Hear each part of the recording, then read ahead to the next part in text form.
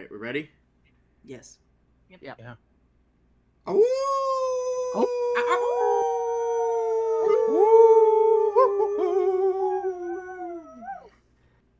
Woof. Why, hello, and welcome to this very special collaboration between the Starlight and Wolf's Den Productions. Welcome, everyone. This is going to be a rundown of some of the fun things that I got to experience when I went to Fantastic Fest this year. As there are many, many movies that all of my co-hosts were very interested in knowing about. And the fact, as you can see, it was a very circusful time. Very carnivalesque. That was the theme. But let's introduce the folks. Up there to my, I guess my right, but, on the left, we've got Roy, the Wolfman, he decided to film outside today. Yes, it's a beautiful day amongst the Church of Sinners. Oh, yes. The Starlight, which is open all year. Especially when it gets cold, when they forget to pay the heating bill. That's true. That is true. But you just pack the theater in and it gets all nice and toasty. Nice and warm. And there is always room at the Church of Ray Dennis Tuckler. Saint Ray. There's always. Oh yeah, there's always room. We've got over here the Mistress Ookami in the nice Hi everybody. chair. Mm-hmm. And on our other TV, we've got the Chaotic Doctor. If one of you guys go full Todd Browning freaks on me, I'm gonna fucking piss off. What if I was gonna say, please finish that sentence. What do you mean, like, I'm gonna literally Hargle Fargle Bargle. Jesus. What if I go full Alex Brightman for this recording? I mean, I could try, but I don't know if I'll get through the entire thing with it. God, that might actually destroy your throat. That probably would. If you mean full Todd Browning, you mean go off your head drunk and be full carny? Actually, I was expecting one of you guys to try to drug me, beat the shit out of me, and turn me into a duck. Oh, no. That's the freaks. All right. Well, today, so a number of weeks ago, I decided to go to a little place called Fantastic Fest. If you're not aware of it, don't worry.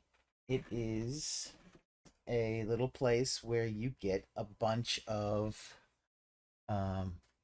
it is a film festival that is a genre film festival. And I did not bring my... Did not bring his notes. No, I have my notes. Oh, I do have my notes. I transcribed them from my notebook that Ookami saw into a nice little book that I could put the stickers on. But, so Fantastic Fest has been going on since 2005. This is the 19th year because, of course, they didn't do one for COVID because, well, They were smart about it. They actually were smart. They may be in Texas, but they're not stupid. There are some. There are some. There's a lot that are dumb. There's a lot of stupid, but there's a lot of stupid. We got to talk about that also. Oh, God, yeah. So, this is set in Austin. If you don't know, Austin, Texas is where the Alamo Drafthouse was founded. And the theater that they have is the South Lamar Theater, one of their oldest theaters. It is a smaller theater in a little bit of a kind of a strip mall kind of thing. But so I had to first, flying out there and getting the badges. And let me see if I can find, because I did take pictures. Oh, yes, I did take pictures. And if you will take a look, and I will probably superimpose them in post, but, maybe, if I remember. But if you'll take a look at the at the little thing, I will. Ah, there we go. All the different badges. Look at all them. So you go and pick up. There's a ton of people you can get. So there's, photo, video, all access, filmmaker, cult member, second half, press, volunteer, superfan, and guest. Oh my goodness, there are so many badges to get. And the fact is, there's a lot of people there. Oh yeah. So I decided to go as a cult member, which was probably for the best.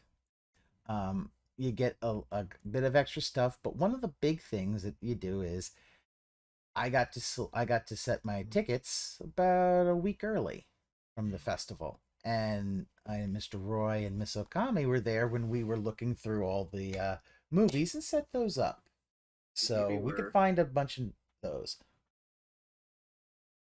Also, the badges were in a dispensary. Ha ha ha. Yeah. Hey, listen, there was a dispensary in Texas. Believe me, that was, I found kind of weird. There are some areas you can. There are some areas. Did you at least get a Chiba Chew? But yeah, and I also, and I got one for Ookami, the film program. Like, this thing's like 100 pages. Oh yeah, It's a big read one. that for a It's night. a big butt. It's a big boy. Yeah. So if you like genre film, you are probably going to have fun with this one. So let's get started. The first day is a short day. People picking up their badges, just kind of hanging out. Since this was a circus carnival kind of theme, this was we had a bunch of cosplayers as clowns for the first day, and kind of evil clowns. And also because one of the big things that they did was gonna be one of the premieres of one of their big movies. So, but we'll get to that. So, they normally have 5 blocks of films. So first day only had 3. So we'll start with the first movie we had. It's going to be The Rule of Jenny Penn. Calls for dramatic effect, and to maybe put the trailer in. So The Rule of Jenny Penn, that was an interesting one. That was what started everything off. As I was driving in, of course, then I saw someone and I posted in the Discord, wait, is that Werner Herzog? No, it was Geoffrey Rush. But in my defense, they looked very similar. They do look similar with that haircut. All right. And Geoffrey Rush might have ordered a boot. I don't fucking know. It was Geoffrey Rush, but I mean, he had that kind of graying, balding kind of look. So it had the kind of look of what Werner Herzog has had. And I'm like, this is some European guy. And even that's kind of like, no, Geoffrey Rush is Australian. Some European guy. Okay. It's like, I don't know, he's some white guy. Oh, did I just do a racism? But yeah, so we start with The Rule of Jenny Penn. This is the first one. We have, if you think Alamo, they have their little no talking PSAs. This one was from Tarkan and the Vikings. So you got to see the Turkish hero Tarkan and his wolf friend Kurt, who's a German Shepherd.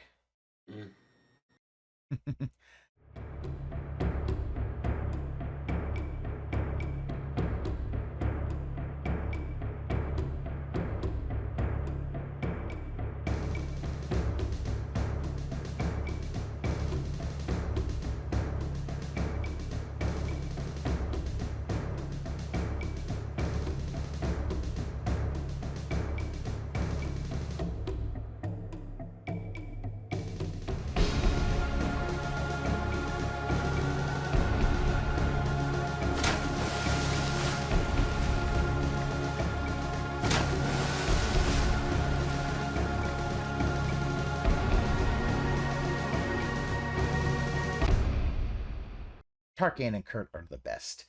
But then we actually get to the movie proper, which is that Joffrey Rush is playing a judge in Australia or New Zealand or somewhere like that. I think it might be New Zealand. But he has a stroke. Oh, I have that kettle. Did you steal my kettle? Roy, did you steal my kettle? Continue. Want that back. Anyway. So we have see he has a stroke on the bench.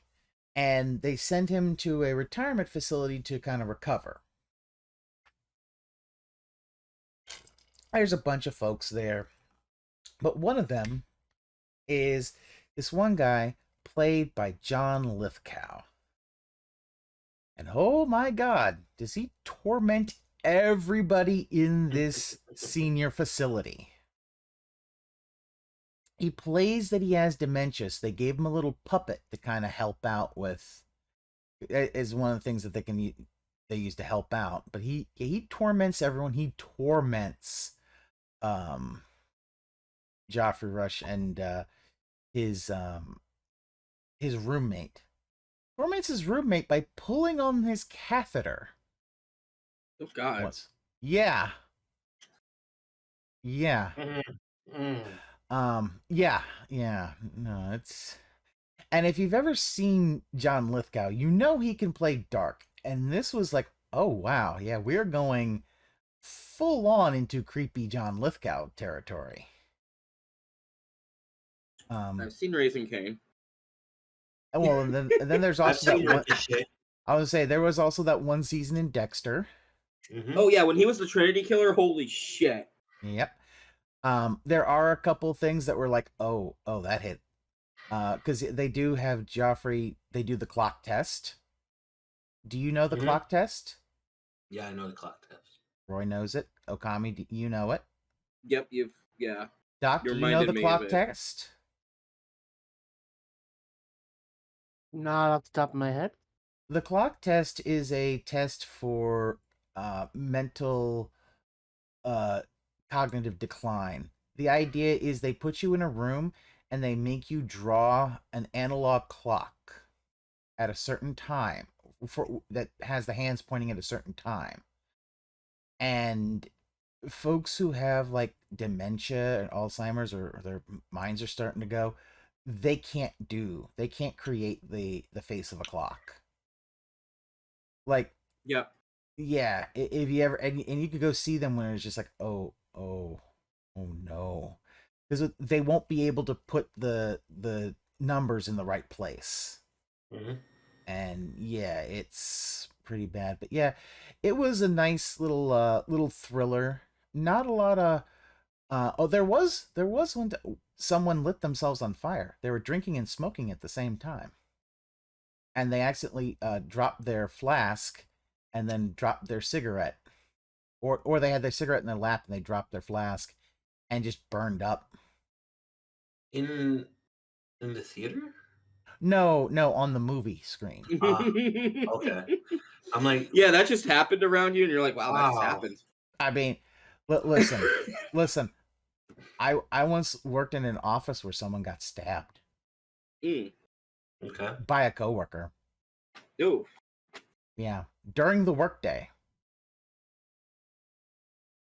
Damn. Yeah. Damn. This is also the place where someone else got arrested for murder in that workplace. That sounds Okay. cursed. But yes. But all in all, The Curse of Jenny Penn was a very fun movie. I would say it is probably my favorite of day one. It was very nice. It had a lot of psychological stuff, and if you've ever, like I have had family members who have had cognitive issues in their later years, it's a little hard because it's like, oh, okay. Well, now I feel sad and depressed, and it's like, and then John Lithgow will do something. And it's like, oh, well, you're just an asshole, aren't you? Yeah. We also had a little bit of there was a Q&A with the director and Joffrey Rush. I didn't get to get a picture with him. Oh, Well, by the time you can tell him he was great directing Akiri. no, by the time he had folks around him, and by the time got out to like, try to get close and maybe get a picture, it was like, oh, he's getting shuffled off. Yeah. So then was the next picture in the block, which is Never Let Go, a Halle Berry horror movie. Oh, okay. Yeah. Yep. With both the with the director and Halle Berry was there as well. Actually introduced it in our theater. Nice. There are a number of different theaters. The Alamo, the one in Lamar, always has these the space before the first row, so that if they do like Q&As and things in each of the theaters, they have room to do that. Mm-hmm. So they had that, and yet like they introduced the film in ours, and then went and did the Q&A in the bigger theater. And like, okay, I understand that. Okay. But yes, Never Let Go, the film where it's out in the woods, Halle Berry and her 2 children, and they have to be tied to the house, because the house is like base or safe or some shit like that, because there's evil and it can't touch the house, and it can't touch you if you're connected to the house, or something like that. Mm-hmm. The score was by a guy named Rob, and that was his only credit, just Rob. So there's only one Rob in the world, and I guess he did the score. Okay. This was also a lot of them that I could. This is also a film by credit. Oh yes, I always keep an eye on those, because when it's a film by, it's like, okay, sometimes that can be a bit pretentious when it's a film by. But you get the thing of, there is a lot of paranoia with Halle Berry's character, and even at the beginning, you kind of like, is this really what's going on? Is she trustworthy? All that kind of stuff. And they had really good child actors. Now that is wow. I know. Child actors, you don't always have that. But yeah, it's definitely like they're living off of the land and all that kind of stuff, like finding bugs and frogs and stuff like that to eat, and things like that. And then it's like, is this what's actually happening? Is the world doomed or whatever? And that kind of stuff. I liked it. I actually thought it was pretty fun. And so, but I also know that, I know when I saw the trailer, I was kind of like, I don't know about that, just because it's like, it's Halle Berry. I mean, you're not really sure I'm about it. Yeah, and it helps that I'm looking at. I've been on the site here. I've been looking up some of the credits for these movies, and our dear director is the guy who directed the Hills Have Eyes remake. Yeah, Alexander Aja. Yeah, and Piranha 3D and Crawl, aka that one giant crocodile movie everybody forgot about. Yeah, so and Hatashun. Yeah, so yeah, he did that. That was. I wish I had gotten another program. I would have sent it to Roy. I think Roy would have liked to have the program. Yeah, next year I'll try to get enough programs that I can, or I'll convince you to join us. Mm-hmm. Let's see what happens. We'll see. It was actually, because it was in the middle of September. It wasn't, other than the first day, unrelentingly hot, and that there's a bar in the theater that you can just kind of chill out at between screenings, because they have it. They're all done in like 3-hour blocks. So you start at 11 a.m., then there's a 2 a.m., 2 p.m., 5 p.m., 8 p.m., 11 p.m. And so the movies aren't super long. It's so that you can get in, you can, take a piss and all that, go out, and then bring in. But yeah, the reason some of the different things like cult member, super fan, all that also depends on how you get seated. Cult members get first crack at the seats. Okay. Yeah, so then like your regular fans and all that, sometimes they got to be on standby for certain movies. I could see there was a bunch of them were like, oh shit. But yeah. Yeah, where you're just like, yeah, you ain't getting in. Sorry. Like, yeah. Okay. Yeah, but no, Never Let Go, actually kind of fun. An interesting one. One that maybe might be featured on a thing. Maybe like Late to the Murder Party. Or something like that. We'll see. So then we had, because we didn't know the rules, we were all just hanging out after the theater. Was when I actually did I got to see some people, and I think I put these in the Discord, but I actually did, because of what's coming up next. I actually did get to meet Chris Jericho, Darcy the Mail Girl, and I saw Barbara Crampton, but I didn't get a picture with her until later. But this was Okay. because everybody was here for the premiere of Terrifier 3. Nice. Yes. So I have not seen the other Terrifier movies. So, That shit fucking insane. huh? It is. They are It is batshit a fucking insane. it is a Yeah. batshit surreal gore fest. Mhm. I don't dislike them, but I have no clue about the plot. But I am gonna say, not really sold on the villain Art the Clown. Mhm. He's just kind of there. It's just like, oh, I'm just gonna do weird stuff. Like, okay, That's your plot. that is, I guess, my plot. All right. That is your That's plot. it. There is no plot. Yeah, spoilers, people. But this is my opinion when it comes to Terrifier. There is no plot. Mm-hmm. You have an overall arcing story in each one, like of Mhm. like kind of like somebody gets caught up in this shit. In the first one, it's like two girls getting caught up in this shit. Uh-huh. Like one, her friend goes in, gets caught up in this shit, and then she has to go and save her, and everything goes to shit. Like, there is no happy ending at the end of any of the Terrifier films.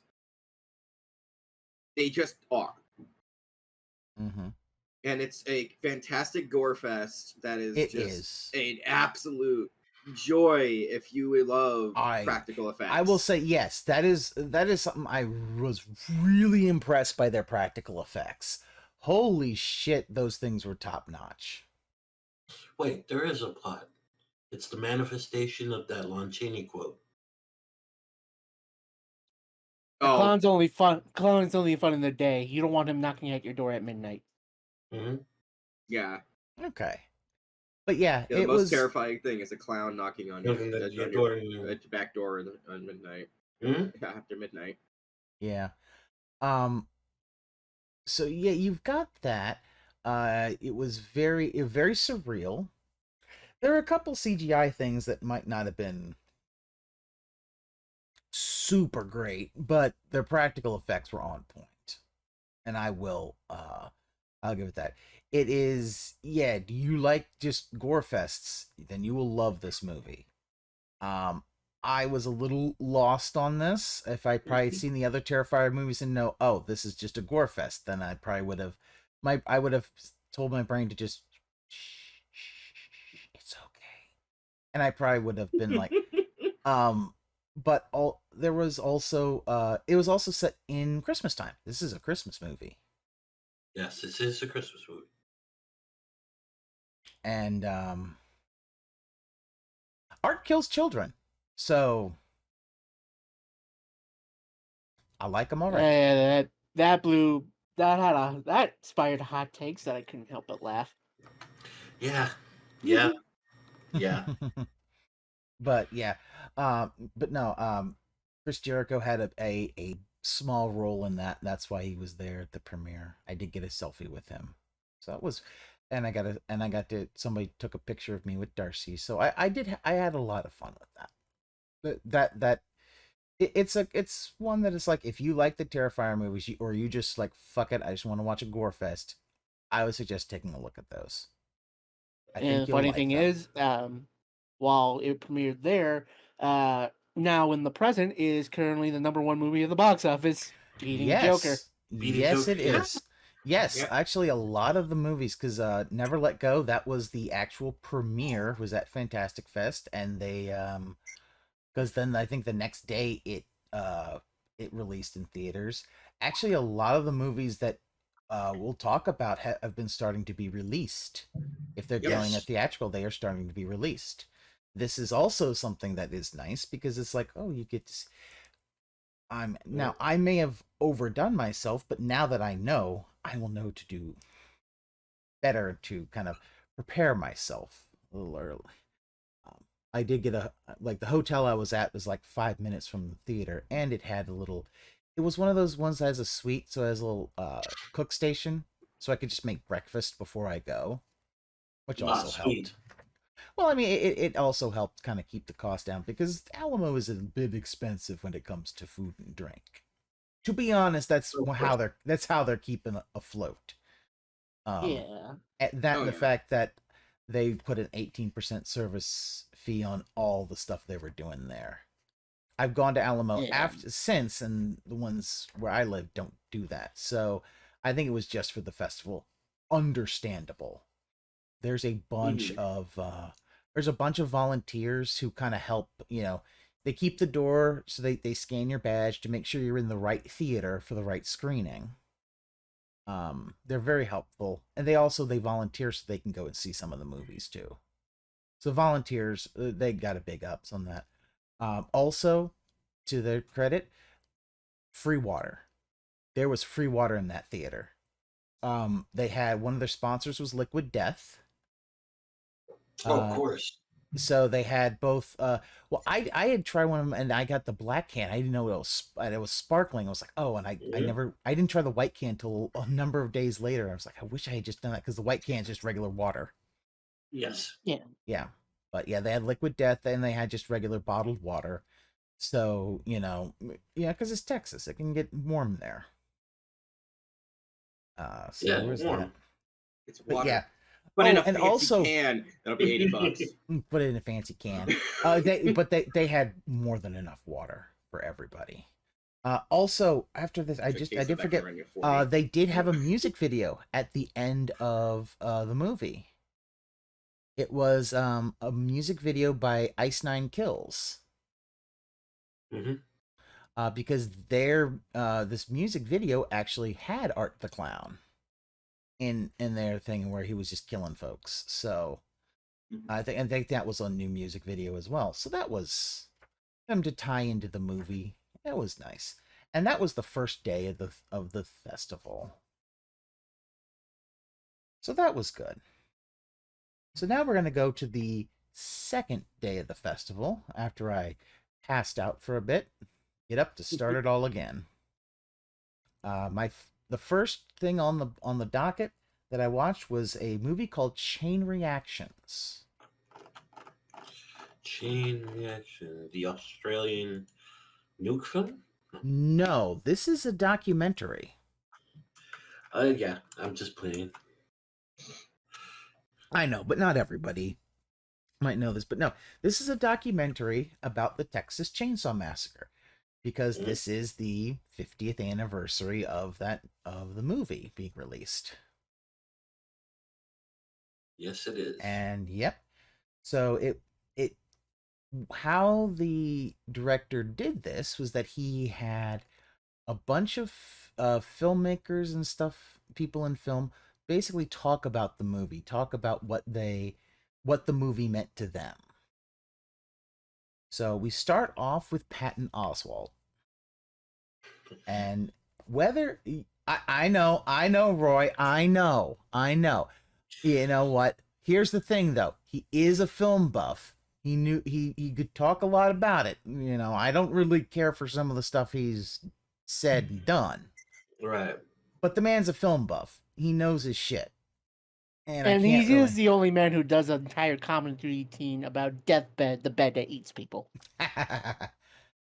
He might have actually brought that up. I can't remember. But he did talk about seeing it when he was young and all that.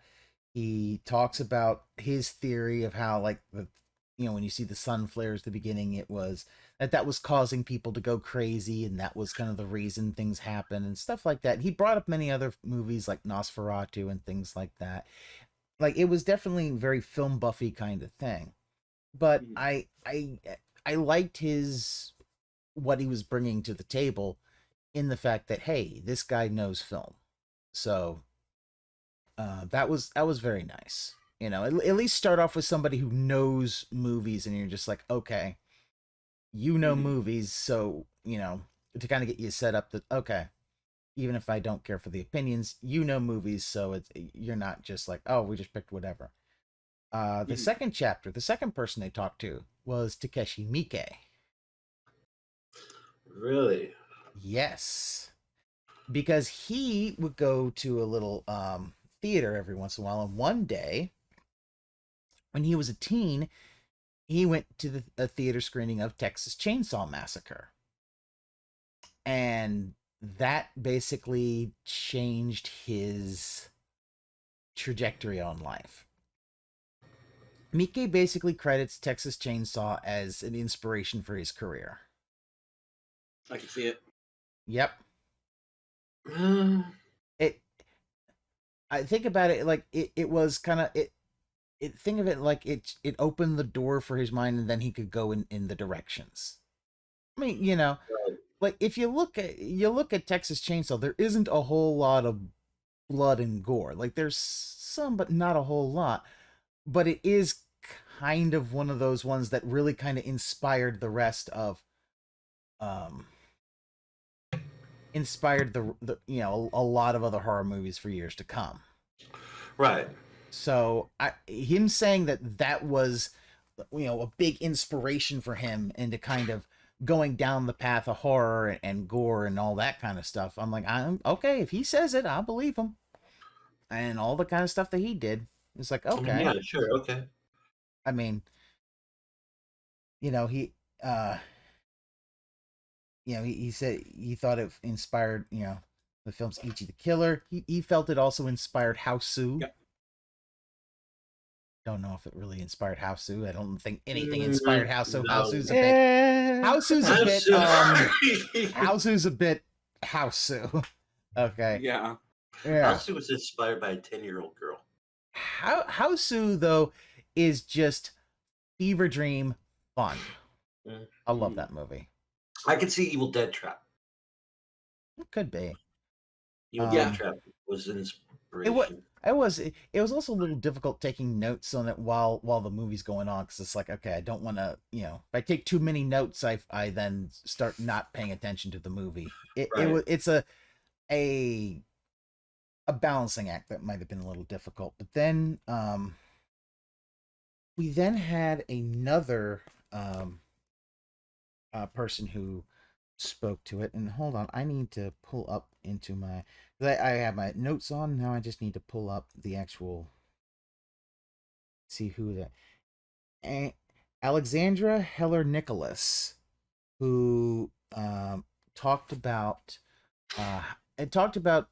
because in Australia it was banned for like 10 years Mhm. until they finally saw it.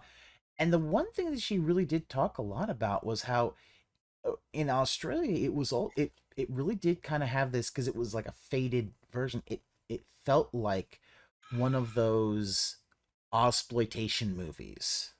Right. It had that look of Ozploitation, and talking about like the faded yellow and how it kind of looked like the dirt in the out there, which is very similar to the Outback, and how that did that. Then we have probably one of the best of the folks, Chapter 4, Stephen King. I felt had a very interesting point he talks about when it comes to the Texas Chainsaw Massacre, and talking about how it's, people, it is much more terror than horror. Like, it has a little bit of blood, but most of it is terror, and the difference between terror and horror. How horror, it's like, it's the blood, the gore, and all that, but the terror is the suspense. Like Mhm. the terror is the scene at dinner with the family Yeah. where you're tied up and it's just you're just building that sense of dread. And I feel like that was one of the big things that he talked about. He also talked about how when he worked with when he did work with Toby Hooper, I'm surprised he remembers it, to be completely honest. Yeah. He also kind of compared movie to kind of some of the works of Cormac McCarthy. Yeah, I can see it. Yeah. Yeah. Yeah. Yeah. So then I don't know. yeah. Personally, I want to say, personally, when it comes to the difference between terror and horror, I've always Mhm. seen horror as encompassing the situation itself. Is it a horrifying situation? If yes, then yeah, that's horror. Mhm. I've I never really think liked the split hairs because terror comes with horror. You are I terrified when you are horrified. it's more of a Right. Venn diagram, I think, than King sets it up. But there Mhm. is sometimes like your thrillers can be very much more terror than horror. Horror. Yeah. Yeah. But the fact is that it is definitely a Venn diagram, and there is a good bit of it that is both. Yeah, he has a whole chapter on that in Dance Macabre about Mhm. what is terror, horror, and gory. Mhm. Mhm. Terror is atmospheric. Terror doesn't tell you what straight out happens, it just leaves it to your imagination. Mhm. Horror is blunt. Horror is out there. Horror displays it in front of you. Mhm. And then Yeah. gory is just throwing carob syrup everywhere. Yeah. Yeah. I mean, and remember, this is just his opinion. Mm-hmm. So, you know, you can always just say that dude did so much coke, you don't know what the fuck he's talking about. Oh, this was pre-cooked.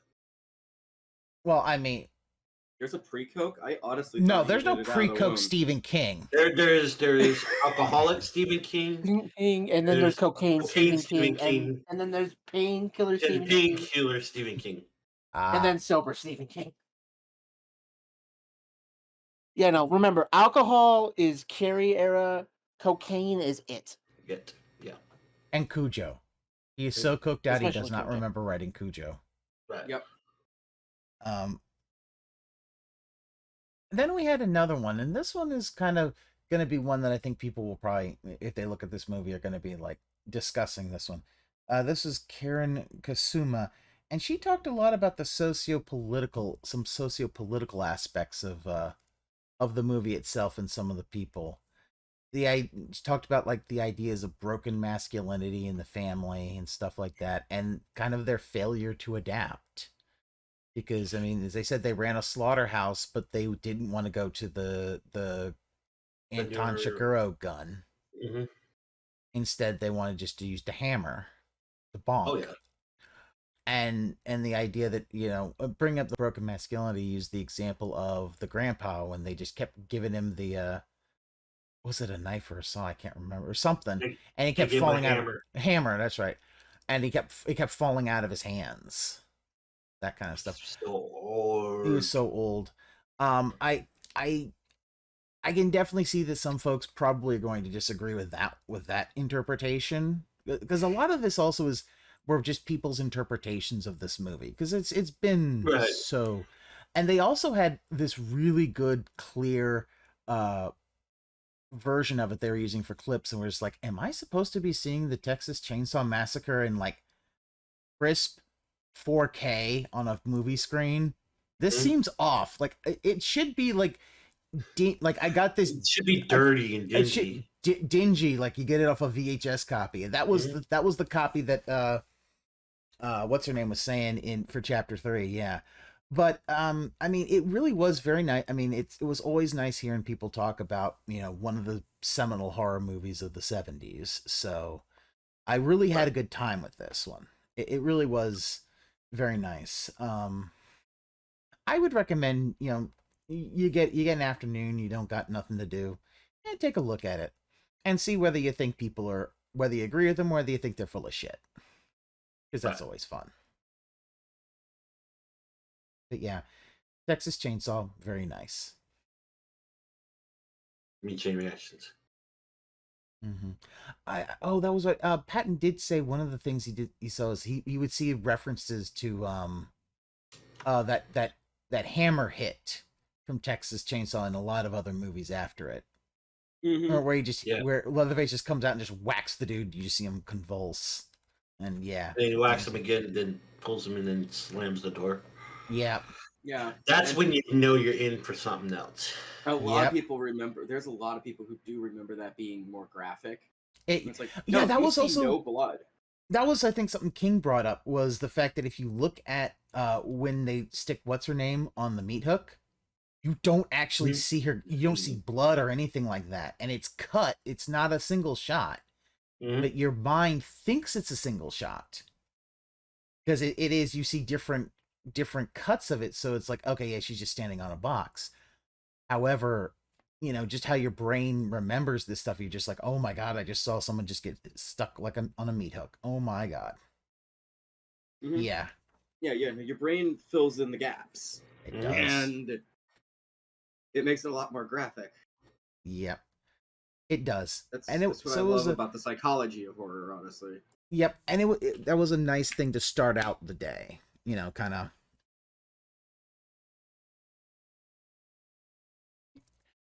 I felt that doing that in the beginning of day two was like a good one to kind of get the brain going because Mm-hmm. after that we had a movie called Escape from the 21st Century or Escape from 21st Century. I can't remember what the actual title is. Goodbye, 21st century. It is No, not that one, sadly. it is a Chinese movie, I believe. Let me double check to make sure. It is from China. Chinese. Yes. Yes.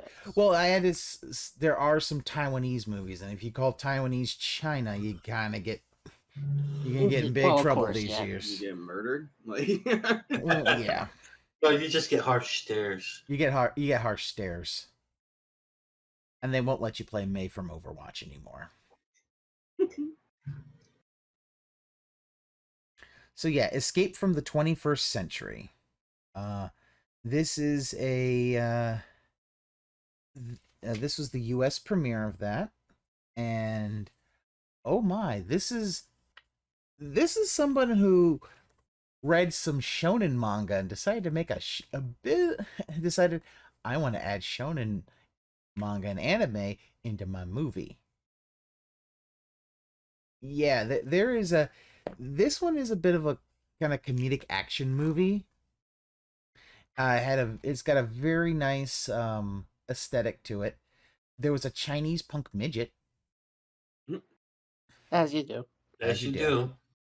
But yeah, the main plot is that these three friends accidentally fall into this water where this toxic chemical has been dumped, and as they swim out, they all gain superpowers. And the superpower is that when they sneeze, they travel in time. They travel 20. It's set in 1999. They travel 20 years into the future. Now, they do this by inhabiting the bodies of their 20-year older selves. So basically, you sneeze and you go from teenager to almost 40-year-old. Okay. Yeah. And it's basically this very dystopian future. The main kind of Chad high schooler becomes an assassin in the future. The main character is this basically investigative photojournalist, and their fat friend is basically when he goes in the future, he finds out he's banging the Chad's girlfriend from high school. Huh. Yeah. Okay. There's a bunch of fighting scenes that you can tell, yeah, this motherfucker really does kind of like his shonen stuff. There's actually a shonen training montage as well. And also there's a good bit of thing about a Super Famicom cart of Street Fighter 2. this is a really fun movie about, people kind of, growing apart over time and things like that. It's really fun. I think it's one that um Okami and Roy, I think we should one day stream. It's just really fun. It's one of those kind of fun. It's just it's like, there was a lot of horror the first time, and it's like, okay, now we're having some fun. Yeah. And also, if you don't like reading subtitles, you probably shouldn't go to Fantastic Fest. It is required prerequisite. We're not doing dubs. No dubs, no love. Yeah. But yeah, they do it. They do a training montage in the past to prepare for a fight in the future, and has weird time travel bullshit to it. It's quite fun. So then after that, one of the funniest movies I saw, a movie called Heavier Trip. This is one I really wish Varren was here for, because Heavier Trip is a sequel to Heavy Trip, which is a Swedish or Finnish comedy Finnish comedy about black metal. It's a Scandinavian comedy about Scandinavian black metal.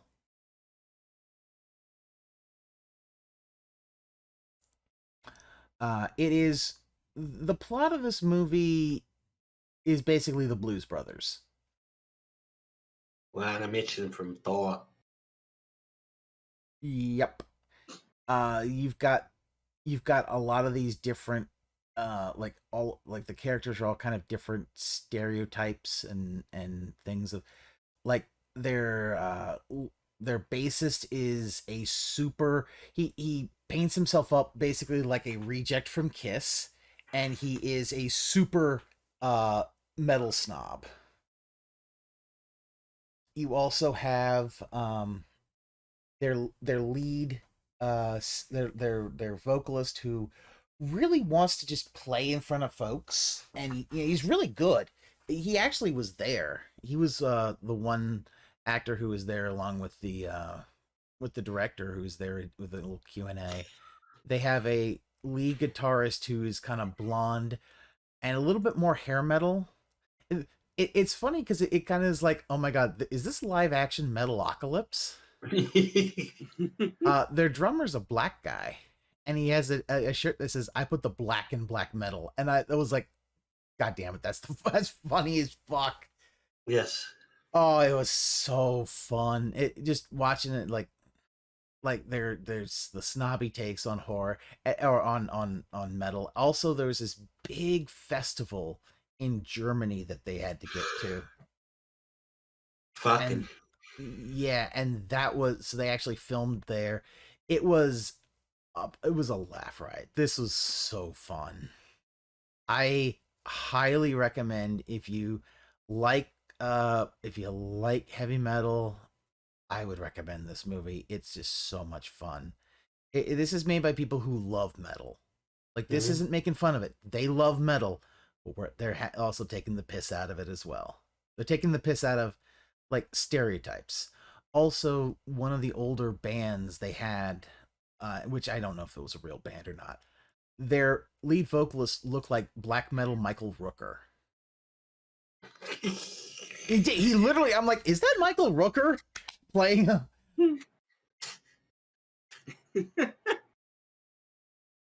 It's one that I think one day we got to get a black metal artist. One day we got to get Varren to take a look at that with us. I think Varren would really appreciate these. But somebody told me that Heavy Trip is also very Blues Brothers inspired kind of comedy. So, but I like the Blues Brothers, and that kind of comedy is very fun. It's like, okay, we got to go this and do this, and there we go. Hijinks ensue.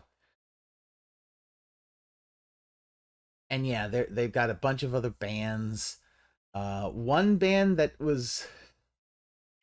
sometimes generates a little controversy, that actually they wrote in the script and they were like, okay, they were down to be cameoing in the movie. And I won't spoil who, but it's a fun one. Yeah, heavier trip, super fun.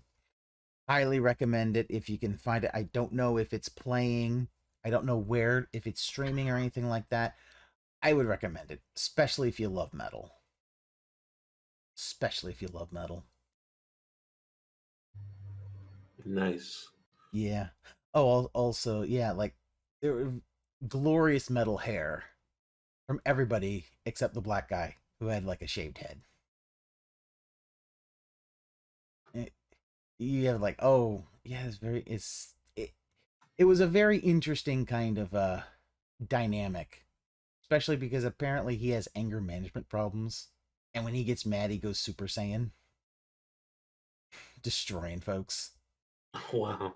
Oh yeah, no, it was fun. It was super fun, and yeah, day 2 is like, oh, we're getting a lot of super fun stuff, so that was nice. My second was AV Geeks Presents. I remember, well, because I had to pull it up on the website that has all the things of what I did. Now I remember, it was AV Geeks Presents Nightmares of a Clown, which was a lot of old films with clowns in them. It was just people, AV Geeks had like a ton of like 16 millimeter like educational films, that kind of stuff, like your film shorts and stuff. It was just, they had a bunch of that stuff. And since the theme was carnival, which I didn't actually talk about, before each screening they had a little thing they had made with some of the some dioramas. It made a nice little opening where it looks like you're kind of walking through this little this weird carnival with like, you see like the ticket booth and all that, and it kind of flies into this like small little roller coaster they have at the carnivals. Right. It's not the big ones, but, and it would go into there. It was nice. They had the dioramas as a silent auction that they were doing. So Nice. they were very nice. They were very well done. I was like, oh, okay. That was very well shot. But yeah, AV Geeks did that. It's not really, that one was a lot of, hey, here's some very old ones that they were kind of pulling through. Like they had just tons of ones, and they were saying they'd only gone through like maybe 20% of what they had. They got them, cleaned some up that they could. A bunch of like short one of them was a clown that were clowns doing communion. I think one of them was also Jesus Clown. Weird Jesus Clown? stuff. Yes, Clown Jesus. Jesus Weird Christ stuff. Circus Star? Yes, Jesus Christ Circus Star. It was weird. Okay. But then the last bit of the day is they had 5 secret screenings. And so these were screenings that they did not advertise on the they didn't advertise what they were until you actually sat down and started watching the movie. This first one, Jason Reitman's Saturday Night. I've heard interesting things. If you don't know what this is a movie that is based on 10 p.m. to 11:30 p.m. on the night of the first airing of Saturday Night Live. You get a peek behind the scenes of what I would say is the controlled chaos of SNL as it started. You've got like Chevy Chase being Chevy Chase. You have Belushi being Belushi. You've got everybody picking on poor Jim Henson. Michael O'Donoghue apparently in like Henson's room they had they took a Big Bird, a plush of Big Bird, and it had that he carradined himself. It was like, Yeah. Michael O'Donoghue is a bit of a dick, and Yeah. SNL didn't know what to do with Henson. Yeah, But they didn't know. Yeah, legendarily, while the connections via Lord Rootgrade and getting him on Saturday night, it didn't last long because the segment they got was written by the SNL writers and not Henson Muppet writers, so it kind of just into a weird, unfortunate clusterfuck of bad timing and bad feelings. Not only that, it was the writers didn't want to write for him. They made it obvious that Michael O'Donoghue did not want to write for him. Hence the Belushi coin term, mucking fuppets. Yep. He did not want to write for him. Of course, O'Donoghue, if you know, is just a giant asshole. And you're thinking, like, wait, couldn't they get the Muppet writers to do it? Unfortunately, union rules said only ones contracted with the show could write for the show, so ended up being that, yeah, Donahue and the crew were stuck writing for the Muppets, even though they had no fucking interest. Yeah. But they had some interesting things. They had Willem Dafoe as one of the bigwigs at NBC. Oh, and you get into a bit more of the fact that SNL was basically being used as a pissing match between NBC and Johnny Carson. And it was basically set up for failure. Because they're originally like, oh, if it can't really produce, they had a rerun of The Tonight Show that they were going to put on.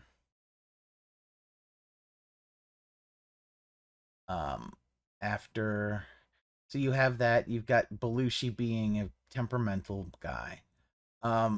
They also had Milton Berle, played by J.K. Simmons. Yes.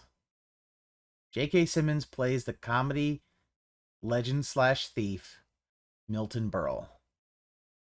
And Milty? Yes. And he gets into a bit of an argument with Chevy Chase. And he kind of ends the argument by literally whipping it out. And I don't know if you've heard of the stories of Milton Berle. I've heard some stories. The stories that I've heard are that, think of it like a baby's hand holding an apple. The apple, yeah. Ookami is just it's a big old baby arm. Yeah, I've heard. And you see you don't see it like the full thing getting whipped out. You do see a little bit. Just the tip. No, not even. Just a bit of the shaft. You don't see the tip. Because he just flops it on the table. And the frame is like, oh, we got a little bit of it. I have no idea if it's real or not, but that will not be the only, that, even if it was real, that would not be the only time that Mandic showed up in the screenings that I watched. Yeah. I'm still trying to see J.K. Simmons' Milton Berle. I mean, you put a wig on him and stuff like that. He had the attitude of Milton Berle, definitely. Like, But he doesn't have the cheekbones. I mean, true, but not everybody has to look completely like the. Well, no, of course, but I mean, you could at least try it. I mean, there's so much you can do with there's a lot you can do with makeup and stuff like that to kind of make it look like, because he didn't have the full-on cheekbones, he had the smile. Like he definitely practiced the smile of Milton Berle. Okay. So yeah, like I got what they were going for, but yeah, he doesn't have quite the prominent cheekbones. Yeah. But I thought that was a fun movie. It was definitely an interesting look into the chaos of SNL. And I'll have to check that out, honestly. Yeah, I think it's one that it's in theaters right now. Yes. So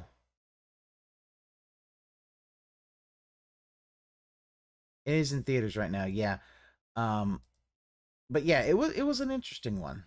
That one was kind of fun. And that's kind of what the secret screenings are. It's like, oh, what are we gonna get today? So that was day 2. So now we get to day 3. Day 3 starts with I started with the Japanese movie Baby Assassin's Nice Days. Ah, okay. Yep. Now, Roy, I assume you are familiar with the Baby Assassins series. Yes, it's one of the top series that's going on right now in Japan. Oh yeah, I could tell because this one is like, oh, somebody had a budget and went on vacation and just like, oh, we're shooting stuff. Yeah, yeah. Yeah. So Okami, think of it like two two Japanese Zoomer girls and they're assassins. Wow. Yeah, Mhm. As you do. as you do. That is literally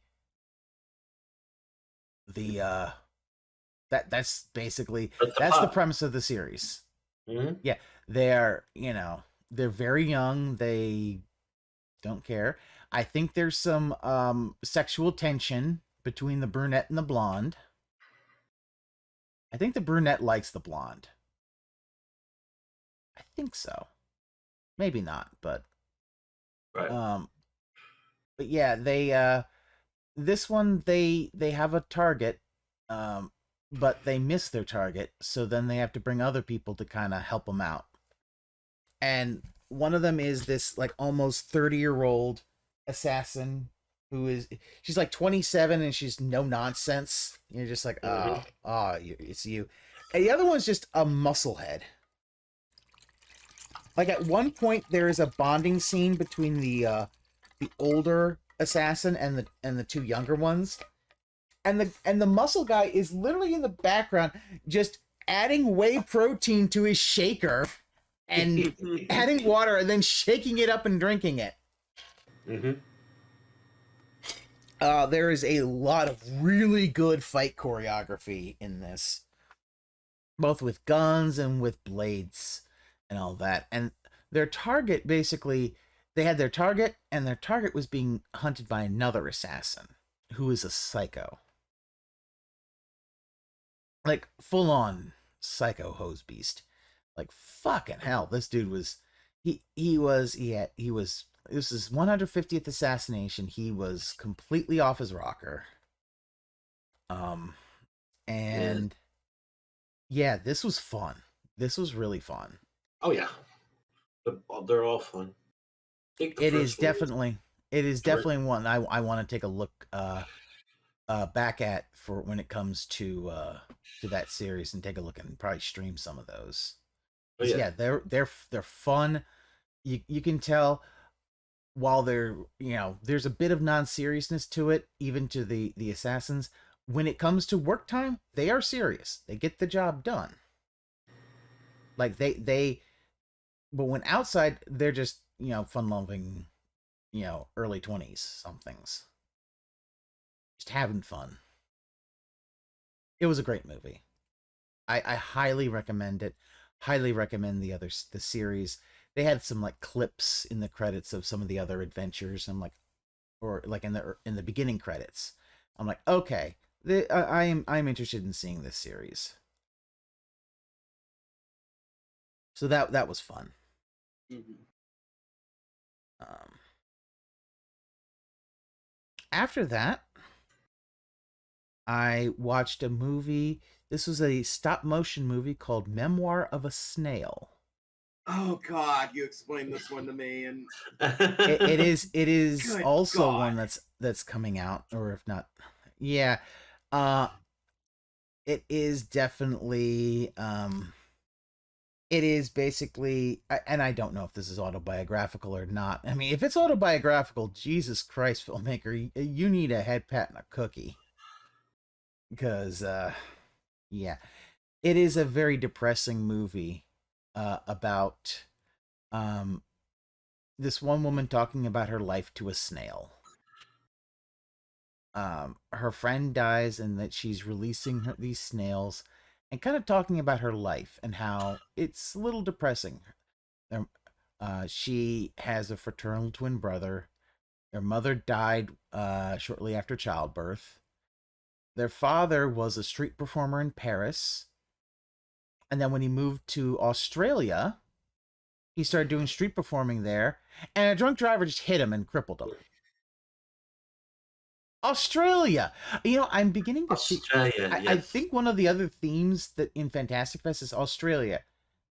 Evil circus and fuck Australia. Oh, actually, I'm looking up the director.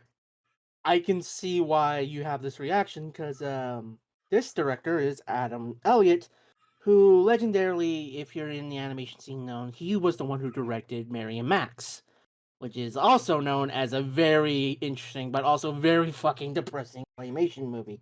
Yeah. It's very, very depressing. It includes things like religious fundamentalist cults,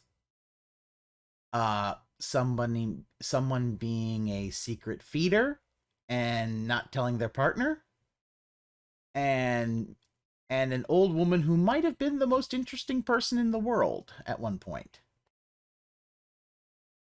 It is a depressing movie, but it has a nice ending, and honestly, and the stop motion's really, really good.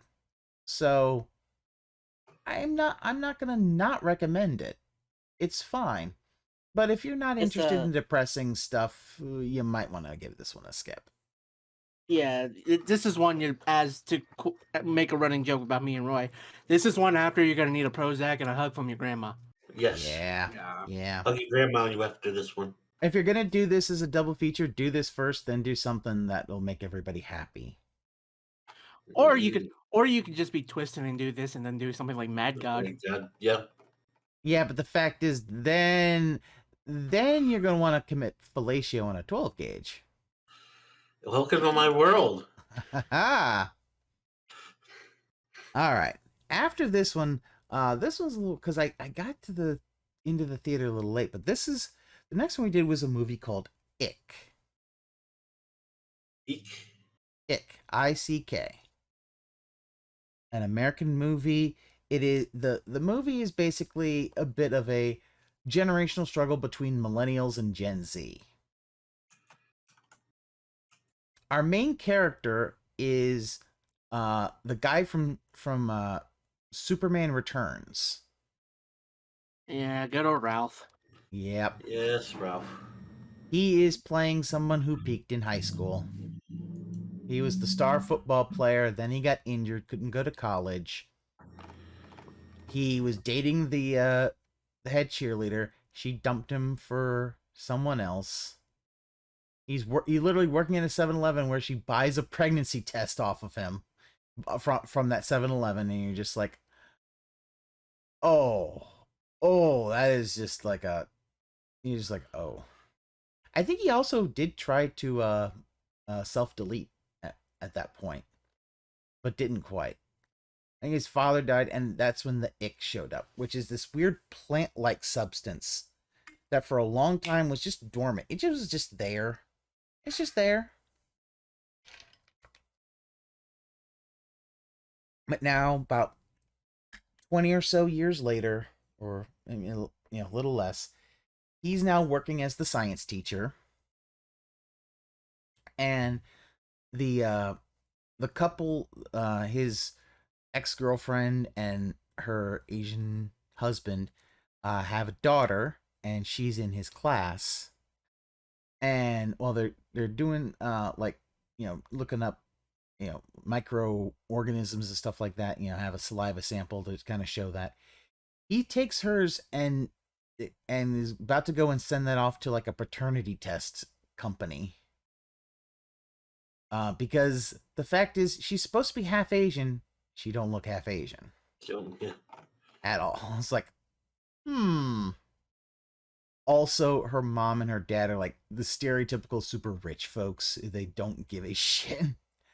But during one night, while there's a school party, the ick actually does something. It starts moving and killing people. Killing kids. So this movie's already a 10 out of 10. Oh, yeah. Yeah, no, I will bump the grade up if you kill children on a movie theater. In a movie. Because most people won't do that. No. Fuck them kids. Kill them. Yeah, it's just like some of it would rip them apart. Some of them turned into zombies, and then they ate, like these weird plant zombie things that would eat others and all that. And then afterwards, like all the town, this is a small town, they're all in the in like the Walmart or whatever, and the military's there. They're like, "Oh, we need to quarantine the town." It's like, but the homecoming or the prom is a few days away. You know, someone said you could just drink bleach and you'll be fine. Get it? Yeah. The whole thing, basically, the parents just literally became a satire of COVID. Yeah. At that point, they also have a They have this one Alex Jones thing. He's like, eating the egg gives you sexual powers. Let me show you. And he literally got up on it during his broadcast, was about to drop trow and show how his dick became giant because of eating the ick. Okay. Yeah, no, at that point it started becoming a super satire.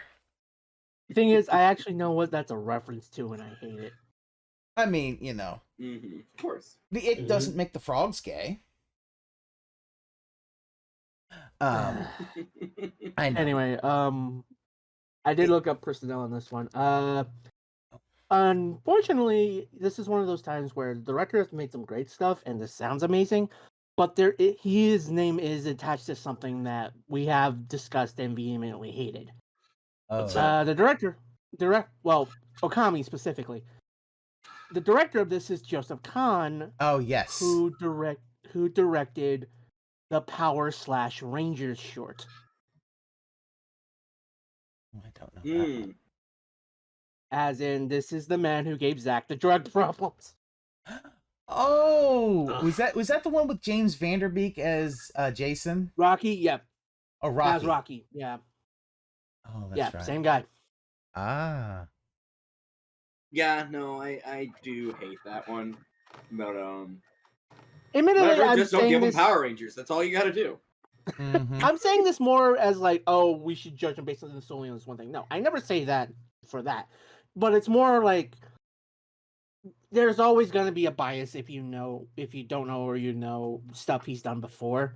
Like in Joseph Kahn's case, there's that. He did Torque, which was this kind of... I love Torque.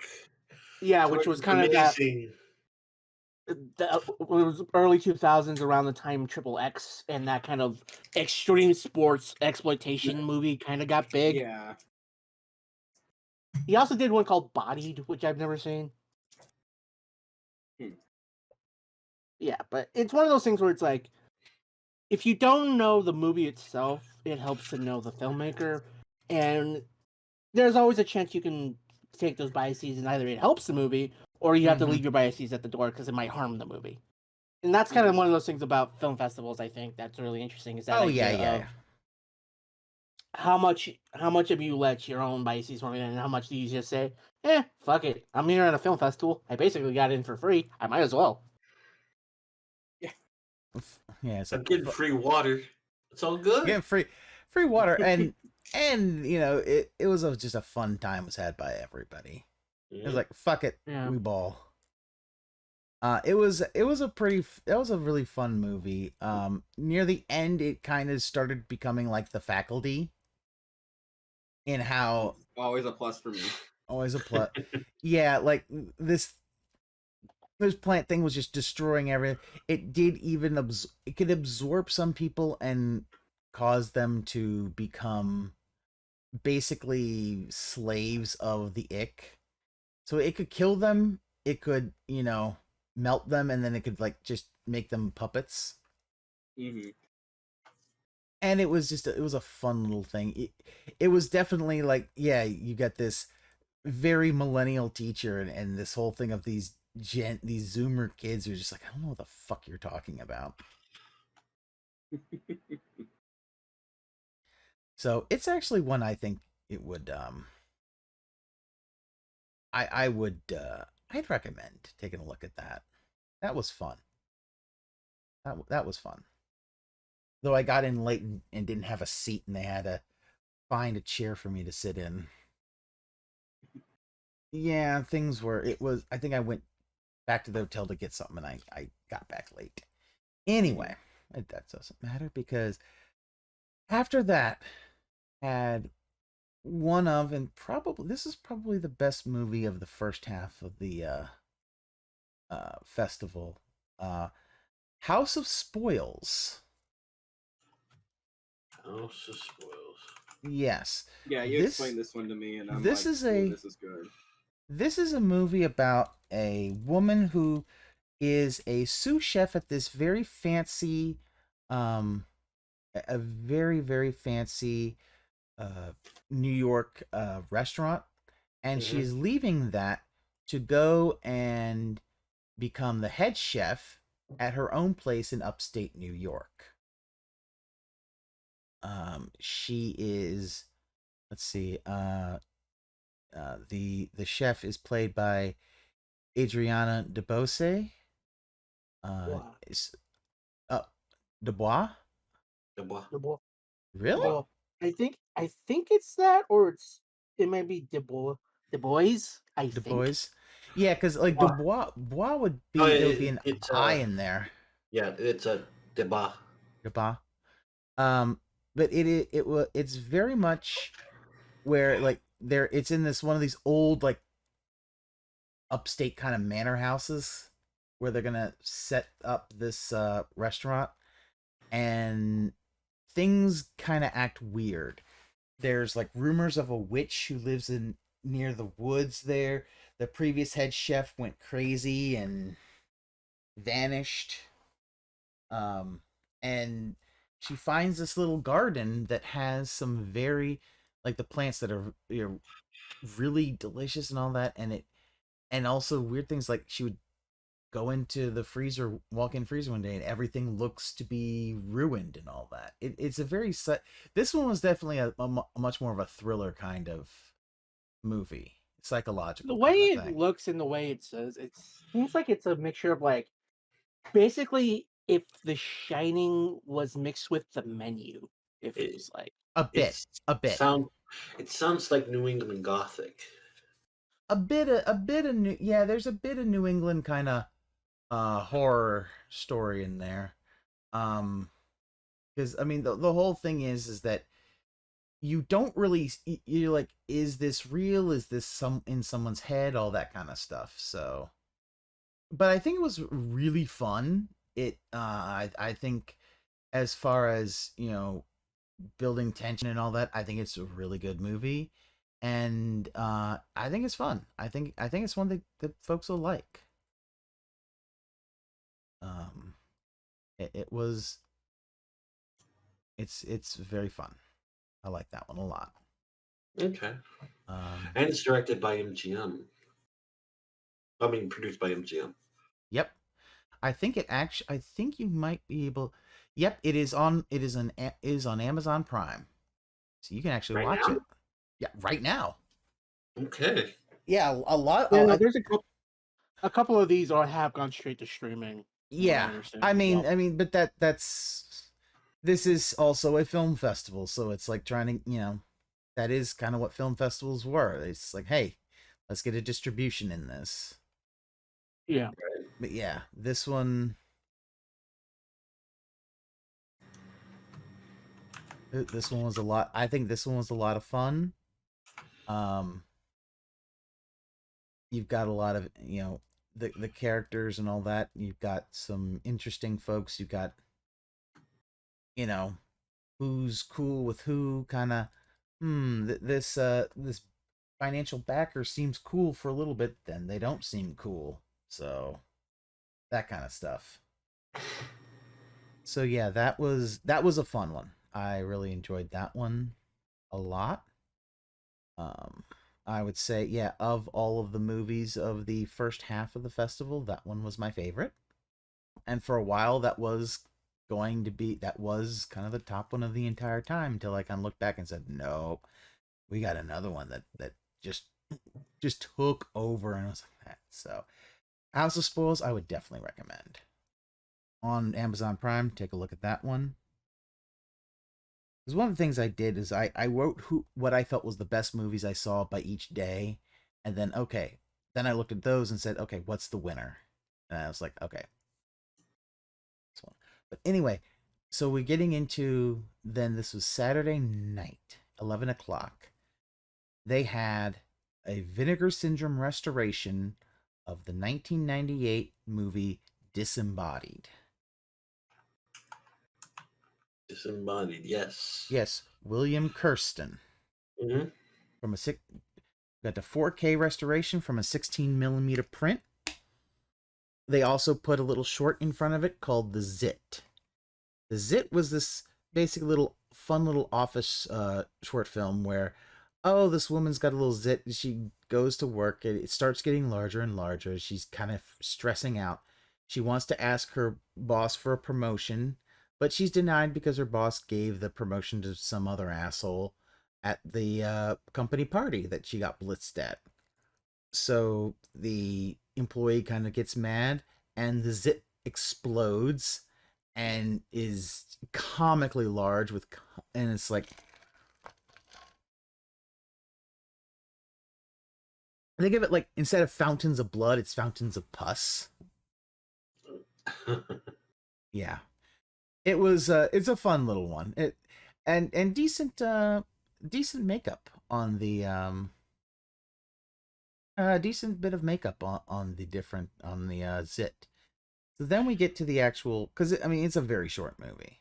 So then we get to the actual movie itself, which is a very indie underground 90s movie. Mm-hmm. We've got basically what looks like a Wednesday Addams looking goth girl who rents out this room in this very cheap hotel, and you start getting there's weird things that she has in her room. She's got a brain in a jar. Actually, he feeds potato vodka. And oh yeah, Ookami, you're muted, so you haven't been talking for a bit. You okay? I had nothing to say. Okay. I've just been Just nodding making sure. along. Look, 'Cause unless you want to wasn't- hear a fat girl eating, like I'm like, That's I'm why the just mouth making was sure, opening. because I was just making sure because you were moving around and stuff. And I was like, I thought you were trying to say stuff, but we couldn't. no, hear I you. was like nodding along and going, ew. Like, Basically, I was making sure you weren't pulling a Roy and forgot your mic was muted. no, I'm aware. I didn't want. Yes, Roy, it's long known. Like, I just didn't want to add crunching noises and stuff. Yeah. Like, look, if I could, I would be sitting here with a bowl of popcorn just listening to this. This is what I do. So I love listening to stuff like this while munching on something. It's just natural for me. Yee, thank you. Yep.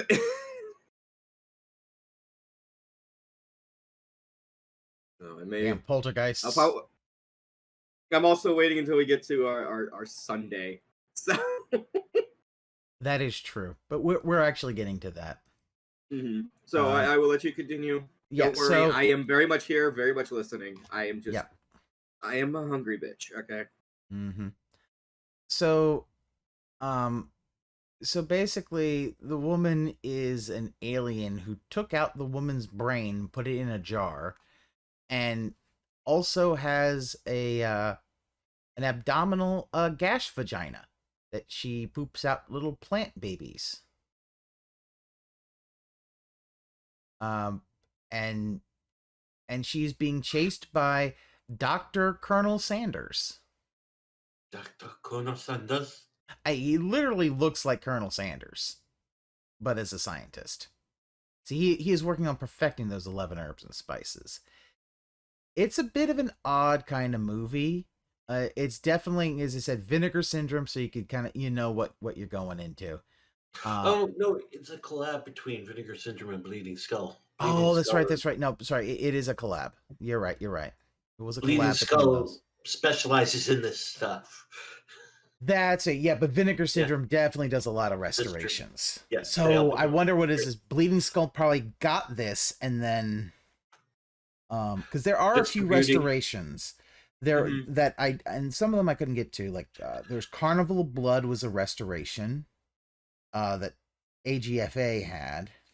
Let's see. AGFA also had Incredibly Strange Monsters That Stopped Living and Became Mix-Up Zombies. Oh, they had The Mission. I didn't Praise see be that. his name. Huh? Praise be his name. Praise be his name. Wait, whose name? Ray Dennis Steckler. Ah, yes. This is the Church of Ray. Oh, that's The Mission, which I didn't get to see though. 25th anniversary. You know what? That one looks like that one might be an interesting one to take a look at one day. The Mission, 1999 Hong Kong movie. That looks fun. Yeah, I think that's Johnny Toe. Yeah. Yeah, Johnny Toe, gangster film. Yep. But yeah, so let's pull this up.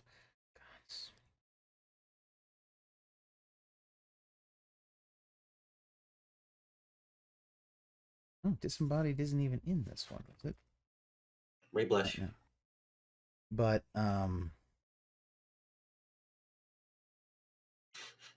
yeah, this was really fun. I really liked this.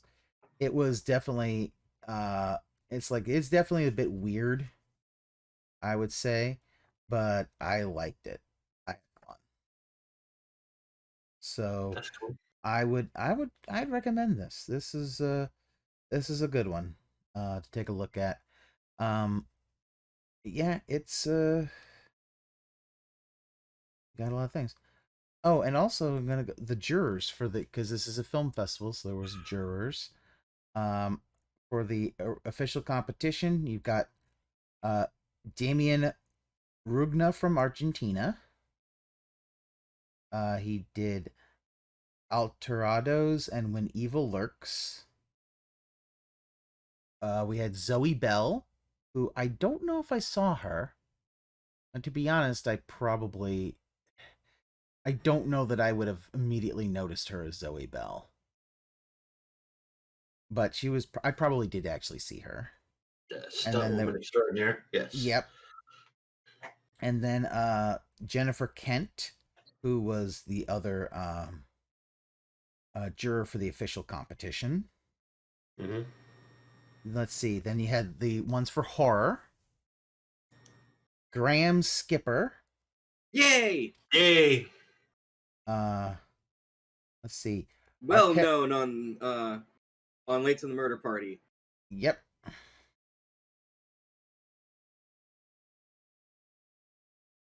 Yep, and then you've got The House of Vegas. Yeah, and also was in he was in Reanimator the musical. Yep. Mm-hmm. We got Graham Skipper's been on. He's done a lot. Yeah, he has. He says he lives in Austin with his dog Dax. She is indifferent to horror films, but a huge fan of bacon. Understandable. Bacon is delicious. Yes. Let's see. Also had for the horror jurors are Kesha Stevenson and Tim Smith. Kesha Stevenson. Let's see. They did The First Omen. They I'm trying to think what else they did. They did a short film Pineapple. Channel Zero, Butcher's Block. Oh, okay. Brand new cherry flavor. Yeah. Yeah. Brand new cherry flavor. Cherry flavor. Yeah. Yeah. That looked fucking insane. They also did I'll be work on honest. Legion and Briarpatch.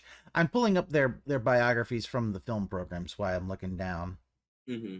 No problem. So then we have Next Wave Competition. Adam Egypt Mortimer. That's a It- fucking indie name for your ass. Holy shit. He did Some Kind of Hate, Daniel Isn't Real, and Arch Enemy. I heard about one of those actually pretty beans. Valerie Complex, who is a former associate editor and film writer at Deadline. Also worked at other outlets. L. Harper's Bazaar and Variety. Okay. Ulissa Morales. She was a VP of distribution and creative at Epic Pictures. Which I guess so she was responsible for distributing things like The Terrifier, Jester, and The Last Rampage. Short film competition. Barbara Crampton. So she was working that. I did get a picture of her, I think, on the third day, and I think she was speaking to one of the jurors. Yeah, I think I'm looking at the person under him. Yeah, I think she was speaking to him. I got a very quick picture and left because I'm like, I know you're busy, but can I get a quick picture? She was nice enough to do that for me. She didn't have to. She could have been, I'm kind of busy. Can we do this a little later? And I would have understood. Mm-hmm. But she did do a picture with me. Very nice. And I would have probably said some other things, but it's like, no, I need to let you go back to doing what you're doing. I have taken up enough of your time, ma'am. So she was there for the short film competition. Alex R. Johnson, who did this film called Two Step. He did a screenplay for Northeast Kingdom. And he wrote an adaptation to a Ernest Tidyman's novel Big Bucks. He had a screenplay Any Rough Times Are Behind You. Not anything that I know of, but a writer. Let's see. Other juror for the shorts was Laura Kincaid, director of operations for ATX TV.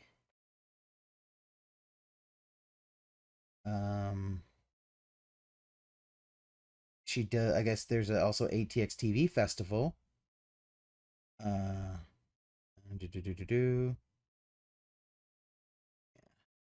Those are the jurors. I wanted to kind of get that done, as now with Disembodied done, that is the end of day 3 of the festival.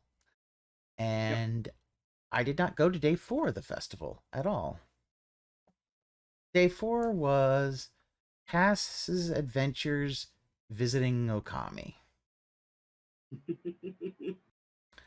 So, yeah. Adventures we had. Yeah.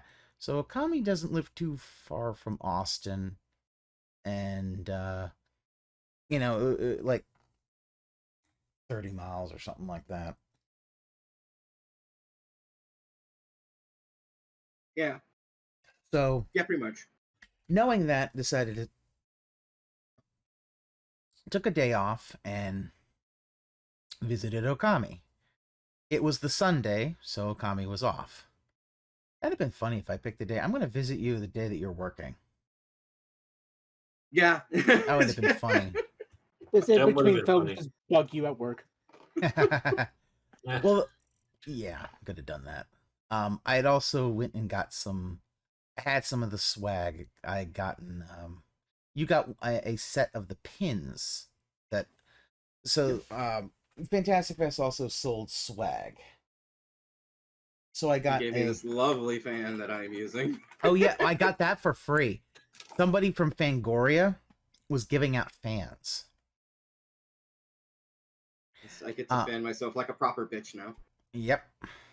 But there was also somebody out in front of the theater unofficially selling pins.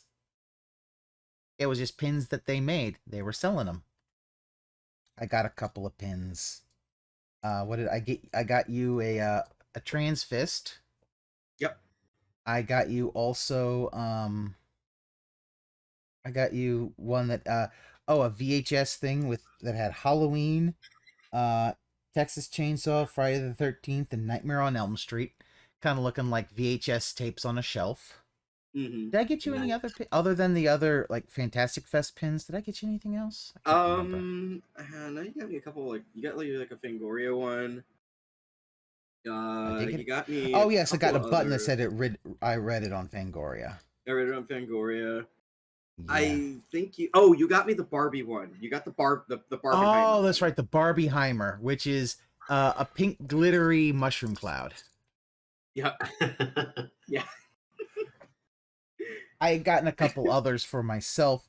One of them was, if you look at Fantastic Fest's official stuff, you'll see this cat-like thing that is in 3 pieces. That is like their official mascot. And this dude basically had limited edition pins for Fantastic Fest. Like, he had the one from last year, which is this cat as kind of a zombie corpse, and the one this year, which was the cat as Art the Clown.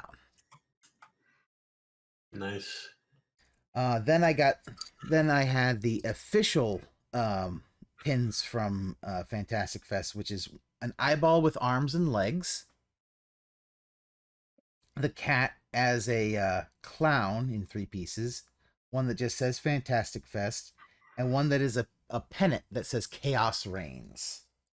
Yeah. So, but yeah, dude had a bunch of pins, and he was just in front of the theater selling his wares. You know, as you do. And yeah. The official ones were inside the theater, which they had a little, what looked like almost like a popcorn stand that they just put the guy there. It's like, okay, here's some, like, there were t-shirts and hoodies, and I got a glass, a drinking glass. I also got a drinking glass for Alien Romulus. That was the only one they had. So, and unfortunately, they didn't have any spare pin sets for Alien Romulus, or I would have got you one. That's it. I know.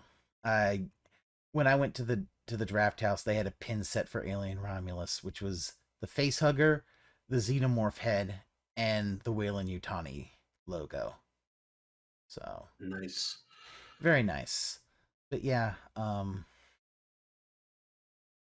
so yeah, I that day I decided to go down, because I was waking up around like 9-10 o'clock, got breakfast and all that, and then headed on down about noonish and went down and saw Ookami. Also, I had gotten actually a swag bag from Dread TV, and that included a hat from I have, a few things, but it also included a Blu-ray of a movie called Tiny Cinema. So that's going to be part of the review. We watched it. That was a film. That was a film. It is a horror anthology. It is. Yeah. That is a horror anthology. Yeah, Roy, if you could find it, I have a request. Because it was apparently each of them was like a minute or 2 long, each episode. But this originated as a web series. Like with Instagram 3 reels. fucking seasons. Yeah. Like either like YouTube or Instagram reels, I can't remember which. They went back and forth, apparently they Yeah. were both. But yeah, Tiny Cinema, and it's insane the shit that they come up with for those like minute long scenarios. Yeah. So they would do these little minute long scenarios, and then they would and so this was basically some of the 5 best ones or favorite ones that were then done into a little horror anthology movie. And it was just like, the idea was like, Dread TV was there. They were going to interview some folks, and if you interview, they'll give you a swag bag. which is fine. You know, at conventions, I am a whore for swag bags and just free shit in general. Oh yeah. Oh yeah. I got Do you those. like my ass? You were looking at my Sorry, ass. I'm reaching. I'm grabbing. Whoa! hey! No, the hey. bag that you gave me. You gotta take me out to dinner first. Oh yes, I No, did it's get. got- I got Ookami a tote Yeah. bag from a tote bag from the Alamo. It was the Pride tote bag Yeah, that they had. it's creepy and I love it. I know. Oh, the eyes. Oh The yeah. rainbow Well, yeah. eyes. That was that's the thing. I think I think if you're a super fan of Hire, you would actually got a little tote bag with some swag in it. Like I know the cult members got exclusive swag. Like I got some stickers that I put on the book that I'm using. Yes. But yeah, Tiny Cinema. Okay, so it came out a few years ago, and yeah, it was. I'm trying to remember what there was a number of different things. All right, the first one is you've got these kind of suburbanites doing a game night, and someone just says, "That's what she said," and the main character of this literally goes crazy trying to understand the whole thing of "That's what she said." He's trying to figure out who she is. Who she is? Who is she that said that? Eventually, he makes himself a suit. Yes. Makes himself a woman's suit. Yeah. You're like, I am she. Uh, Like, what the fuck? Let's see. Then we had this one short where this woman finds a dead body in the river. Mm-hmm. And have you ever seen the movie Lars and the Real Girl? Heard of it. It's kind of like that. The corpse becomes her fake boyfriend. Yep. And her friends are kind of creeped out by it. And then eventually she decides she wants him to be real. So she makes reanimator fluid. And I fucking mean reanimator fluid. As in, it's literally like the fucking shit you have in glow sticks. The same Yeah. color as reanimator fluid. Yeah, so you have... Yeah, the first one's called Game Night. The second one's called Edna. Yeah. Yeah. Then we had what else did we? Sorry. Well, do you want to talk about how that one ended? Because... Oh, that's right. Yeah. So the reanimator fluid literally just healed the dude. Literally healed the dude. Like completely human. And the human is like this hipster jackass. So she kills him and just dumps him back in the river again. Because she's like, I liked you better when you were dead. It is so funny. I just also posted some pictures of like the pin set and some of my selfies with the folks. Nice. And one of them Mm-hmm. of Okami's chill cat. Texas that very, very chill. Super chill.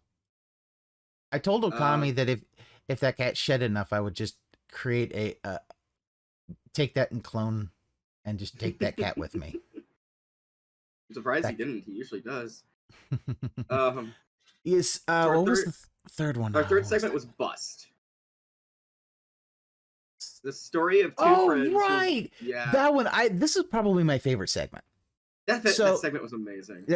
So basically they take this. It's like a 40-year-old virgin kind of concept, and they find out that this dude he can't bust. He cannot. He can't. I don't even know if he can get an erection. No. And because the one time he did was during a home invasion. So literally the only time. So they keep doing crimes and all that, and like breaking into his house and all that to try to get him to get an erection and get him to bust. Eventually, like trying to break into his house doesn't work and all that. So eventually they rob a liquor store, causing mayhem. And they eventually get shot up, but the dude has wood and busts a nut. Yep. And you know what? Right in front of a cop. Right in front of a cop. And you know what? They were bros. They were helping their bro out. Even the cop is just like, and what's funny is it kind of implies that the two cops that came in, this was something with them too. Mm-hmm. Because they see that and they're like, oh my God. Yeah. Yeah. This is the dream, bro. Like, what the fuck is wrong? Yeah. That one was a really fun. I really liked that one because it's just like, okay, you know what? It's bros helping bros. Next one was Deep Impact. Oh my God. That one's funny. So it's funny, but it's fucked. It's fucked entirely. So a delivery driver drives out this package in the middle of nowhere, in which he meets this guy who says, the world's about to end in 90 seconds. I'm from your future. We can avert this if you have sex with me.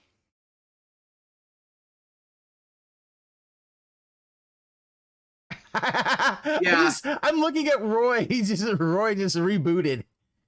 Roy.exe actually, 90 seconds. He said it's like, we have 90 minutes. I'm sorry, not 90 seconds, 90 minutes. Yeah, we have 90 minutes. Okay. 90 minutes. It's like, how are you going to even... Yeah, it's like, no, you have 90 minutes. 90 minutes. This. Yeah. And in 90 minutes, you need to have sex with me within 90 minutes or the world will end. Here's the thing about the dude. The dude pretends to be him from the future. Yeah. He pretends to be, I'm you from the future. Now, at first you're supposed to think, yeah, he actually is. It's like, okay, yeah, it's him from the future. Mm-hmm. There's so many things that's like, okay, he knows this. He made these connections, that, and that. Yeah. And they have sex, finally, because, like, everything kind of comes together, and he's like, okay. And he finally does it. And then after he leaves, another delivery person comes up. Mm-hmm. And says, hey, so like, this whole thing, and he realizes, oh God, I got tricked. Yep. And it turns out this is just the thing that this guy does. Yep, that's what he does. Timer. He resets the timer. No, he sets it to 30 minutes. 30 minutes because it was a pizza challenge. Delivery. Yeah, it's like you have 30 minutes or less to fuck me before the world will end.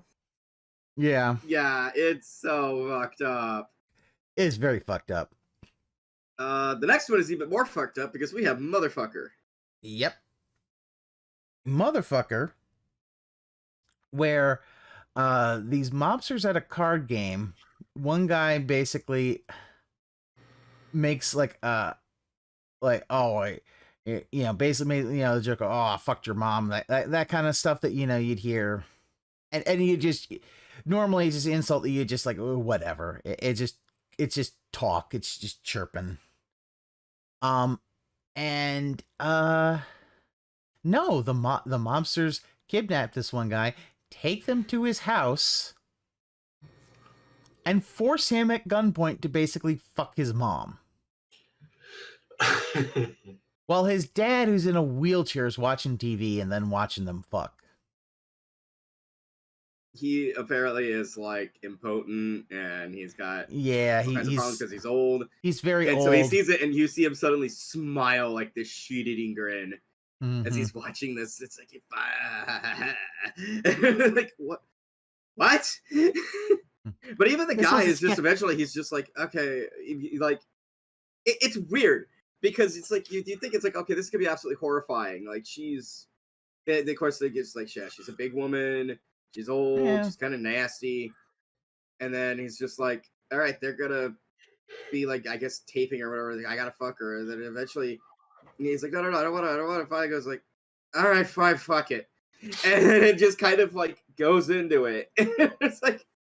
It's like, okay, fine. You're gonna let me fuck your mom? I'll fuck your mom. Okay. Yeah.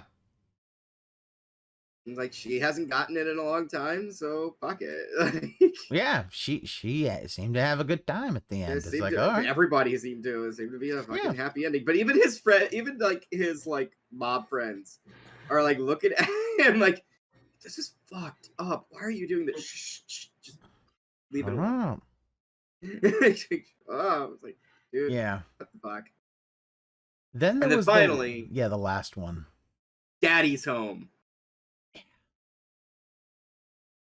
So, at this date with this one girl, and they're talking, and she brings up what looks like a little thing of the booger sugar.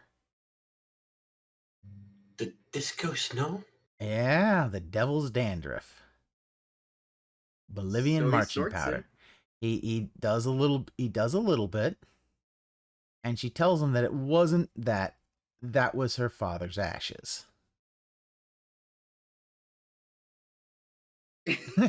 Roy is very disappointed, Very confused. very confused. Fuck. And Yeah. yeah, and so the guy starts acting more like a typical stereotypical dad, like dad jokes and shit like that as time goes on. And Going I kind bald and he, all he sorts goes of shit yeah, he had a happens. lot of hair, and then he goes like completely horseshoe bald and like hasn't cut the other hairs. It looks really weird. You remember the episode of South Park where Cartman mixed Kenny's ashes with milk because he thought it was chocolate? It was Hershey's chocolate milk mix. How? Because it's a Yeah, cartoon. He pours it out of the urn, and it is just like, Yeah. oh man, they replaced because they thought they were like, how they fit Kenny's body in there? They don't have any concept of Yeah, like cremation. yeah, And so they're like, oh, it's chocolate milk mix, and they like it's taste cocoa it. Goes, powder. he's like, it's not even good chocolate milk mix, but then he actually like, mixes it into milk, and then like he drank all of Kenny's ashes. And Kenny then starts able to possess his body at some point. Yeah, he starts possessing Cartman. It was pretty fucking Yeah. funny. Uh, They did that for like yeah. half a season. right, yeah, half a season before they were just like, yeah, no, Kenny's back, and they stopped doing the every episode killing him. Mm-hmm. They just do it occasionally. Whenever it was funny. Whenever they had a good one to do. Yeah, so turns out she has a collection of dads. And Yeah. she keeps them in the basement. Yep. And in the end, he breaks down while watching one of them grill. He But I basically gets the acceptance part of being a dad. Yeah, it's not even so much, it's not about watching one of them grill. They actually set him up. Like, they give him the apron. Oh, that's right. They had him do the and grilling. They Yeah. have him do the grilling. And yeah, It he kinda- starts breaking down. But at the same time, it's like acceptance too, because it's like, this It's is okay. fun. And the rest of them are just like, man, that's some good Grilling is fun. Grilling is fun, especially if you do fancy grilling, Yes. like pork Yeah, this shoulders is- and rubs and shit. You know, regular this just was a weird- hamburgers and hot dogs. That's fine, but you got to up the That's- grill game. That's when you It- get into smoking territory. Yes, smoking territory is good territory. It is implied that it's a sexual thing with her, It is very much a sexual thing with her. because she's like, gets to her house because she's like been ignoring his calls, and he like gets in, he sees like the pictures on the wall and everything, and finds her, and she's dressed up like a young girl, Yeah, ready for dinner, and then he's like, he takes advantage of it. He's just like, go to your room. She's like, you don't let me have any fun. And it's just Yeah, like the whole thing is just. I initially thought that the father was going to possess him, and my initial thought was like she got molested by her father, and that she has to have her father possess her boyfriends. That's the only way she was going to get off. And because every single one of these has been a sexual thing. So, It has been a sexual thing. But you know what? It was, as far as an a horror anthology, it wasn't bad. Some of them weren't that great, but it wasn't bad. From the director of Butt Boy. That's a thing. That is a thing. That is a thing. So that was we watched that because hey, you know what? I got a Blu-ray in the Dread TV because I have a Dread TV tote now. I got like a number of totes there. You can never have too many totes, especially when I what was it, Monday, they had a book, basically a little book fair where people could buy books. Right, for the love of God, do we need to do an intermission so you can go get a beer or something? Like, wake your ass up. Oh no. The I'm intermission. I'm listening. We will do an intermission, but it will be after Pass and Okami's adventures. Because that is the halfway point. Yeah. That is the halfway point. Yes. So then we decide to go to the Buc-ee's. Okay. Because I've never been to a Buc-ee's. They don't have one near where I live. But there's one not too far from where Ookami lives. So we went. We had fun. We went there. We did. The wall of jerky. Yes, I showed him the wall of jerky. I saw the wall of jerky and the jerky counter. The jerky counter is far more impressive because it is very it's impressive. Fresh. It is fresh, but expensive. $30 a pound. Yes. But worth like, it. Worth so it. much out of a pound. Like literally. True. Now, we did have an interesting thing that happened when we got there. Unless you don't want to talk about that. So no, I don't have no problem with this. So we got out of the car. It took us a bit to find a little bit of a parking spot, but we got in. Yeah, I mean, and then we got out of the car and we start walking. I'm listening. And this problem, and then this truck starts. It like pulls up. It like kind of goes in front of us, and then comes to a stop. The window slightly rolls down. And all we hear directed at us is some fucknut saying, "Fags!" A fag's a cigarette, remember? You're a cigarette. I don't smoke. What was it? I can't remember if it was plural or singular. No, it was singular. It was singular. Yeah, it was singular. I think he literally said it wasn't even just fag. I think he said faggot. Individually, we are weak, like a single twig. But as a bundle, we form a mighty... FBI, open up!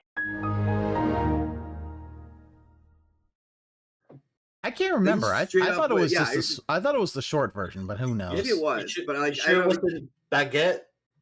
Yeah, I know. He was like, yeah. He said you rolled down. He goes, fag, and then just you hear cackling. Dumbass didn't even roll up his window. Yeah, and then the truck is still sitting there, and it's like, dude, if I had the mind about me, When we were confused, like, wait, who was that directed at? Because I'm in a tie-dye shirt, and Ookami is just in, I think, a jacket and a leather jacket and all that. Or no, that might be. And no. That's right. I'm just wearing the. Yeah, I've just got my T-shirt, my anime T-shirt, right. And I'm got. I mean, yeah, you can if you look, you can see some of the makeup I'm wearing, but. Oh, that's right. And I've got my purse, but like, I don't know which one of it was directed at. Mm-hmm.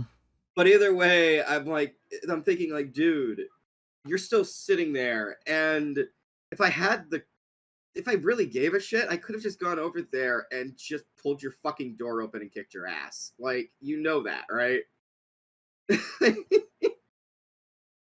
Or if you got out and tried to do something, we would have had some fun. Out front of the Buc-ee's, though. Like, what the fuck, man?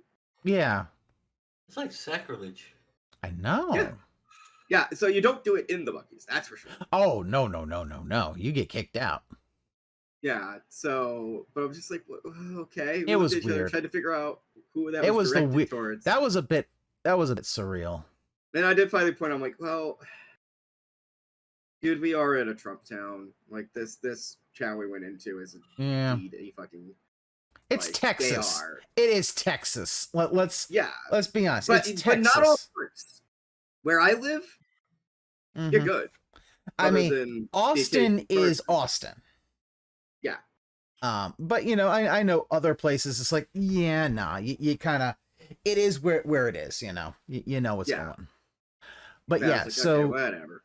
so yeah, they had the bronze statue of the beaver, which you see we posed in front of it. And we went in,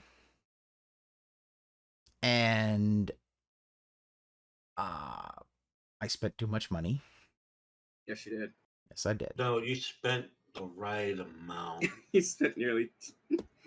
I spent $150. He spent 150. At a like, Buc-ee's, that's the right amount. Yeah, I mean, yeah. a lot of it, a good Especially bit for of it first was, time. yeah, a lot of it was souvenirs for family when I was coming back. You know, get some stuff because I had gotten like I before the festival I went to Stubbs, barbecue place that I have some friends that I know and some coworkers who are around from the Texas area and knew enough about Austin to give me like, oh, what barbecue places are good down there. So like I got Stubbs, one of my friends Rudy's as well, which there wasn't one in Austin, but Yeah, no, but we did go to one that was fun. but that was later. But yeah, so I went to Stubbs and I got like a t-shirt for him because it was actually pretty good. And it was a place for music. Cause if you're not aware, Austin is a huge music scene, has a huge music scene. Huge. Austin City Limits, baby. Yes. Used to be big around PBS. I mean, but you see, you can get a lot of different stuff there. So yeah, we went to Buc-ee's. We got some jerky, got sandwiches. Some sandwiches. I got a bag of beaver nuggets. Those were good, and I'm never gonna have another bag of beaver nuggets again because, dear Lord, those things are addictive. Yes. I have had actual beaver. What constitutes this as a beaver nugget? It's literally like sugary corn nugget things. It's so it's not actual pieces of beaver. It's not. No, no, I didn't eat beaver testicles. It's a beaver nugget. I did not eat fucking beaver testicles. You went there. I know I went there. I know I went there. I'm talking about just chunks of beaver meat. No, it was.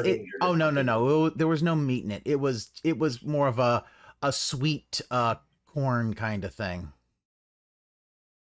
Yeah. Canary.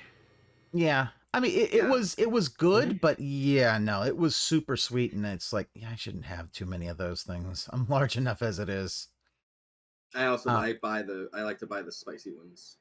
Spicy beaver nuggets. Yeah, they're not like that kind of like coated. But I ended up buying, that was the orange bag that I was buying. So then, beaver with a nice maple syrup dipping sauce. That sounds Canadian as fuck, dude. Yeah, it really does. It is Canadian as fuck. I'll be honest, maples. It did kind of have a bit of a, beaver nuggets did have a bit of a maple flavor to them. There's a bit, but yeah, it was a very sweet flavor. They're very good. But yeah, they have their sandwich counter, which was really good. Chopped brisket and things like that. And some souvenirs. Got some magnets and stuff for my family, and some of the the metal drinking cups. So I got a number of them. I can never have too many of them. And what I found out later when I got home was that, my mom needed a new one. So I got her, I got her and my father the smaller cups. They're like 20 ounce. And I was like, I got one that was, because they have two. They got one that's white, one that's red, and I just have Buc-ee's on it. I'm like, here you go. You guys pick which ones you want. I don't really care. And yeah, and some magnets from, because they got like a nice one that has a Buc-ee's. It looks like with a wing kind of logo. One that was a nice Texas magnet. Because the only other time I'd ever been in Texas had just been when I was connecting a flight at Dallas Fort Worth, which I don't really count. You can't really count connecting in Dallas Fort Worth as being in Texas. Yeah, no, not really. It's not really. Fort Worth the one with the subway system that leads. I believe so. It's a huge hub. It's a huge hub. Beautiful airport. It's a nice airport, but it is. I just don't consider. Like, I don't consider when I one time when I had a connecting flight flying into Charles de Gaulle and had to fly out, I don't consider that basically spending any time in Paris. Right? No. No, you're connecting a flight, so that's just a stamp on a passport. But so yeah, I got some of those, some nice mugs and stuff like that from my sister and things. I got her one of the cups that was like, I like my coffee black and my tea in the river, which she found very funny. So yeah, we got that. Then we headed back, had the sandwiches, and hung out for a bit till the end of the day. We did find out what the second surprise secret screening was, because I didn't get to see it. That was The Apprentice, the Sebastian Stan Trump movie that has been getting all the controversy lately. Yeah, Roy, we as a group may need to watch it. That one might be one we got to watch. And I don't mean that in a bad way. I mean that in a, I can't believe they got away with this, and that Trump wasn't able to sue the shit. Right. It's the one where he's that it's fucking true. He's trying to. I think he's trying to sue them, and it's it's failing because it's like, dude, you can't. I'm sorry, you can't sue over the truth. Yeah. No, the big thing is that he's trying to sue the movie, calling it an election. Yeah. Yeah. But hearing about that, because we're hanging out and then finding out like, oh, this is because they have the secrets, but yeah, until they air, they won't tell you what it is, and you're just like, oh, that was gonna be that. Then what was it? Oh, I convinced Ookami to see the Super Mario Brothers movie from a few years ago. Oh wow! Oh, it's fun. That one. That one, not the John Leguizamo one. Okay. I love the original, but yeah, this new one. You had the Blu-ray for some reason, but had never seen it. Yeah, I bought it off of Amazon with the intent to watch it with my brother and never got around to it. We finally did, and thanks to you. And I think part of it is because it was Illumination. A lot of people were not thrilled about that one, but fucking it actually hate Minions. A lot of people don't like Minions. However, I think this was really, really good. It had a lot of Easter eggs to other things. The fact that their antagonist in the real world is Spike from Wrecking Crew, which is the most random ass reference I can ever. It actually makes complete sense because it is the movie it was the game that Mario was in before Super Mario Brothers. Which true, it's just it's one of those Mario Brothers, which was that was 82. That was 82. Wrecking Crew was 84. 83. 84, yeah. was 84, and then Mario Brothers was 85. So yeah, the idea was that they were working at the Wrecking. The idea was they were working at the Wrecking Crew, then left that job to do plumbing, and then they had it's like okay. Also, you had the Punch Out Pizzeria with a bunch of pictures from like the Wii version of Punch Out. You had Charles Martinet as Giuseppe wearing the red pants and blue shirt. variant, and he was playing a game called Jumpman, which is it was literally Donkey Kong, but we're taking Donkey Kong out of it because he's in the movie. Okay. Yeah, no, that one was fun, and Okami never seen it, and I was like, yeah, no, it's and watching it because I had watched it and then watching it again, you get to see all the references. Like, holy shit, they packed them in. Oh god, yeah, there's so many. I think that it also that it helps that I think the difference between if it was just Illumination, but Illumination and difference of what we got was that Nintendo very much it was definitely Shigeru Miyamoto had a gun. They gave Shigeru Miyamoto a gun. He pointed at the writers and said, "Make it good." That's like every time they would try to make an Illumination bit, it was like make like a bad fart joke or something. It was like Miyamoto was like, "Stop it." No. Yeah, he pistol whipped them. All right. Hey, listen, No Shigeru Miyamoto is famously very controlling about like some of the stuff in Mario and in Zelda and all that. I mean, and I get it. You know, he's been there since the beginning. He's controlling the live action Zelda film we're getting. Like, yeah, that one. Yeah, he's gonna hold them up like, dude, if this isn't awesome, we are gonna publicly execute some people. Like at this point, I think it's I think it's because of that '93 movie Shigeru ended up being I understand. a lot more... I completely understand that because at that point, film studios didn't give a shit. But now that we got stuff like the Sonic movies and Detective Pikachu, you could see, wait, video game movies actually can be done somewhat accurately. Hell, that third Sonic movie's coming out at the end of this year, and I am fucking down to watch that one. And then Sonic the Hedgehog movie, the savior of the theaters during the pandemic. Hey, at the beginning. Hey, you know what? 3 is coming out at the end of the year. We're getting fucking Shadow, and it looks like it's going to be basically it's Sonic Adventure 2 in live action form. I'm so fucking down for that. And we get to see Sonic fans celebrate the murder girl. Yes, a little girl is going to be murdered. It's going to be 10 out of 10. Yeah, no, the fact people were like, oh god, they have Maria, which then like people watching it were like, oh my god, it's Maria, and then a second, and then they're like, oh my god, they're gonna do it. Then they're going to kill Maria. Of her at Shadow's tube, it's like, oh no. Also, the fact that the trailer ends with an orchestration of "Live and Learn." You're like, yes. Oh yeah, if you don't know, "Live and Learn" is basically like one of the best Sonic songs ever in that whole franchise.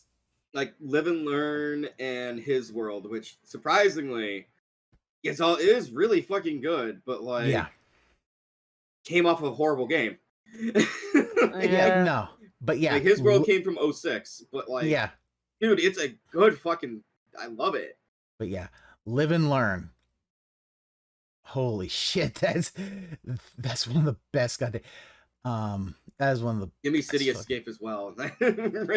I mean, well, part of it is they get this this half Japanese, half white guy rock band to do and it's the same music, it's the same band doing them, and it's great. But yeah, that one. So yeah, now that it's like video game companies now are able to do adaptations in other media. I mean, with also the Fallout TV show and how that one got received. It's like, yeah, no, we're actually getting some interesting stuff. So and then Borderlands happened, and now people are trying to go, but what happened? And it's like, no, don't you go backwards, fuckers. That was Randy Pitchford. There were issues with that. People are like, we all need to think The Last of Us. No, we don't. No, we don't need The Last of Us. No, we don't. No. Nope. But yeah, that was so then that was the end of the day. That was the end of Hasan Okami's Adventures Part 1. And with that, we will pause for a short intermission. And we will see you again very soon.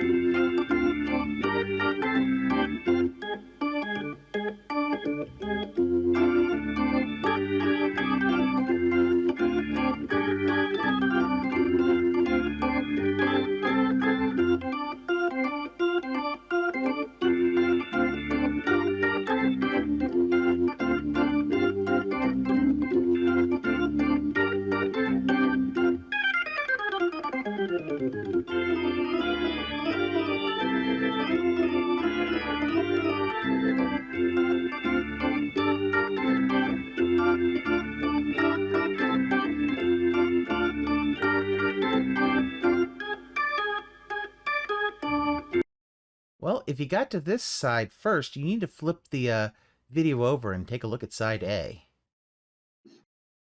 This is part 2 of our of my Fantastic Fest retrospective. There are far too many films. I couldn't see them all. They wouldn't, you know. On a cassette? I mean, why not? Okay. I mean, We're recording it on the DVD for the original It. Oh, it's well, either what that I was or- going to do either is that- I was I going had to to throw flip it. the disc to watch part 2. That was fucking funny. Well, Either that or we're secretly on Laserdisc the entire time. That's how you get that true 80s HD quality. I was going to put it on a cassette tape and throw it at people. Watch our stuff. Listen to it. No, that's. I assume that's how you do the Starlight. You just throw people cassette tapes. No. Well, we hide VHS tapes in like libraries and swap meets, and sometimes we just throw it out the window. Yeah. See people pick it up. We scare the shit out of Charlie Sheen. That too. That too. Make him think he got a snuff tape. Yeah. Instead, he just got snuff. Magic stuff. Yeah. So as I said, with Pass and Okami's adventure, I skipped day 4 entirely. So we're going on to day 5 of the festival. On day 5, I started off watching Apartment 7A. This is the prequel movie to Rosemary's Baby. It's on Paramount Plus, I believe. Oh joy! The main character is Terry. Let me Terry, guess. Italian name. Terry was the one who jumped, or ran out into the road. If I remember Rosemary's Baby.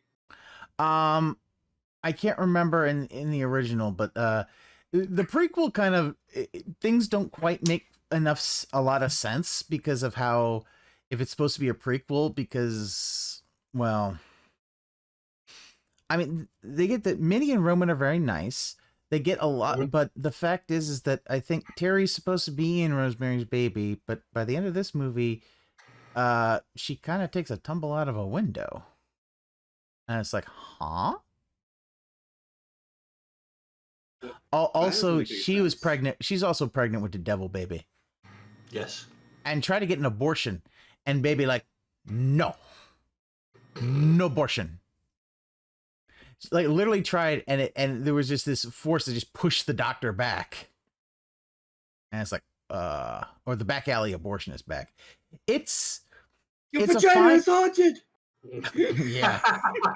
Here's the thing. It is a fine movie by itself.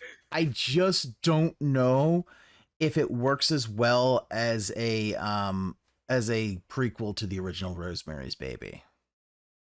Mm-hmm. No, it doesn't sound like it does. It has some interesting things. It's very nice, but yeah, as a prequel, there are things that don't quite make sense because if I remember, Terry was talked very highly about Minnie and Roman, which doesn't quite make sense in the movie, but you know what, whatever. It's fine, but if you like the original, I'd probably skip. Yeah. Okay. The next one I saw was a very nice little Estonian gore fest movie called Chainsaws Were Singing. Okay, I'm not gonna lie.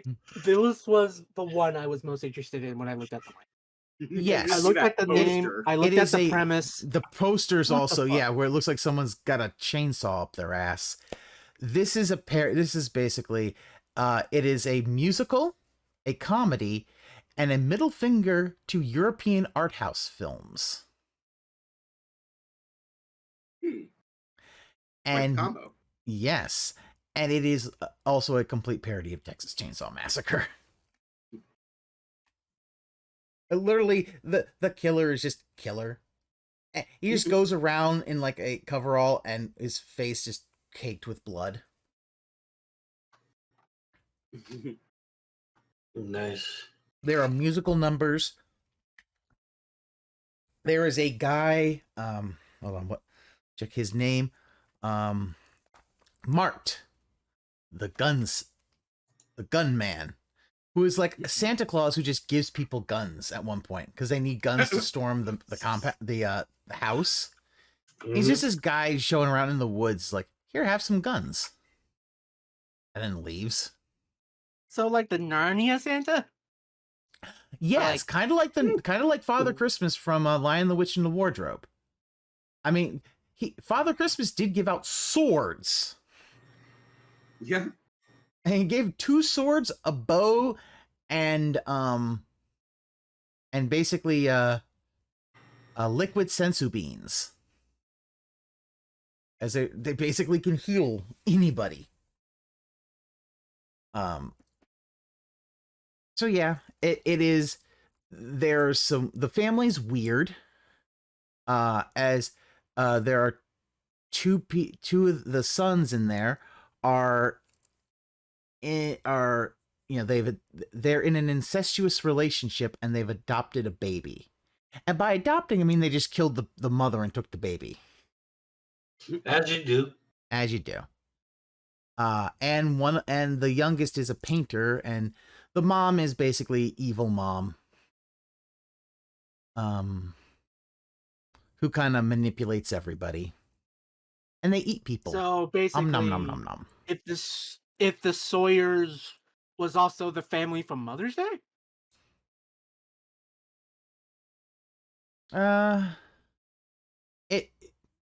They're basically hillbilly cannibal murderers, but very Texas Chainsaw-y. Yeah, but the patriarch's the mother, and kind of again, it reminds me of Mother's Day. Mm-hmm. The whole plot is that some guy's girlfriend is kidnapped by the killer and takes him to the place to go and kill her and eat her. He's met with somebody else, and every time they get into a car and they stop the car, it explodes. Like, they have basically the ability to blow things up like Master Shake from Aqua Teen Hunger Force. Okay. As I said, it is it was a bit of a long movie, but it's very fun. And it decides it's not going to be super serious. There's musicals, but yeah, people just die.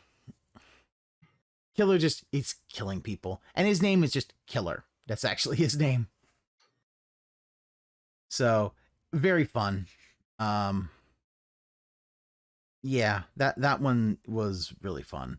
I don't want to really go into a whole lot of it because then it's like explaining jokes. That's not fun. Yeah. Basically, from what I looked at, like the promo and stuff like that, it's essentially Texas Chainsaw had a baby with Cannibal the Musical. Yes. Actually, that's probably the best way of saying it. It's a fun movie. If you wanna watch a gore fest and laugh your ass off, I think you'll like that one. Nice. Then there was Daddy's Head. This one is really, really, really good. I spoke to the director after the movie, and I didn't get a picture, and I'm so mad about that. I should have gotten a picture with him. This one is about it starts off with a father in the hospital, and they pull the plug on him. Right. His son goes in to say goodbye, and they bury the father, and now it's now the son and his stepmom, as his mother had already passed away, and the father had recently remarried, and he was still not quite super warm on her, and yeah, it's very much it's a thriller horror movie about basically accepting grief and coping with loss, and how, because like the kid kind of withdraws into his own, like playing video games on the Switch Lite and that kind of stuff, and the stepmom drinks and drinks and drinks over, like, I think the movie takes place of over like a 5-day period. I think she passes out drunk like 4 of those days. Wow. Yeah. One of her friends, who is the friend of her husband, also kind of mentions going back to rehab, that maybe she should go back to rehab. So, I think she might have had a problem. But Problem? yeah, but there's some weird thing from the woods, and something that the boy thinks proves that the father is still alive. Something that has their father's face. And it kills the dog, because they have a dog, and the dog chases it away one time, but then another time it just straight up kills it, and was like, oh shit, that's brutal. Like, slices the belly open and shit like that. Like, oh damn. Like, you don't see the thing do it, but you see the aftermath, and you're like, fuck. There's this weird looking treehouse in because the father was an architect and pretty wealthy, had founded an architectural firm, very wealthy, and there's this treehouse that looks like really, really kind of cool and weird. There's a bit of Giger-esque inspirations to it, and I don't want to go anything more about it, just because I think this is one that I would highly recommend a lot of people watch. I really enjoyed this one. And one of the things when I talked to the director afterwards was the director was very adamant in not telling us what was actually happening, what actually happened. There were some things like, oh, what is this? Wouldn't say. Listen to our theories, kind of was like, oh, that's interesting. But wouldn't actually tell us wouldn't actually give us the answers. I was like, okay. I respect that, because it's like, okay, no, you want to be ambiguous and don't want to do that. That is fine. So this is one I would recommend. I think that this would be one for one of the podcasts. Okay. Yeah. I do think you'll enjoy it. It's got not a lot of blood and gore, but it's got some very nice horror-ish influences. The father also, like, he's all bandaged up, like his face is all bandaged up and stuff like that. So yeah, he all got fucked up. And I have my own theories about that. If we do a podcast, I will bring up my theories about that. But that one I thought was going to be the winner of that day. But then we get to the third secret screening that we had, which not only won that day, but was the winner of the festival. The secret screening number 3, A24's Heretic. Oh, Nice. yeah. Yeah. I keep seeing the trailer for that one. That Yes. seems fucking insane. It is amazing. This is a movie where, when we're talking about chain reactions, the horror versus terror, this is full on a movie with very little horror but a lot of terror, a lot of atmosphere in that. And Hugh Grant does an amazing job as the antagonist. There is a lot of dialogue, a lot of talking. The premise, if you have not seen the trailer, is that two young Mormon missionary women go to this man's house. Was it Mormon? I thought it was Jehovah. I thought it was full on Jehovah's Witnesses. So was Jehovah's Witness. No, Mormon. Mormon? Mormon missionaries. All right, do it. Yeah. Okay. Mm-hmm.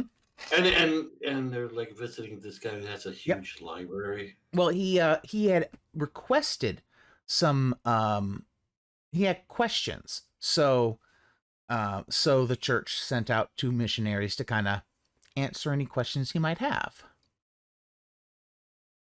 Which is basically to get these folks in to his Saw-like house of religious stuff. Oh, it's very interesting about that. Yeah, so his house is almost like set up like it's hard to get out of the house and shit like that. It's anyway, the house, he tricks them to get into the house, and yes, a Mormon, and he has these religious philosophical discussions, and then the terror kind of begins because it's like, well, you kind of can't get out of the house. So you kind of have to play his game if you want to get out of the house. So think of Hugh Grant as like religious Jigsaw. Okay. Yeah. Which is interesting because it seems like in the first couple of minutes of Hugh Grant's performance, it's just a Hugh Grant performance, and then it seems like it will slowly evolve into Jesus. It is a bit of a slow burn getting into him becoming an antagonist. Like it starts off very Hugh Granty, but then it's like, oh, it is one that I highly recommend folks see. This one it's coming out next month, I believe. It's coming. Yeah, it hasn't come out yet. This was my favorite movie I saw of the entire festival. It is amazing. It's great, and seriously, I think you guys will really like it. So I was blown away by it. I was just like, holy shit, that thing's good. Yeah. Also, the cinematographer for the Heretic, he was also the cinematographer that shot Old Boy, 2003 Old Boy. Oh, that's just Jambone. Yeah. Nice. Oh, that's gonna be interesting. Yep. Yeah. Yeah. That was one where people just left that movie and were just like, holy shit. Like, oh, wow. Yeah. There's some really, really good ones. And there were some ones that I've heard a lot of good stuff about that I didn't get to see. And it's like, just because there was like, too many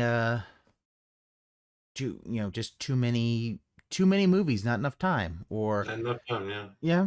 I mean, it has like somewhat like 90 movies, and you can only see like 35 total.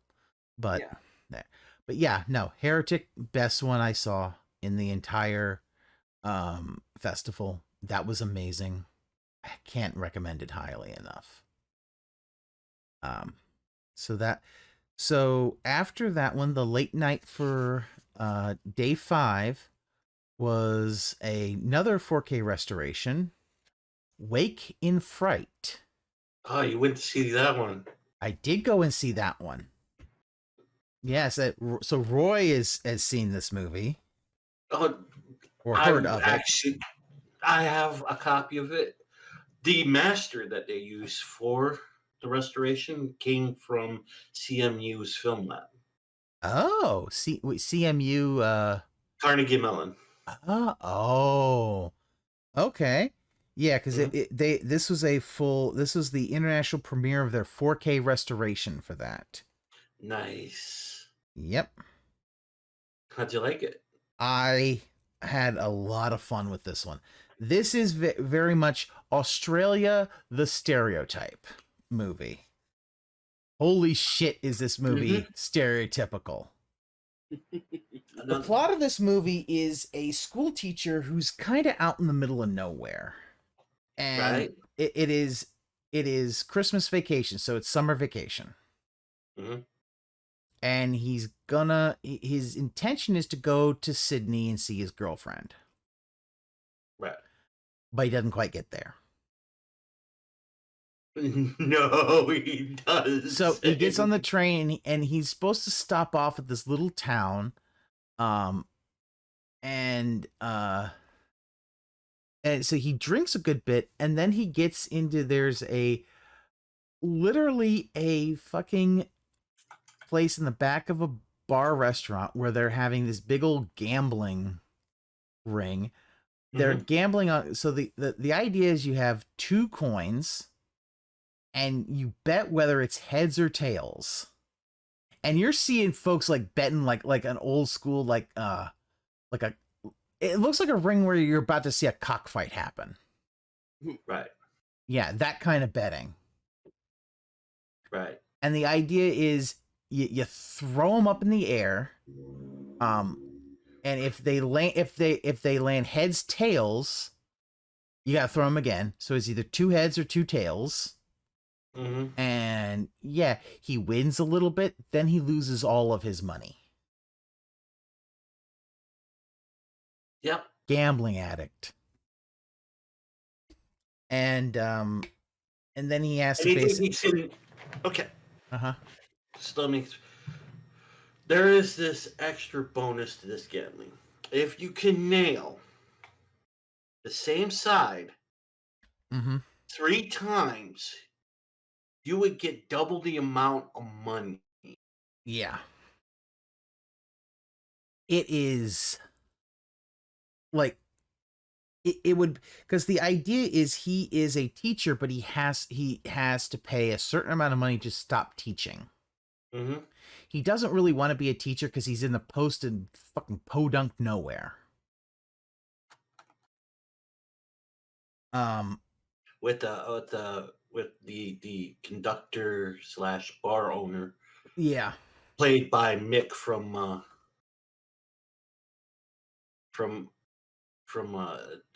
Crocodile. Crocodile Dundee. Crocodile Dundee. Yeah, that's Chips Rafferty. Yeah. So, so he loses it all. His plane fare ticket money, his pay, all of it.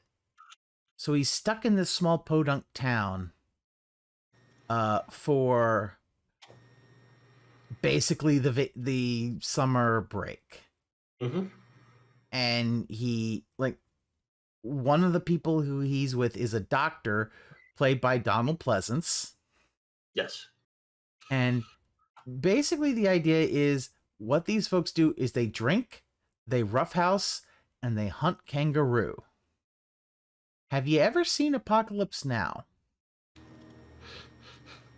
Yeah. Yeah. So you know how in Apocalypse Now there's a thing where they kill water buffalo? Yeah. We actually do see kangaroo die in this film. Yes. Yes. You're hunting with walkers. Yeah. Yes. Now, the film does explain that this was an actual hunt. This wasn't the actors doing it. They actually filmed a hunt. So, and it's from 1970s. So it's like, okay, yeah, no. Obviously, this is before like Humane Society stuff. Whatever. Right. I understand completely. That's what it was. And I think they kill. Also, kangaroos are assholes. They are. I saw a video of one. It was like attacking a dog, and and the dog's owner just came up and punched it in the face. And even the kangaroo was just like, literally shook its head and like, what? Because if you haven't ever seen kangaroos, one, they're jacked. Two, they've got these claws on their arms, on their hands. Mm-hmm. That'll fuck a dog up. Like it will. Yeah. Like the dog had like a vest that was designed in Australia. They have designed to protect them from kangaroo claws, so they don't get just mutilated to death. And kangaroos will fight your ass. Yes, they will. But apparently, dude just came up, sucker punched it, and he wasn't quite sure how to react to that. And then the dude just left. Yeah, basically, he was giving the look like, I'm not mad, I'm just confused. It was like, wait, did this just happen? Which is mostly just to kind of get it to leave the dog alone so the dog could escape, and then the guy would just leave.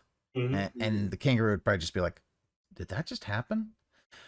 But anyway, yeah, the entire thing is, there's beer, there's roughhousing, and kangaroo hunting. And it really was so much a walking. And the main character didn't want to drink as much beer. You could kind of tell he was a bit stuck up. And the locals thought he was a poofta. I believe they actually did say, are you a poofta? A poofta, yeah. Which if you know what a poofta means, right? Yes. Doc. Mm-hmm. Yeah. You know what a poofta means, right? God, it's been years. Poofta means poofta is their gay slur.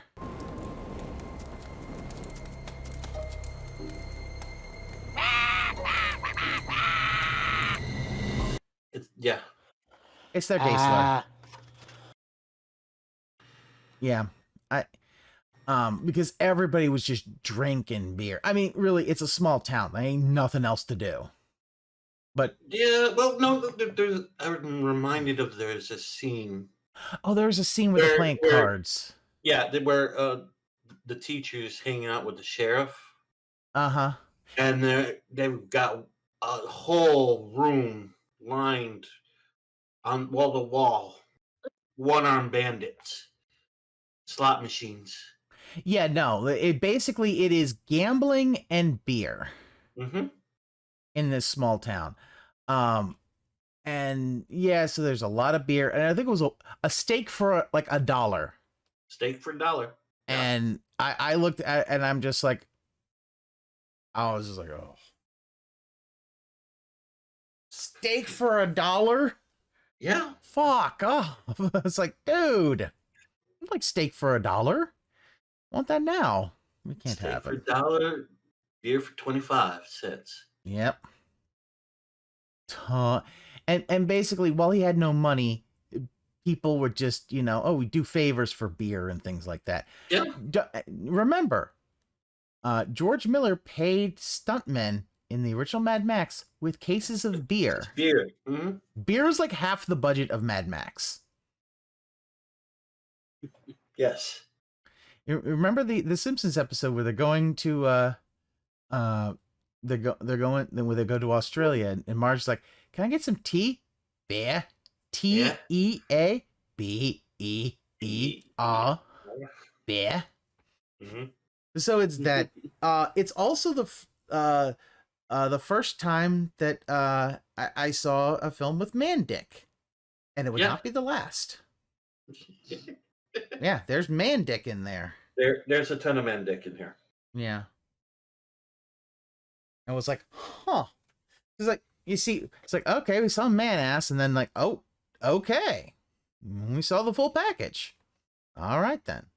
Mm-hmm. But no, it's a well-made movie. This was made by Ted Kochev. Mm-hmm. Now that name doesn't ring any bells. First Blood. Ted Kochev made First Blood. Wow. Mm-hmm. Yeah. But I looked at it and I was like, oh, hey, Donald Pleasance. So I was like, okay, yeah, I'll take a look at that. And it's like, no, this is Donald Pleasance playing an alcoholic doctor. Stuck in a small town with nothing to do but drink. Yep. He was basically homeless. Like there's these people without money whose whole economy is doing other things to get beer. Yeah, that is the currency in the Bunyapa. Yep. Yeah. Chips and beer. It was a fun movie. I had a lot of fun with that. I'm like, okay, this is it was a slice of Australian cinema. I mean, you know, hey, that's why there was a ton of Ozploitation movies back in the day. This is considered the first Ozploitation film. It is the first one? Okay. I could see that. Because this is 1970 even. 71, yeah. 70, 71. Yeah, something like that. I think it was like shot in 69 and released in 70, something like that. I can't remember exactly, but yeah, it's very similar. Yeah. It got over here, if I remember correctly, 74 under the I new could see that. Outback. Oh, yeah, that would make sense. But yeah, 4K, 4K restoration looks amazing. Oh, yeah. It just does. Things just pop out of the screen. Indeed. Oh, also, Donald Pleasance collects kangaroo testicles to eat. Mm-hmm. Eat. Yep. Yeah. It is, yeah. If I remember, I think the yokels, they call yabos. Yabo. What's yabo? I don't know. I want to see it. But yeah, it is definitely it's definitely worth a watch. If you like Ozploitation, if you like exploitation movies in general, it's worth a watch. This one's really good. I'm thinking of playing it Christmas time. It is a Christmas movie. It is a Christmas movie. People, it may look like, wow, it looks like the summer, but nope, it's a Christmas movie. Gotta remember, it's in Australia. Christmas is during the summertime. Yes. So, yeah, put Wake and Fright right in front of Die Hard for Christmas movies. Definitely. But yeah, that one was fun. I had a good time with that one. All right. So that was the end of day 5. So then we get to day 6. And the first block that I have is called Fantastic Shorts, a bunch of short films. So I decided to kind of do that. And there were some really good ones. So the first one was this one called Adam and the Void, which is just a spider walking through some stuff. And you find out it was a spider walking on the skeleton of a Soviet cosmonaut who is orbiting Earth as the capsule's slowly floating away while asteroids destroy the surface of the Earth. And like he kind of gets out, and the spider is kind of seeing the Earth being destroyed, but he's a spider, so he doesn't know anything. It was an interesting one because I think they actually did get spiders to kind of do all that. That was funny. Let's see. The next one, Do Bangaloids Dream of Electric Tangalores, which was a short done in a documentary style about robots in Bangladesh. There were a lot of robots made in Bangladesh, and like talking in the future, oh, there was a robot uprising, but humans put it down. See, we can win. We can win against robots every once in a while.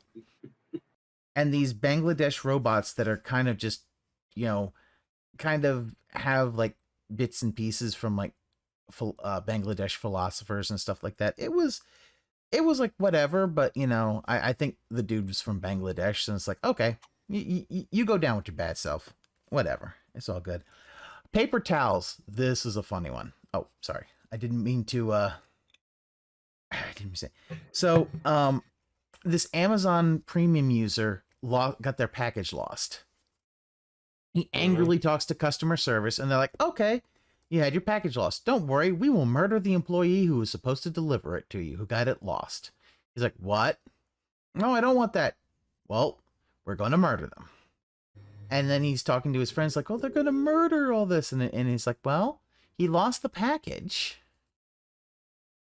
And, this is what happens. They lose packages, How's they going to be profitable? And then he actually gets a notification when the assassin is on the way to kill the employee. And it does. And they ask, well, what did you order? And it was paper towels. Hence the name of the short. The name of the short was the last bit. It was just paper towels. It's like, yeah, I mean, it very much that kind of satire of upper middle class bougie shit, where it's like, yeah, no, it's like, I've had Amazon lose packages before. It's like, whatever, you just get a refund and be done with it. Instead, don't kill the fucking poor guy who's doing that. But then, yeah, so that one was like, oh, okay. Then there was another one, which is this very young couple are moving into a cabin in the mountains. They're doing this live, laugh, love lifestyle shit. Mm-hmm. They get this camera that they put in the woods to kind of see deer. And in front of the camera, they take a can of corn. It just says corn. Corn. They open it up, they put it out there, and the deer start eating the corn. The deer like the corn. So they keep putting all that out, and eventually they run out of corn. Because apparently in this universe, stores don't exist. So they put out beans.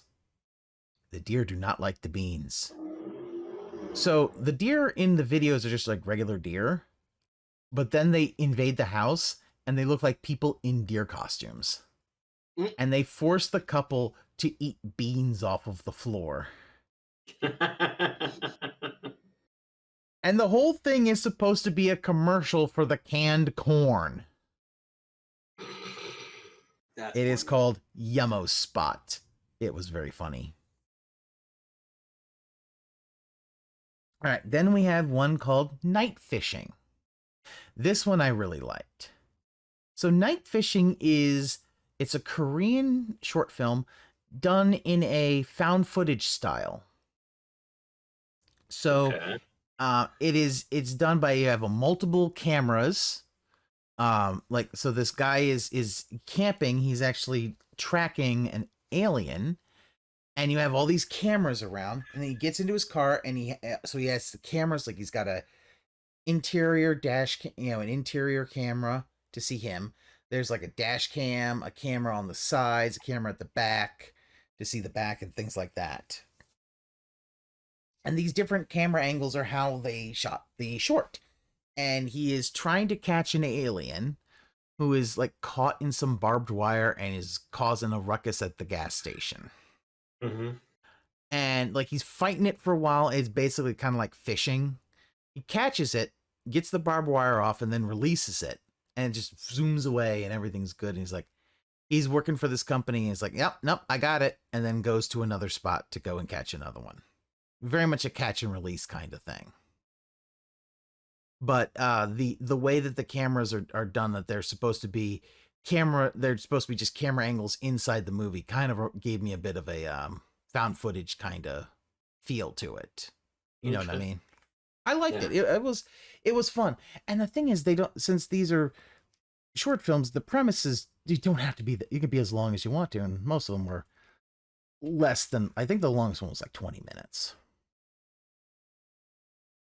Let's see. Oh, this one. A Brighter Summer Day for the Lady Avengers.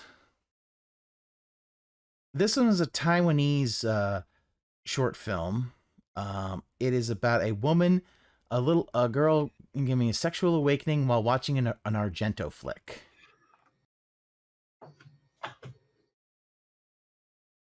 I think I broke Roy's brain with that. What? Yeah, she first goes to a little stand and gets watermelon juice. You get those, those juices that are in the little bag with the straw. Right. She gets one of those. She goes to a movie theater, which is showing the Hatcher murders. The Hatcher murders. Or something. It's showing it's showing an Argento flick. Okay. Was that? Maybe I might have wrote that wrong. I can't remember. It was definitely an Argento flick. Like I could tell. It's like, wait, no, that's Argento. Any hallmarks? It was in the one scene was in looks like an opera theater. Okay. Is that Deep Red? I can't remember. No, opera is an opera theater. It's his version of Phantom of the Opera. Yeah, I'm trying to remember. Like you see it, like the camera is actually where the orchestra would be, and it's looking out towards the audience. Mm-hmm. I can't remember what movie that is. That would have to be opera. Okay. Were rats involved? I didn't see any rats. There was a lot of red. It Yeah, might have opera. been opera. I can't remember. I might have written it down wrong. I probably did. Or it was retitled something else in another country. Who knows? It was Taiwanese. It started with the Taiwanese national anthem. Okay. I think that's it that used to be something that Taiwan had. But yeah, then there's these weird esoteric kind of things like there was like this one guy, I think they had sex and she might have killed him, and there was a big old watermelon in the refrigerator, and then you see like her modeling in front of a watermelon. It was very surreal. There was some weird giallo shit going on. I'm like, the director did have a little Q&A and said that she does like giallo, and that was why it was named for two giallos. But I was like, it was odd, but I'm like, all right, whatever. I mean, you get watermelon and Dario Argento. Okay. Okay. Then there was Red Lights. So Red Lights is a story where these two women, one who looks white, one who is definitely indigenous, they're at a bar. They're about to go home. The white woman forgets her purse, so she goes back in to get it. And while the native woman is bumming a cigarette from someone else, eventually got picked up by the cops. Phone is on the pavement. They say, "Oh yeah, no, the cops went that way." And then the white woman follows them all the way, like going out of town, going all this thing, and you find out, oh, they were about to give that woman a Starlight tour. Have you ever heard of a Starlight tour? Not in this instance. It is a Canadian thing where police take indigenous peoples, they take them all the way out of town on cold nights, take their phones, sometimes their shoes, and they have to walk back to the city, and normally they freeze to death. Okay. This is a problem in Canada. It's a Canadian short film. It is a problem in Canada. Understand, people want to be... America has its issues with Native Americans. Yes, America has had a bad history. Canada has too, but I think they're trying to hide it. Yeah, it's straight up basically just trying to kill these folks. They take their phone and all that, and they make them walk back in freezing temperatures, and they'll die of exposure. One of the things is taking away their phones, sometimes their shoes. Gotcha. Yeah, it is. She basically saved her friend from going on one of those. So, yeah. Yeah, that one was one of those, he's bringing to light an issue. Mm-hmm.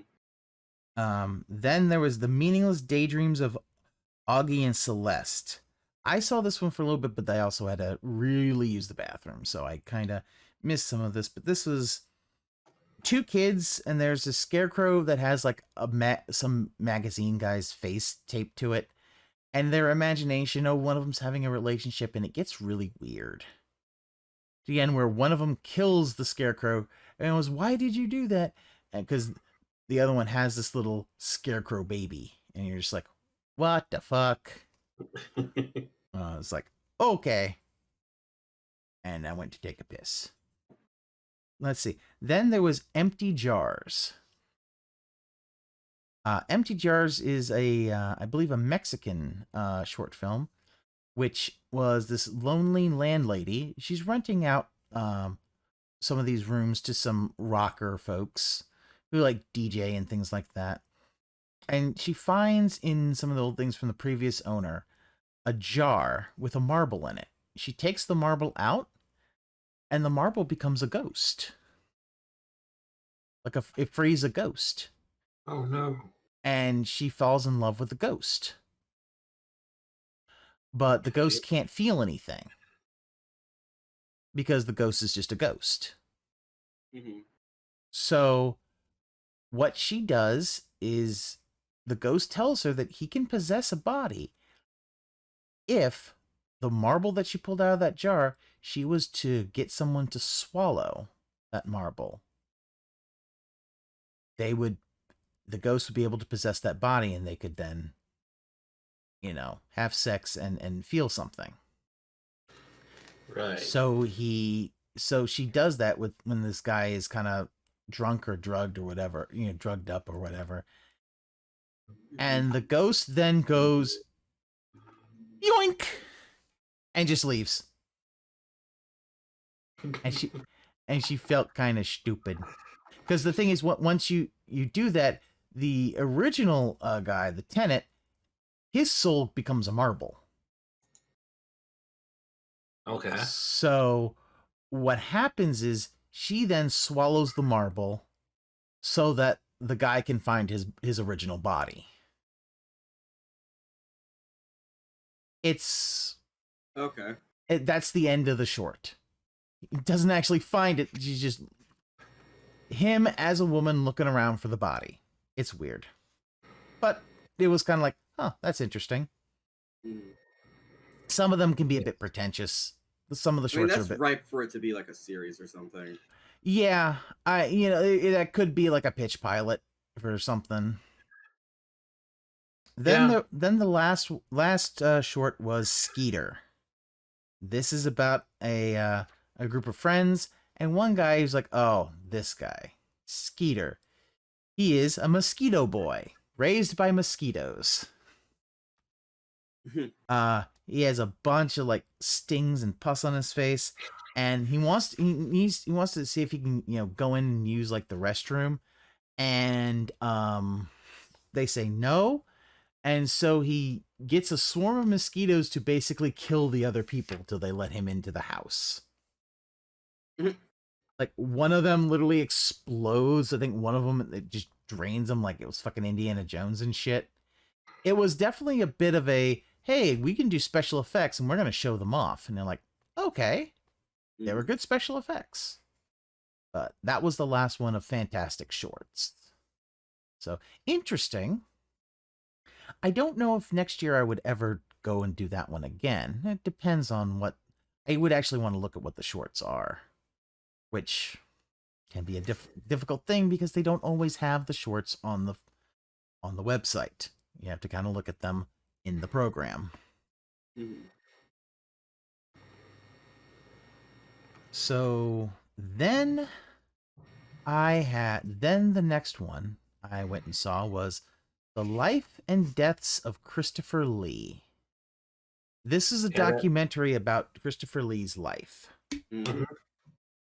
They have Lee basically as kind of a narrator, but since Lee is dead, he can't really be the actual narrator. So they have a marionette puppet that looks like Christopher Lee.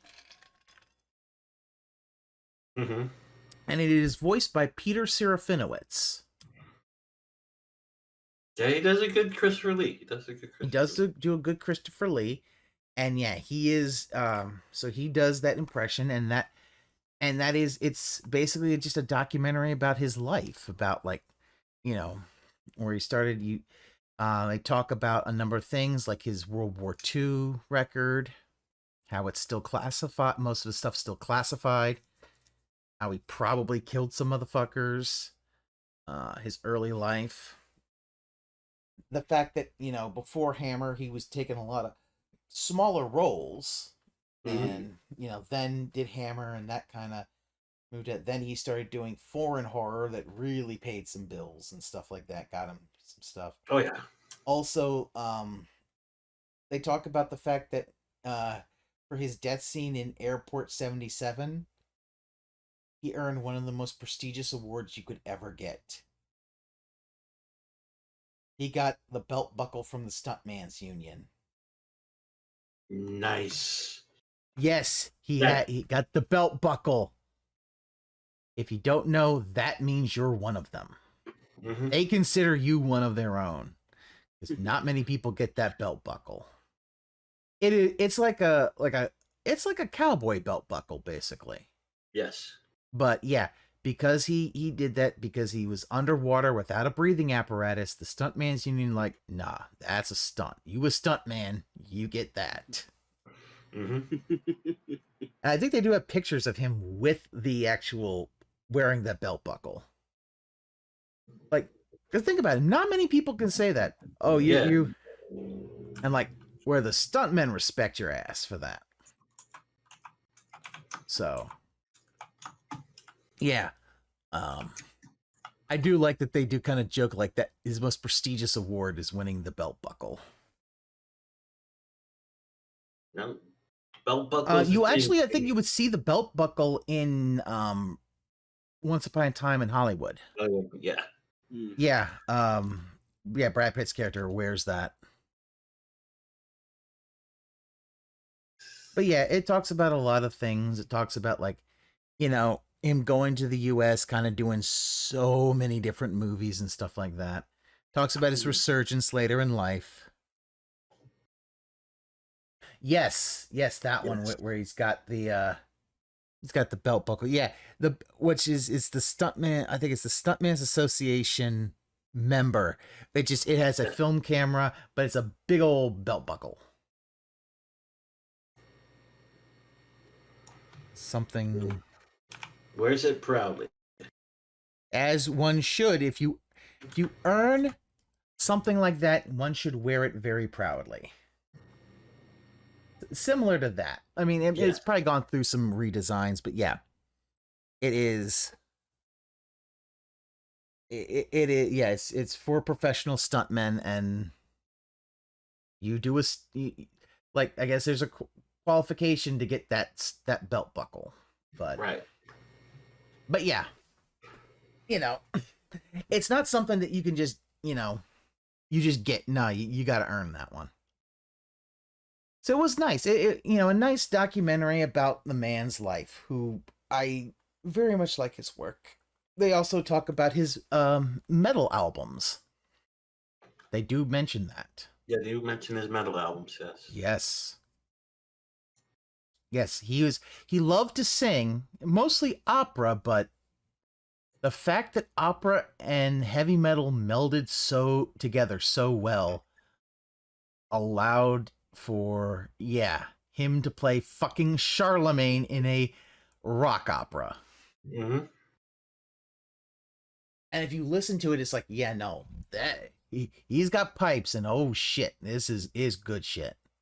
Yes. Also, he made 2 Christmas albums. He did, yes. They're quite good. They're quite good.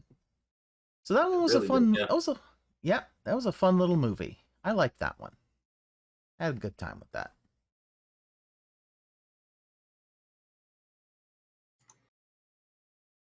But it also talked about his friendship with Peter Cushing and Vincent Price and all that. So it was very nice. Then the one that came those after three were inseparable. Oh yeah. Yes. No, yeah. if there's an afterlife, they're making some fun ass movies. Mm-hmm. And Vincent's going off to make some porn or something. No bisexual dude. Nah, he's doing his own cooking show. Oh, Yeah. that too. That too. Exactly. He would definitely be doing his own cooking show also. Vincent Price is. I need a biography like the Life and Deaths of Christopher Lee done for Vincent Price. That man led a very interesting life. Yes. I've got my own cooking show now, and at Mhm. night it's after dark. You know what that means? I still love that people were like, Vincent Price is bisexual. It's like, dude, do you look at this man? Does this man look straight to you? I know we dressed really well in the 70s, but come on. It's like, dude, that is not a straight man. Yeah, that's still will always be one of my favorite fucking Simpsons gags. When they're making they're doing the decorating of the eggs, Mm-hmm. with the little costumes and stuff, and it was literally something made by Vincent Price apparently. No, he did shrunken heads with apples. Yeah, so the joke was it was eggs. Yes. In the Simpsons, and so they're missing a piece from it, and so Marge calls, and actually they kept constantly like, well, no, this is long done, this is done. I'm like, well, no, we need this piece, and so they literally get her on the phone with Vincent Price, and she's like, Mr. Price, I thought you were dead. You should have known that the grave couldn't contain me. Oh my god, it's amazing. Yeah. Oh yeah. Oh yeah. But then we go into the favorite that I had for day 6. The Norwegian animated comedy musical Spermageddon. Spermageddon. Yes. Spermageddon. Which has the two main character sperms. You've got Camilla and Simon. Although Simon is, of course, pronounced more as Seaman. Simen. Seaman. And Seaman. Camilla is pronounced Cumilla. Yep. Yep. Oh, yeah. This is like, okay, this is dick jokes throughout the entire movie. I'm just like, I am having a blast with this. You have basically, you get a thing where you get the ride of the Valkyries, but to sperm swimming towards an egg. The town that the sperm live in is called Gisburg. One of the big Chad sperms, it wants to win the race to go into the egg. So he's got literally power armor like Tony Stark, but his face is built like the fucking Giga Chad. But he has a Tony Stark goatee. I think I'm gonna break Ookami with this one. Did I tell you about this one? You did, but like you did not give me all these details. Oh yeah. Also, the testing of the power armor, it sent, they had one of them was like, I don't know if this is fair. Why don't you test this bit and test the intruder bit of it? And they have a sperm die like Mr. Kenny from RoboCop. Oh shit. Oh, Like shit. This thing is supposed to be able to it'll protect the user. It has things that will protect him from spermicide. And the whole thing is that this is all happening in the balls of this like 18-year-old or whatever that they're going, this teenager, who they're gonna have, his friends are gonna go to the cabin for the weekend, which is basically just gonna be a hookup, basically. And he hooks up with some thick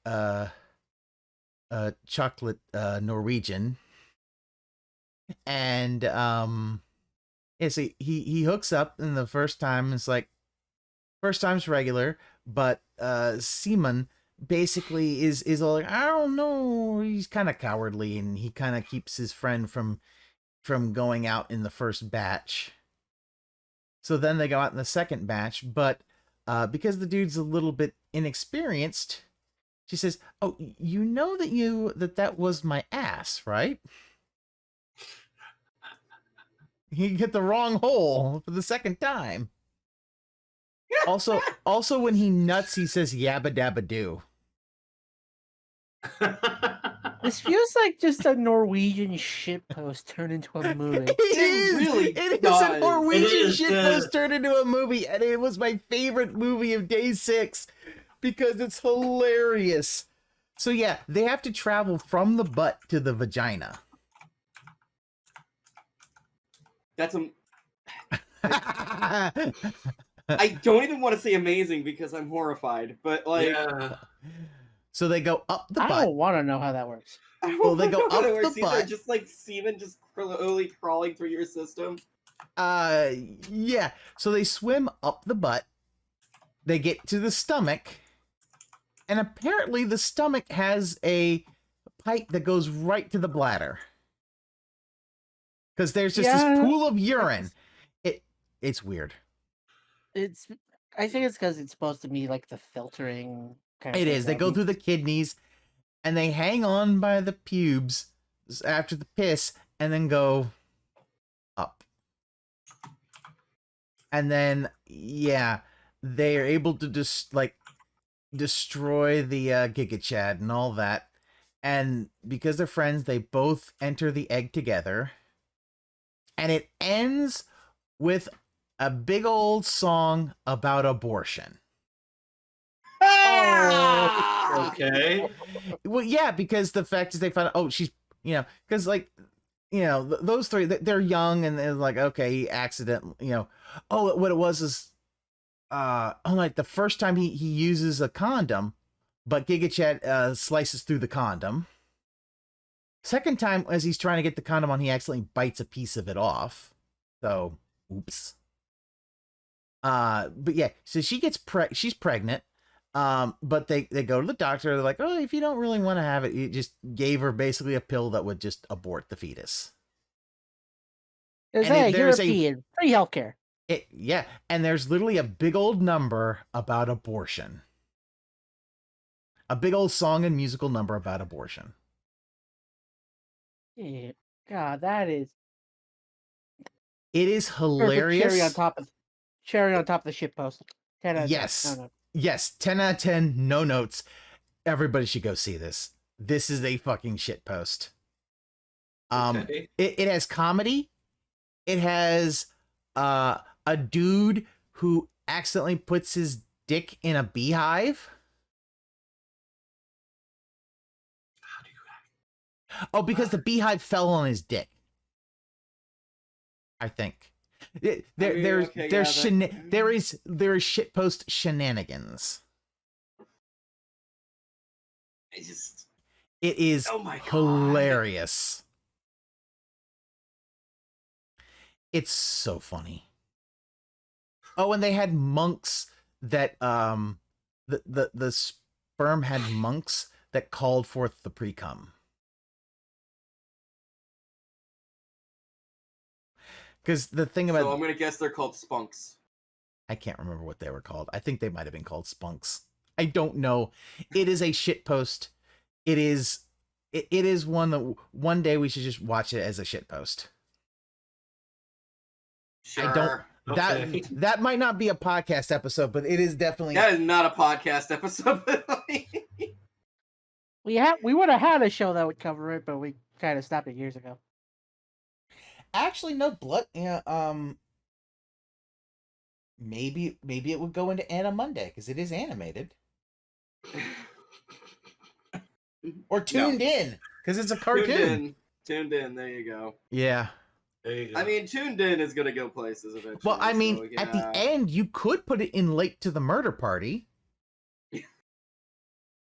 She was late.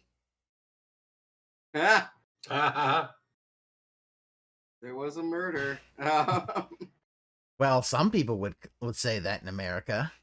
Yeah. But no, it is really funny, and I actually would recommend it. It was a sweet movie. But it's also a hilarious shitpost. And I am all for hilarious shitposts that also are like, oh, that's kind of sweet. Like there's still a couple, but it's like, yeah, they're just not ready for a kid. Understandable. You know, because it's like I think they're like in college or something like that, or like starting college. I get that. But yeah. Abortion big finale song. Very funny. Then after that, we get to secret screening number 4, which is called Better Man.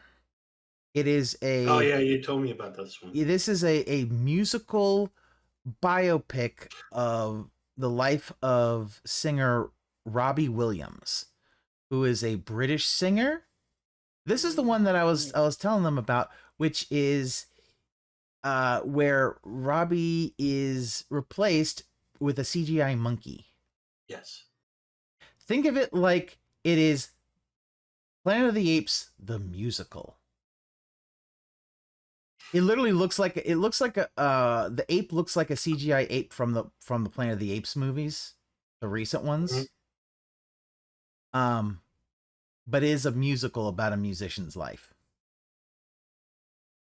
I get the feeling that the chimpanzee. It happened because Robbie described himself as a performing monkey. Monkey, yes. Monkey. Well, is that plus? If I had a nickel for every musician biopic told in a weirdly specific way, I had 2 nickels, which isn't a lot, but it's weird that it's happened twice, right? Is the other one Rocket Man? No, the other one is Piece by Piece, the Pharrell one that's told entirely in Lego. Oh, that's right. Yep, that one. Well, Rocket Man's kind of interesting because it is completely like, oh, we're just breaking reality for these musical numbers. Because that was what. But yeah, I can see Piece by Piece is definitely. It's specifically the weird framing for me personally, because like you have this, you have I almost said rock.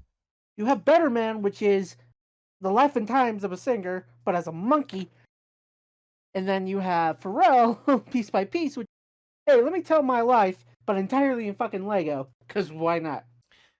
I mean, now, it is interesting because the fact is, there's a point where Robbie, I guess, bleached his hair. So you see a bleached blonde monkey. Yes. It's very weird. In an Adidas tracksuit. That would have probably been like, what? 90s. Late 90s. Yeah. No, late 80s, early 90s, I think. No, he was in Take That, early 90s. Yeah. Then late 90s, he started going solo. Yeah, so yeah, the early 90s, he's in this boy band, Take That, which they performed in clubs, gay clubs also. Mm-hmm. I have no idea if this dude's gay or not. It's just, it was like, yeah. Basically, the thing about it though is that he had no creative freedom. He couldn't write any of the songs. They had a writer. He basically just had to dance. But he kind of, got drugged out and got kicked out of the band. Mm-hmm. He actually apparently was clinically depressed, had like Prozac and shit like that later on, but yeah, he kind of burned out and all that. Went to do a solo career, which seemed to have some good success. Oh, definitely had great success. Great success there, but still had a lot of demons and issues. Mm-hmm.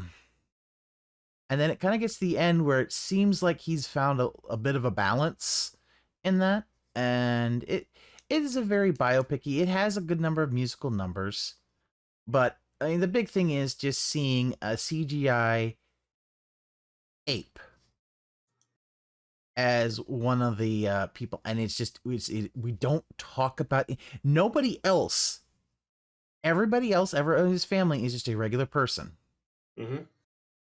except for a CGI ape. Yes. Ape must not outperform ape. Ape. But ape together strong. Ape together strong. I think Ookami is trying to process this one.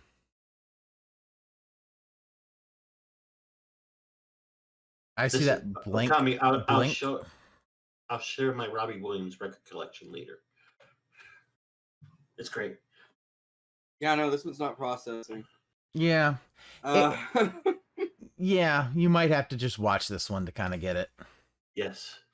It was I fine. think it's also It's fine. because I think it's because we've reached the point, weirdly, with biopics in particular, that it's kind of gotten saturated, so people have to do stuff like this to kind of make them stand out. Yeah, I get that. And it is one of the things, but I think, it was fine. It was fine. It was good, but it was not like no. It's not sperm with an abortion big musical finale. Right. Yeah. Then I have one more this day, which was a Taiwanese movie called Dead Talents Society. Yes, I looked into that one. That one looked interesting. Yes. So the premise of this is that ghosts exist, and they have to have. Huh? Ghosts exist. Deal with it. Yep. And the fact is that they haunt certain places. And if you want to haunt certain places, you have to have a license. You have to kind of set things out. And yeah, the main character she dies and she starts glitching out because her sister threw away the one accomplishment she ever had in school. And remember, she's Asian, so Her perfect report card? No. It was some kind of musical certificate. Perfect attendance. Her sister had a lot of accomplishments. They actually did have a full on. They were moving, and she just threw it out. And yeah, so she starts glitching out. Like, and by glitching out, I do mean like, remember, Into the Spider-Verse, the first one, where Peter starts glitching out. Never seen it. I know what you mean, though. Yeah. Basically, once you start doing that, you have 30 days or you'll fade out of existence. But you can save yourself if you have a license to haunt. So she goes to the tryouts to try to haunt, but she is quite literally without any talents. She can't haunt. She can't do anything. But a small team decides, yeah, we'll get you, we'll sign you up and see what we can do. And it is this one woman who is a ghost in this one room of a hotel. And she basically scares to death anybody who checks into that room. And her protege is someone who decides to set up a URL where, you see them and then they immediately come up behind the person and scare them to death. Literally, and they're celebrities, and they're on a dead person talk show, and they're catty bitches. They're catty bitches to each other. Yeah. It's great. So they try to actually get this girl to actually scare someone, because if she could actually scare someone to death and the idea is, if you can scare them and get people to do atonement rituals, that gets dead people money and then keeps the whole thing going. So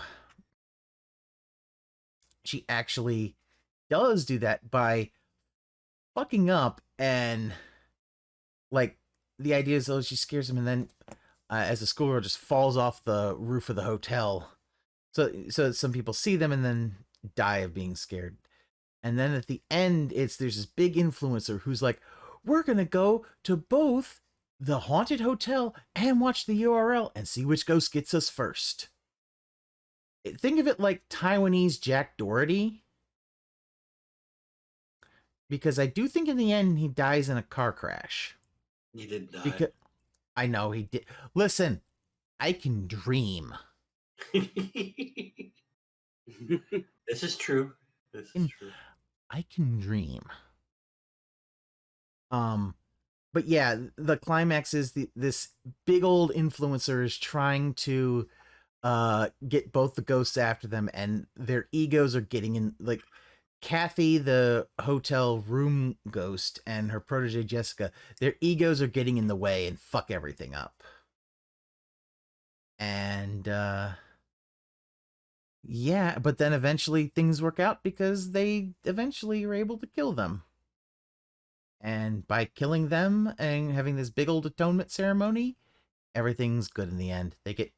Everybody gets, the dead get money, and they treat these ghosts as like super celebrities and stuff. It is really funny. It's one I think we should stream. Okay. Yeah. It's really fun. I would recommend that one.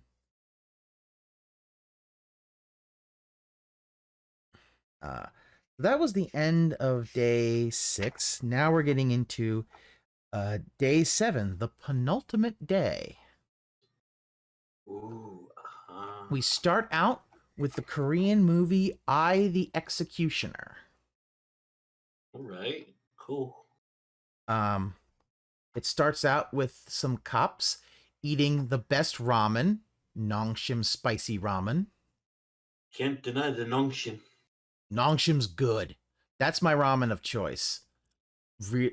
Really, the broth is really spicy and good. And I tend to add like some like sausage or ham into it to kind of give it a little more protein and to make it a bit of a fuller meal. But I fucking love that ramen. I know it's Korean, Yes. and I was like, oh, shit, that's Nongshim. Yeah! Great Hey, in listen. Baratiri. Yeah, hey, listen. Hey, listen, some people have their choice of ramen, okay? I'm a fancy motherfucker who likes fancy, good ramen. None of this cup of noodles shit. I'm not in college anymore. 8 for $1. Tastes like crap. So yeah, they're there to take down an illegal casino. Mm-hmm. Now, if you know, in Asia, illegal casinos just pop up anywhere. And they got one of their own as kind of a high roller, kind of hiding as a high roller. And immediately she does get caught, and then immediately like they're trying to scatter, and like you see them like break the tables apart and just kind of vanish. But they catch the big guy, they catch the perpetrator, and it's this group that is like you ever seen the show Crime Story? You mean the TV show Crime Story? TV show Crime Story, yeah. Michael Mann. I have it. Yep. It's they're a major crimes unit. That is their job. Mm-hmm. Major crimes is eventually taken by Nolan when he made The Dark Knight. It's so obvious because it's like, yes, somebody liked Heat and probably then saw other Michael Mann things. Yeah, but that's okay. He at least at that in that one admitted his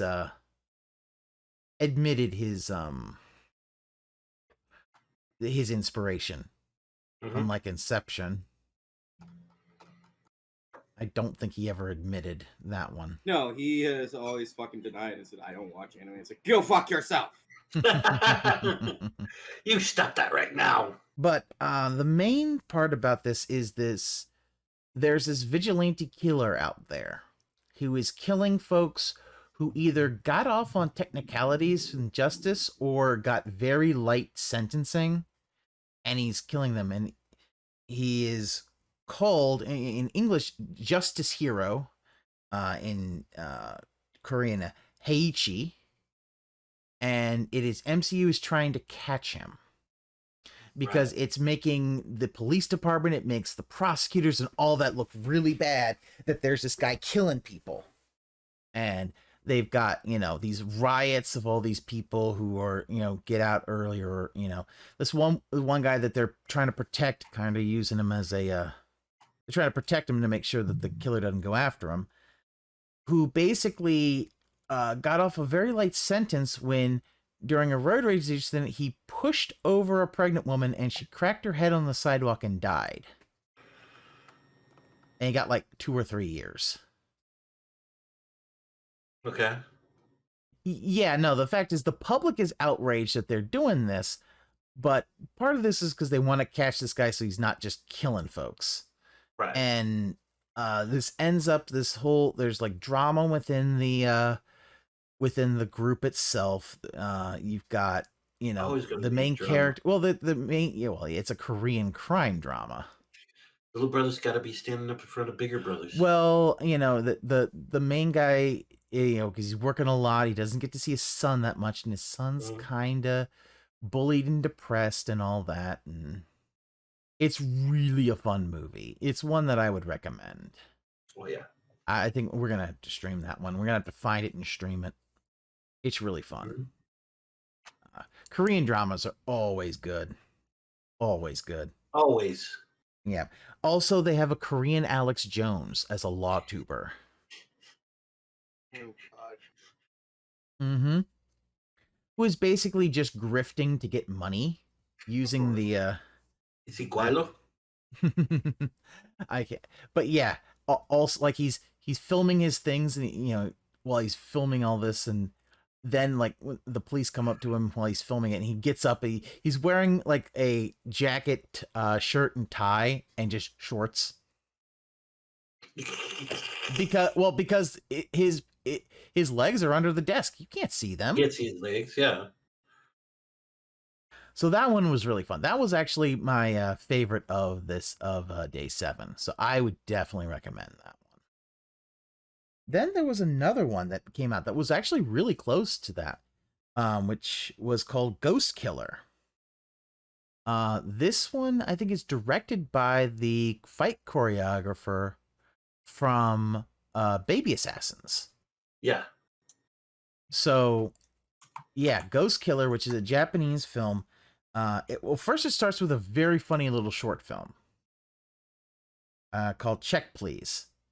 A Korean man and a Korean American fight over who's going to pay the bill at a Korean barbecue. And I do mean fight. Big fight, yeah. Yeah.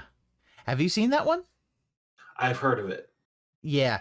It's funny because I have seen folks do that where they'll pay for dinner as a big old flex.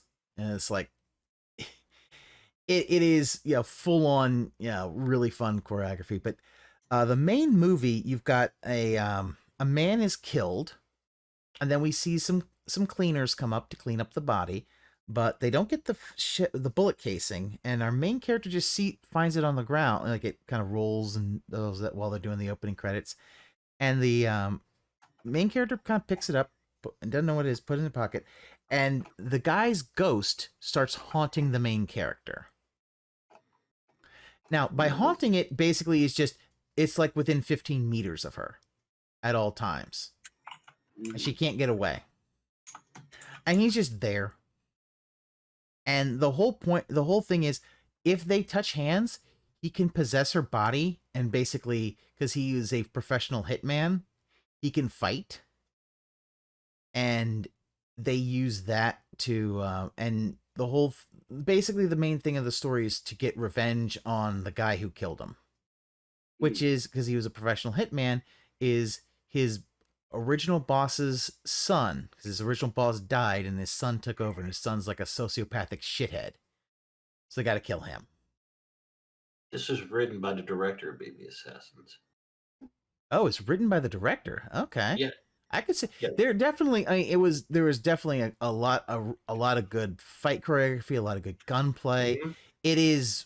It was really, really good. I had a lot of fun.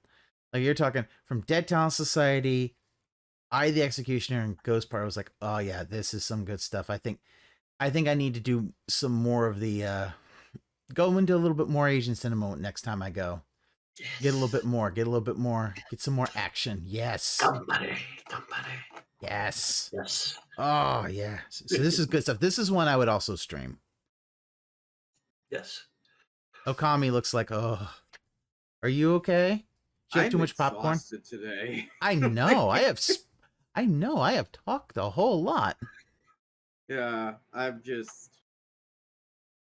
It's been a long day.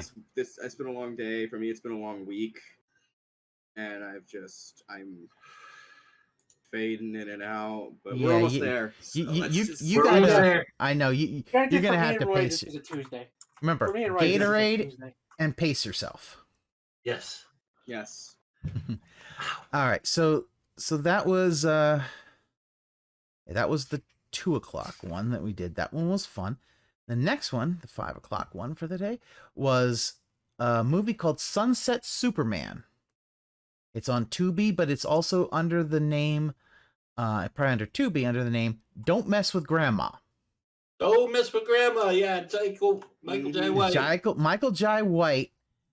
And Billy Zane, I think. Billy Zane's in here. Yep. Michael Jai White is a guy working at like a Meals on Wheels company, delivering meals to the old folks and stuff like that. So he does that. Then he goes and drives 2.5 hours to go and help out his grandma. It's like, Jesus Christ. I thought my commute was bad. Damn. They asked, how do you do that? He's like, audiobooks. He was also working with his his friend, I think, who does some of the cooks some of the meals, who's gonna come by later. But he goes down to his grandma, and his grandma, kind of an asshole, kind of an asshole to him, to Michael Jai White, which is funny because it's Michael fucking Jai White. Yeah. He unfortunately was not there at Fantastic. Wrong, wrong, wrong, wrong. Wrong, wrong, wrong, wrong. You're wrong, you're wrong, you're wrong.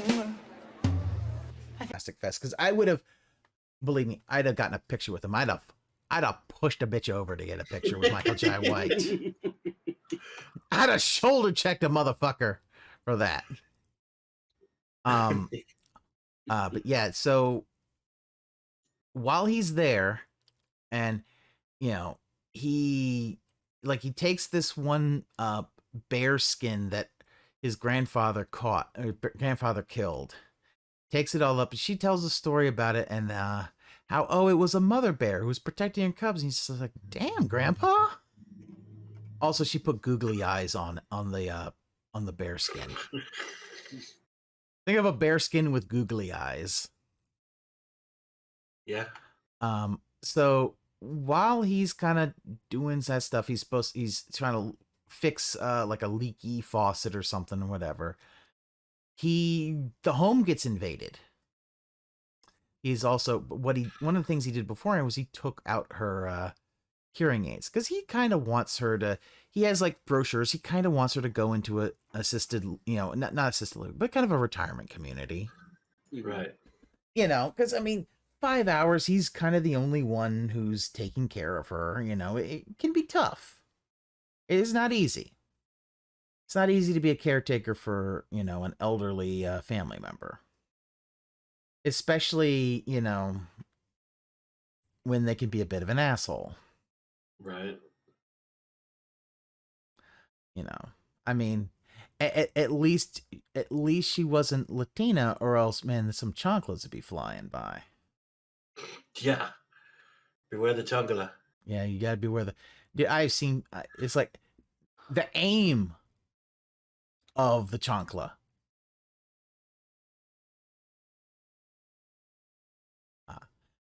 So it's very accurate. So yeah, so while he's doing that, he kind of took her hearing aids.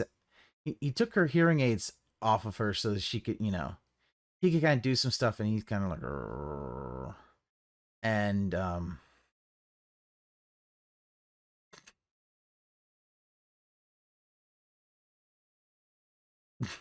and pregnant pause. More like unfortunately VTuber. Yeah, unfortunately VTubing. Yeah, I just looked up.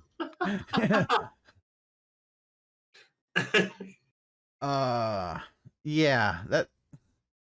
For those of you on audio, VTubing shenanigans. So Ookami had to go and do something real quick, and the VTuber model has seized and now is basically just looking at my VTuber model's ass.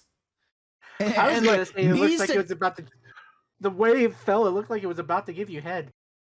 No, it was behind me. It was about to rim the hole. It's hilarious. Just looking at it like. Also, doesn't help that it looks like it's staring at your ass while phasing through the couch. Yeah, that's the edge of the like thing. you see the model is like halfway in the couch. So this one, so you then get the home invasion, and part of the home invasion is Billy Zane in a very bad mustache, but they start to try to do that. And because the three people in the house, you've got Michael Jai White, you got Grandma, and you've got either a Rottweiler or a pit bull. I'm not a dog person, so I don't quite know. Named Roscoe, who is definitely like he's definitely a barky dog. But yes. So they try to home invade, and they are incompetent as fuck. So he's just beating the fuck out of them, throwing them out, and get out of here. Until one of them slips in through the bathroom door, and the dog finds him. And the dog mauls him to death. Oh no. So, they gotta dispose of the body. There's comedy all around. There's one time where someone they literally use the word defenestrated. Yeah, that's throwing out the window. Yep, yeah. Someone actually does get thrown out the window. Nice. There is like a former military person named Pam, who, former military, because also Michael Jai White's supposed to be former military. Like, they fight for a bit, and then like it's one of the more equal fights. Because Michael Jai White's not using martial arts here. It is just brawl, punch, kick kind of thing. He's supposed to just brawling. And and then after the Pam just kind of doesn't really seem to want to fight this dude anymore. Just kind of like, yeah, you know what? It's just not fucking worth it. It's just kind of like, yeah, I like fighting that guy again. I think it's just the interesting thing is that it's interesting that this type of movie has become a weird sort of genre. It is. It's a home invasion kind of comedy action movie, but it's really fun. Michael Jai White is great, and the whole premise of it is he's trying to defend the house from home invaders without his grandmother knowing that this is happening. But so he doesn't want her to know, and it's just hilarious. Yeah, and I definitely recommend it. I think it's going to be on Tubi. Yeah, it's going to be on Tubi. It's definitely on Tubi. Yeah, it might actually be on. It might be already up. I think it's already on Tubi. It's already on Tubi. Yeah, that'll be one that we'll stream because that one's so funny. I got to speak with the director. I didn't say earlier in the week. I think it was on that Monday. Yeah, that Monday there was a little book fair. They were some genre writers brought for some books. I think I got like a kaiju book. I got some horror stuff, and I also was able to get like another Fangoria fan for myself and stuff like that. Yeah, that's where I got the button. I read it on Fangoria and I gave that. I got 2 of them and I gave one to Ookami and a copy of the film guide. Cool. But it was nice, and one of them was actually the director of this movie, and Jason I got to talk to him. Krasinski? Yep, I got to talk to him. Nice. And I got a picture with him. He was really super cool. He had his little denim jacket vest with his patches, and apparently I was the first one to notice that one of them was not like this beholder eyeball thing, but that it was actually a Kaku demon from Doom. Yes. We talked about Michael Jai White. It was really fun.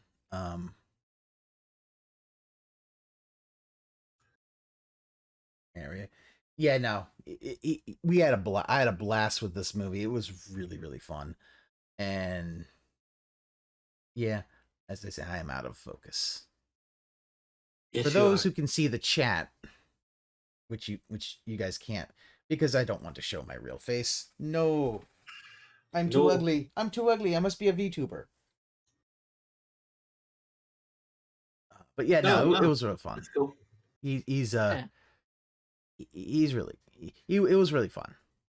I liked it. I'm not gonna lie. Now we're talking about this. I just now in my head I think of a one-day film festival where we all just watch movies, weird, fun genre movies starring Michael Jai White. Because I would be down for it. He's done enough of them at this point. You could make a film festival out of it. You could. I mean, well, that's what I was saying. I mean, I think you guys would dig it. You guys would dig Fantastic Fest. Black Dynamite, The Outlaw Johnny Black. Yeah, I need to see Outlaw Johnny Black. I'm still not sure if that's is it out? Has it been out? It feels like it's the director was saying it was out. Oh, hey, there you are. It lives. This is what happens when you do these long ass recordings. So it didn't go back to normal. It looked like you were. No, it didn't. I couldn't figure out what the hell happened. So it basically looked like you were about to rim my hole. Yes. While also facing through the couch. After you had a seizure.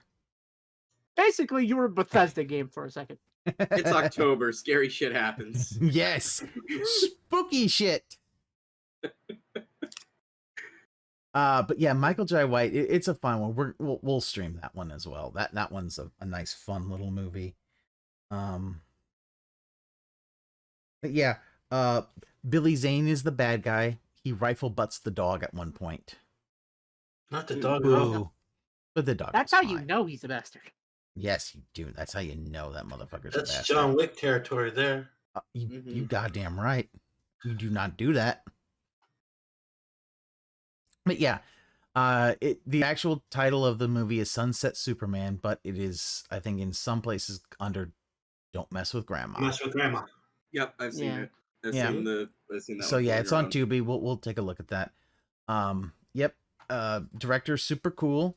He remembered that I bought some stuff from the day before, which was also very nice. You don't expect people to remember that, but yeah, he was super cool. Yeah, good one. Then, Secret screening number 5. I don't know if I told you and Doc this, Roy. Secret number 5 was the first 3 eps of the Creep Tape series. Oh, really? Yes. I know a gentleman who would be very interested in that. Who is that? His name is Roy Wolfman. Ah. He examines black spine tapes that get left here and there. Oh, yes. So apparently, because I had never seen the Creep Tape series, and Ookami was explaining it to me that, you know, there were 2 movies beforehand, and they were going to do they were going to try to do a third one, but it looks like they're doing this series right now, which is fine. Yeah. The series, so I understand that I went into this not knowing the premise of the movies, and so, you know, but yeah, the first one is called Mike. And the guy, Jeff, he pays Mike $1,000 to film him for acting school. And Jeff kind of does some lines, and he starts getting real odd. And Mike wants to leave, but he's like, he keeps offering him more money to keep doing this stuff until eventually, Jeff actually, you know, eventually gets him out in the snow and the cold, because it's snowing, it's blizzarding, and then eventually kills him with an axe. Yeah, sounds about right. Yeah, that's yeah. Yeah. It's pretty much gonna be watch and repeat. Yeah, then the second episode, Brant, he's in a motel and he's talking to his wolf mask. Peach Fuzz. Talking to Peach Fuzz. And there's definitely some codependency issues and all that. And he kills somebody else there. And in the third one, he's I think he's got someone in the trunk of his car that he's killed, but he's going to go home. He's going to go home to his mom. and he goes home, and throws a bit of a temper tantrum, a childish temper tantrum, when he goes to his room, and his room's been redecorated. Okay. What he also finds out is that his mom is dating someone. He kind of acts like a little child. Sounds about right for creep. We also see man-ass. Yeah. Sounds about right for creep. And then he turns around, and you see man dick. That sounds about right for creep. Yeah, that's creep. Yeah. Yeah. And so he then, the boyfriend starts to try to bond with him. He's like, "Oh yeah, I saw your car's riding a little low. We can kind of do that." And he's like, "Okay, open the trunk so I can get the jack." And he's like, "Huh?" And he tosses him the keys, and he opens the trunk. He's like, "What the fuck is this?" And then dude just throws the axe and kills him. And mom's like, "Why did you do that?" He's like, "He looked in the trunk." I was like, "I liked him. I know, I liked him too." Well, you're gonna dig the hole. I didn't know the Creep series, so it did feel a little like it's a little formulaic, but I mean, if it is loyal to the Creep series, then go for it. And so I think Shudder is the one that's going to have this, I believe. I believe so, yeah. If I'm thinking about it correctly, it's pretty much this guy's tape collection. Yeah, we're actually seeing the tapes. We're seeing the idea is we're actually seeing the tapes. Yeah. Yeah. That is kind of the For what? Yeah. So basically, Creep Tapes is going to be like the Creep movie stretched out into a series. Yeah. So I mean, for me, it was like, okay, maybe if I see some of the other Creep movies, I'll get a little bit of a better feel for it. You've seen them all. Mm-hmm. Yeah. The only difference is that in Creep 2, girl gets away. Yeah. Yeah. Creep is definitely one of those things where it's fun, and I recommend it as a movie, but I also say that Silence I think I even and he died. I think okay. I think we said that. I think I even said that back when we did it on the Red White. Wait, nudge, plug. Oh, you said.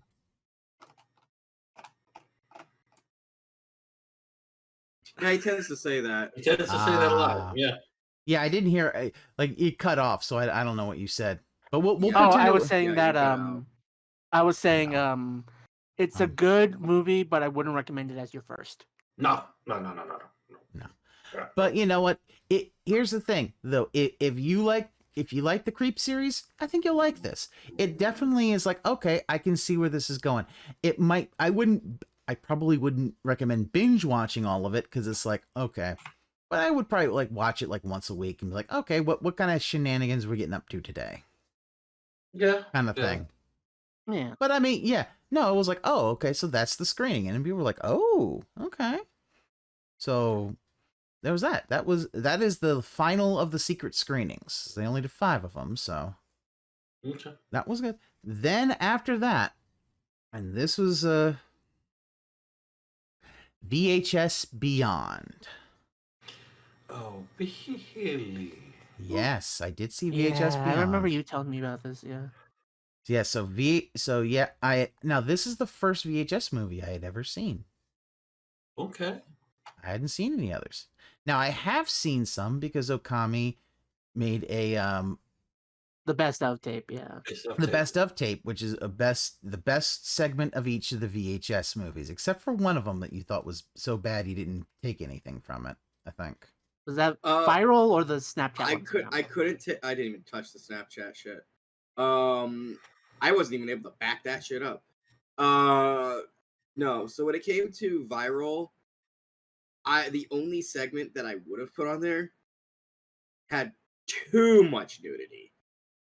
Ah, that's right. Oh yeah. Too much nudity, yeah. So yeah, anyway, that was the dimension hopping one. Yeah.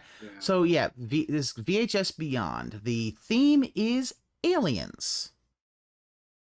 So our first segment, we've got cops. So we got their body cams, and we got one guy with a bigger camera. Or do you not? No. Oh, okay. Never mind. Okay. I think Roy would prefer me not talk too much about this because I think he wants to do. We are planning to. It's kind of a Yeah. tradition on the. It's a tradition on the red light. That's what we've done. Understandable. We've covered- Okay, we've will covered not. every single one of them. All right. I will say there is one segment that don't make no goddamn sense in the theme. Yeah, Sounds about right for thanks, VHS. Justin. Yeah, sounds Yeah. about right. Yeah. Yeah, Thank you, this one Justin. apparently is straight up just like, thanks, Justin. Yeah. But we but get sin- it. But We yeah, get since Roy wants to do that Tusk for had an himself, effect on you. yeah, we're gonna just slip that by, and yep, we'll do the red light. And I guess let me know when you do that one because I will have to join that one. And We're talk gonna- about we're that. gonna do that Give us soon. your overall sense of it. You know Don't- what? I actually enjoyed it. I really did. I think the only like the one that was like the Justin Long one was the one segment I really didn't like. There was another one that was okay, and I was like, huh, but it was okay. But yeah, like the first segment, third segment, and the fifth segment I thought were really good, and I liked the wraparounds as well. It was fun. It was fun, and I liked the idea of, okay, this is found footage, and we're just gonna, found footage aliens, go have fun. Mm-hmm. And I'm like, that sounds great. Give me a theme and just tell them, all right, guys, go have fun, make something. Yeah, And- VHS generally as a franchise, from what we've covered, what I've said is kind of the primo example of the pros and cons of an anthology movie. Mm-hmm. I can agree with that. Because- Yeah, but yeah, Well, we need to. plug, wink, wink, nudge, nudge. Well, We've done most of the VHSs, and We've done all of them except for this new one. Except this Yeah. We'll need to once it's fully out. We'll let me know, and we'll do a screening of that. technically it's already out. It's just that It's we're on planning to Shudder. do it later Yeah. down the schedule. Yeah, Yes. yeah. Whenever you guys are gonna do that, let me know. Yeah, I'll say Mhm. this: if you want my recommendations when it comes to the VHS films, Mm-hmm. I would say watch the first one Mm-hmm. because that is good. Mm-hmm. Watch the second one because it's the fucking best, Uh-huh. and then skip on over to 85. I I would there are parts. I would do There 94. are parts of 94 and 94 99. ending killed it for me. I'm sorry. As much as I do like 94, that final segment in the final wraparound just killed it. And not in a good way. I can see that, yeah. But I would say fully, I would agree with you. But I would say 99. I would say Yeah. give 99 some love. 99 had some really good segments. Yeah.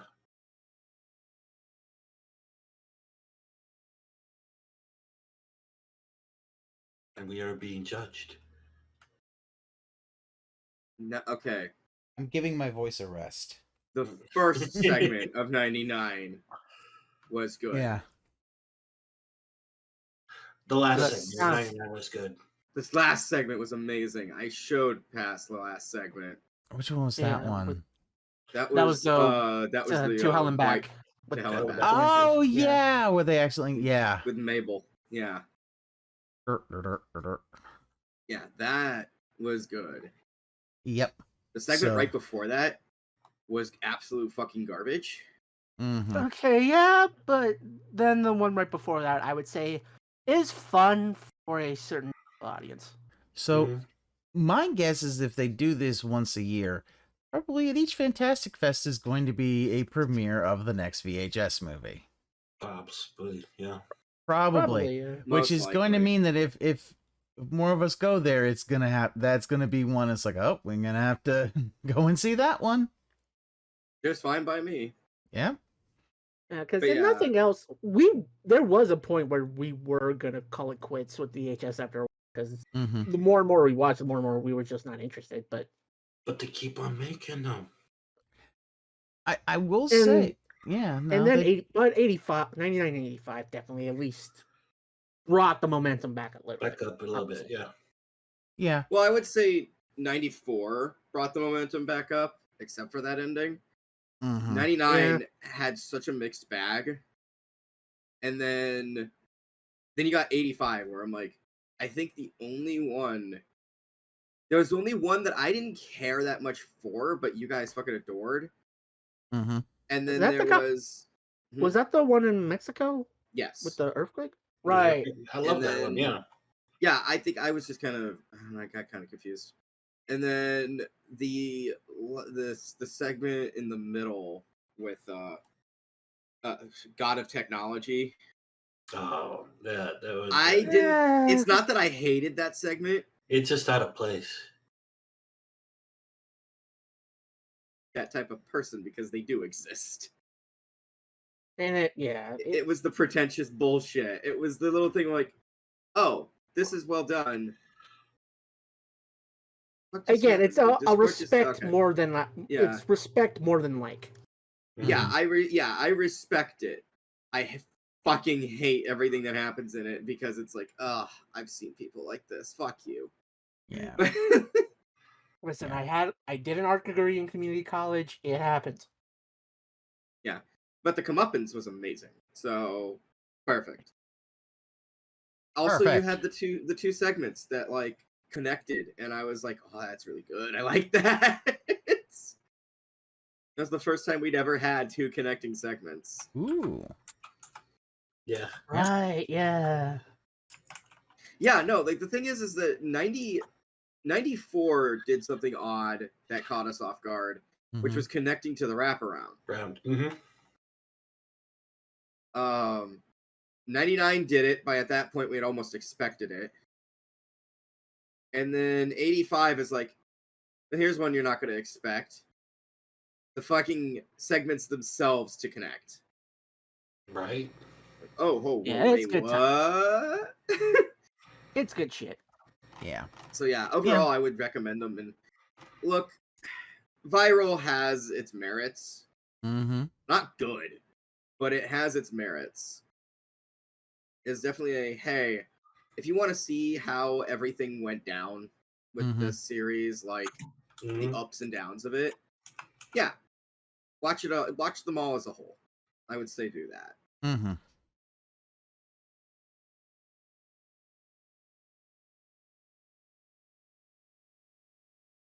But I did enjoy. But yeah, I did enjoy VHS Beyond. That was very nice. I'm looking forward to that one. Yeah. So that is the end of the penultimate day. So now we get into the final day, which is actually quite short for me. So we start off with the movie Frankie Frico. I've been interested in this. Yeah. This is by the guys who did Psycho Gorman, if I believe so. Yep. Yeah. So, Doc, do you like the movie Ghoulies? I'm looking at the poster and it's like, if it is exactly what I think it is and the way you're setting it up, I might be interested in this one. Do you like the movie Gremlins? Oh. Munchies? Oh. It is Ghoulies and Gremlins, that kind of thing, rolled into a fun little package. Oh, this is a throwback to the days of puppets and all that. So, but the first thing, because it's a shorter movie, we do get a short in front of it. God fart. Yeah, sounds about right. God is hungry. He doesn't want to eat an apple. So he goes and gets a burger from the devil. He eats it. And then, do you remember that Family Guy short with God and his roommate Jugs? Where he lights a fart and that's the Big Bang? It's basically this. He rips enough ass that it creates the universe. Sounds about right. Yeah. Yeah. So then... Smell that? So yeah, Frankie Frico is a movie where we start the movie off. We've got the main character who is bland. We're talking British cooking bland. We're talking salt is too spicy bland. Yeah. As Louise Belcher would say, if she was a spice, she'd be flour. If he was a book, he'd be 2 books. Yeah, this dude is he's a bland man in a bland job. He's got, I can't remember if it was a girlfriend or a wife. I think it's wife. And he watches Antiques Roadshow. He watches that. And to him, he holds her hand at night and he jizz in his pants. Okay. Yeah, Oh no. my God. Yeah, no, literally. Just holding hands causes him to bust. Bustin' makes him feel good. So,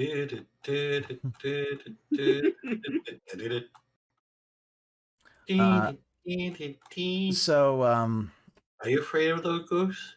So she's an artist. She's gonna go out to a little art gallery and do some stuff over the weekend. Well, he is going to now. His boss wants him to come by and shred some financial documents, and to make sure he gets caught on that camera right over there, shredding those documents, so he can get promoted and arrested. I mean, it's obviously a trap for him to get arrested. So the boss doesn't. But he's going to do it because he's basically like that one guy in Office Space. But that Friday night, he decides to... He's seeing this thing on the TV, this 1-900 number. Because this is set in like early 90s. This 1-900 number with a guy, Frankie Frico, if you want to party. And he eventually calls them. And he tells them he wants to party. He wakes up, and he wakes up on Saturday morning, his entire house is trashed. And you've got these 3 little puppets. The Fricos. One of them's Frankie, one of Frankie, who looks like he is just like your typical metal enthusiast. One who is basically Calamity Jane. And one who is part cyborg and also likes blowing things up. And his main thing, because I can't remember his name, but his main catchphrase is Shabadoo before he blows something up or does something. So yeah, you called us to party, so they want to party. And like he tries to continue on with his life, but it doesn't quite work out. Because then they start going to his work and partying there. And they actually glue his boss to his basement floor and things like that.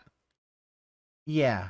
And then eventually you find out, oh yeah, no, they're escaping from their own world, which is like a cyberpunk dystopia because they all used to be Fricos. They all partied. And then the president was like, no party.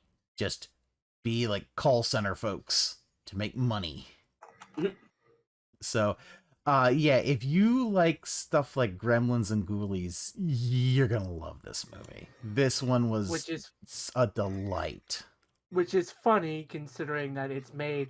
Well, yeah, Psycho Goreman kind of had. This is also the same man who did The Fucking Void. Mm-hmm. Yeah. So that's just. This man's career has gone into a weird fucking direction, and I respect him for it. Yeah. Yeah, it's, but he is having a blast. It's obvious he's having a blast in this. And I love that they're obviously puppets. They're just like, do. Like when they scoot around, they're just like, scoot. Yeah, I will say with it, the designs, I know, like, we said, like, Ghoulies and Gremlins. Weirdly, the designs do give me a Garbage Pail Kids movie. Yeah, but these are meant to be gross. A bit of that. But these are meant to be gross, so I'm cool with it. Yes. Well, Garbage Pail Kids are also meant to be gross, but yeah, it is definitely...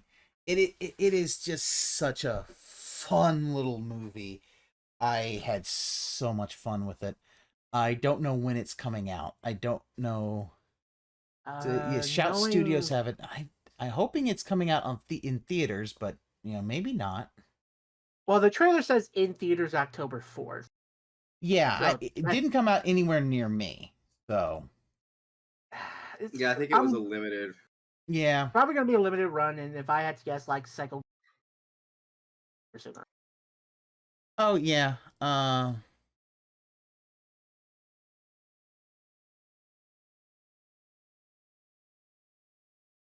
Let's see. Let's see. Yeah, let's see. it is very limited. In Pennsylvania, it's going to be in Lancaster. California's gonna be in Sacramento. In Texas, is in Dallas. In Dallas. Right now. Yeah, this is very limited. Let's see. Very New limited. York. Tex Theater in Dallas, Cinematopolis in Ithaca, New York, Ohio in Akron and Columbus, Beverly Hills, in California. Yeah, and then 25th. Starting later this week, it'll be in Lancaster at the Zoetropolis. And then the day after Halloween, which is weird as hell, it's gonna be in Sacramento. Yep. Yeah, so I mean, it looks like a limited run, but I mean, I get it. It's definitely fun. It is definitely one that I think we will fucking have a hilarious time with. I don't know it, because the thing is, it doesn't really fit any of the podcast episodes, but I mean, at the end of the day, we could probably, if you do like Psycho Gore, we've done Gremlins late in the movie. Yeah. So okay, then yeah. It doesn't. I don't think they kill anyone, but it's definitely like. I mean, if you look at Frankie Frico, yeah, you can see like this dude is obviously a guy who's partying down. It's so fun.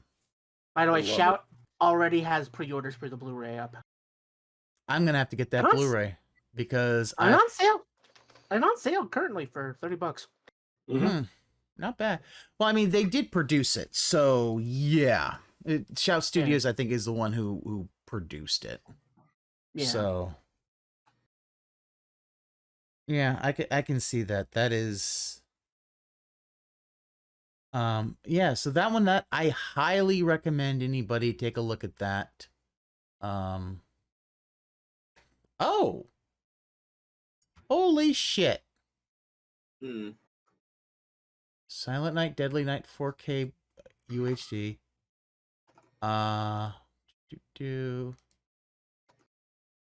The Faculty Blu-ray. Faculty Collector's Edition plus exclusive poster. Link me.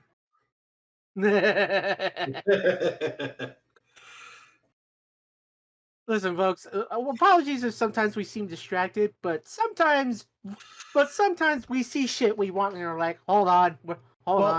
Well, I'm looking at because I'm looking for, it's like, okay, we're gonna take a look at Frankie Frico's Blu-ray thing pop up, and then I see the Faculty thing, and I'm just like, what?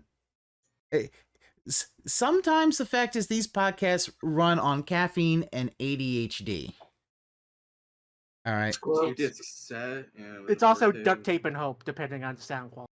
Well, that is true as well. Yeah, that looks fun. But yeah, no, I highly recommend that one.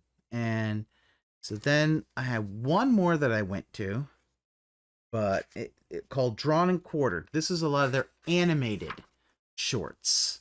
I found a lot of these to be a bit pretentious, to be completely honest. There was like one that's one that actually was a bit body horror, which is this musician that kind of gets other musicians and does body horror to them, so they're grafted to their instruments. That one was kind of interesting. One of them was a film about depression. One of them was a French one about mermaids. The other one, like Crow Man Fighting Death. One about a kid getting his appendix removed. I left that one. I was not interested. It bored me. Yeah. But, well, I mean, part of it is I want to see the shorts and it's like animated, but I'm like, oh no, I am bored now. bored now. So I decided to leave, and then was like, I made the decision of that was going to be the end of the festival for me. So I laid down for a minute, and then began Ass and Okami's Adventures Part 2.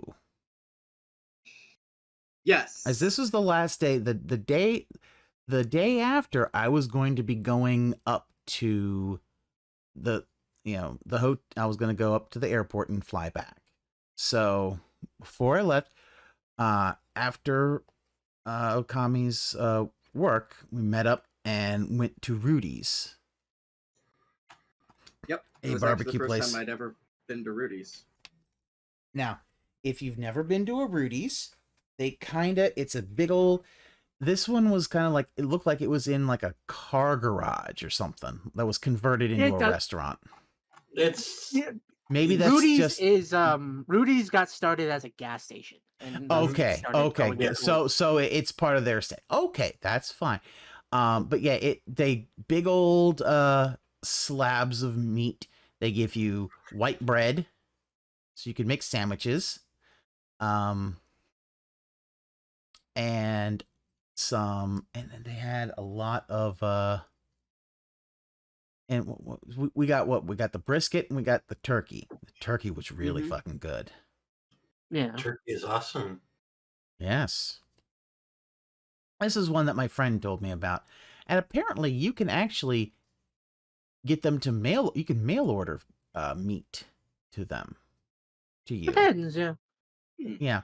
So I went, I get that. I think I also, you get like a little souvenir cups. It's like, okay, I had a little souvenir cup from Rudy's and stuff like that. But yeah, I tried it. It was really good. We had the brisket and the turkey. The turkey was very good because, it's turkey breast. So, it can be dry. Turkey's a bit dry. Turkey's a bit dry. This was moist. Yes. Very moist. I mean, and part of it's just turkey can be very difficult. It's difficult to get that just right, but no, that was some good stuff. Their sauce, holy shit! But they have the regular sauce, the sissy sauce, and they have which is their bold sauce. Yeah, their bold sauce, which is it's not super spicy. It's just got a tiny kick to it, but it's good. It's mostly a lot of, it's mostly a lot of vinegar. It's a lot of vinegar, but there's a good bit of, it's got a good flavor to it. I like the flavor, because to me, the barbecue sauce, it's about the flavor. If I want something super spicy, I'll get a hot sauce. But yeah, that it had a bit of a kick. It was really good on the meats, and god damn, that shit was good. Yeah. Oh yeah, Rudy's. Yeah.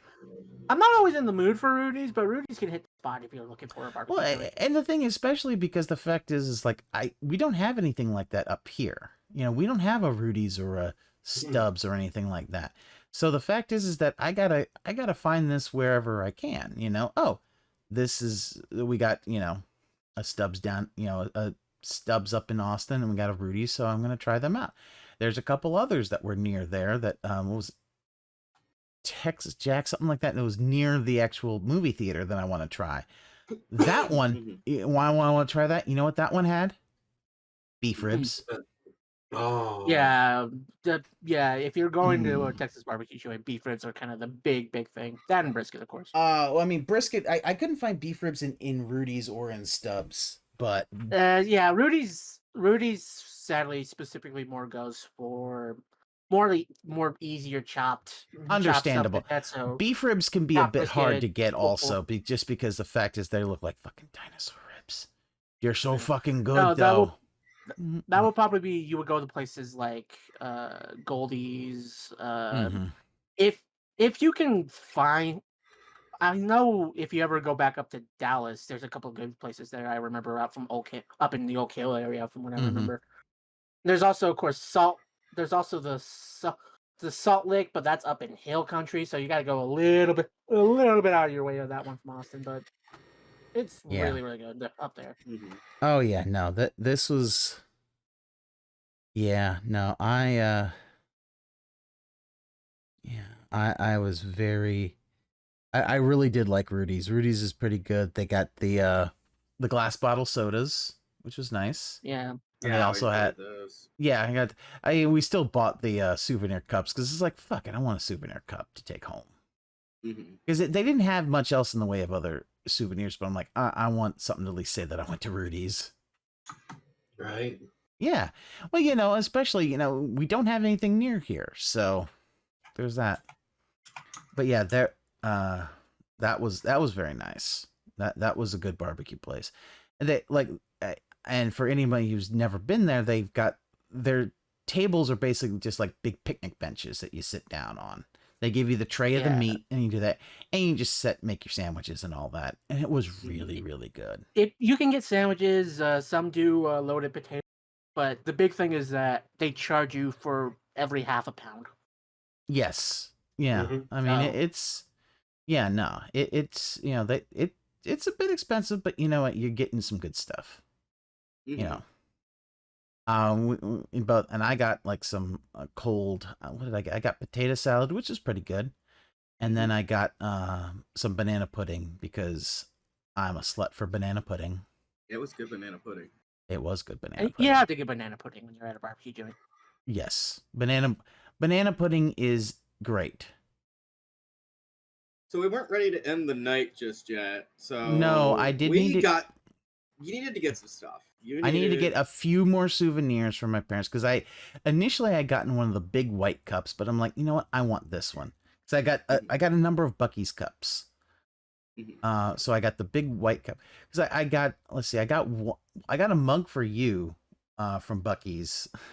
That was a tie-dyed one, and it came for it's basically the Pride Month Buc-ee's. And I have a 4th of July Buc-ee's cup at work, which has Buc-ee's in a top hat, and it has glow in the darks on it. But I because like when my sister was in Texas, I was like, give me like a mug from Buc-ee's or something, because they're gonna go to Buc-ee's. It's like, give me a mug or something. And she got the little tumbler cup, which I liked, but then I decided I'm gonna get the bigger one for me. And actually it's the bigger ones more the medium, because you can get the full on, which are like the full on Stanley cups with the lid, with the handle and shit. But I was like, I don't feel like doing that. So we got to answer the unasked question. We definitely got a crash course in that answer. What happens when the Buc-ee's is closed? You have a sad. Yes. Chaos reigns. It does. Chaos reigns. Now, this is not quite the Waffle House is closed, because at that point, I'm driving back home. I don't even care if Ookami's in the car or not. I'm driving the fuck back home. Yeah. Listen, I was explaining to some of my coworkers when that hurricane's about to hit. I just looked, oh my god, all of the Tampa Waffle Houses are closed. If anybody's in there, they need to leave. Yeah. Every single one of them was closed, and this is before it hit. Yeah, we're closing. Get out. Yeah. So I guess what happened is we go in there, like everything's like taped off. Because the Rudy's is in the same town as the Buc-ee's, so we're just gonna.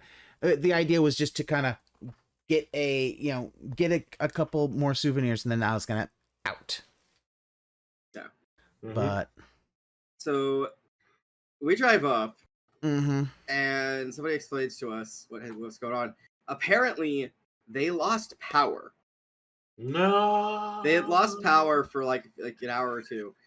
They said the only ones here right now in the dark building are employees and cops. The cops are there to make sure that nothing gets broken into. We're not.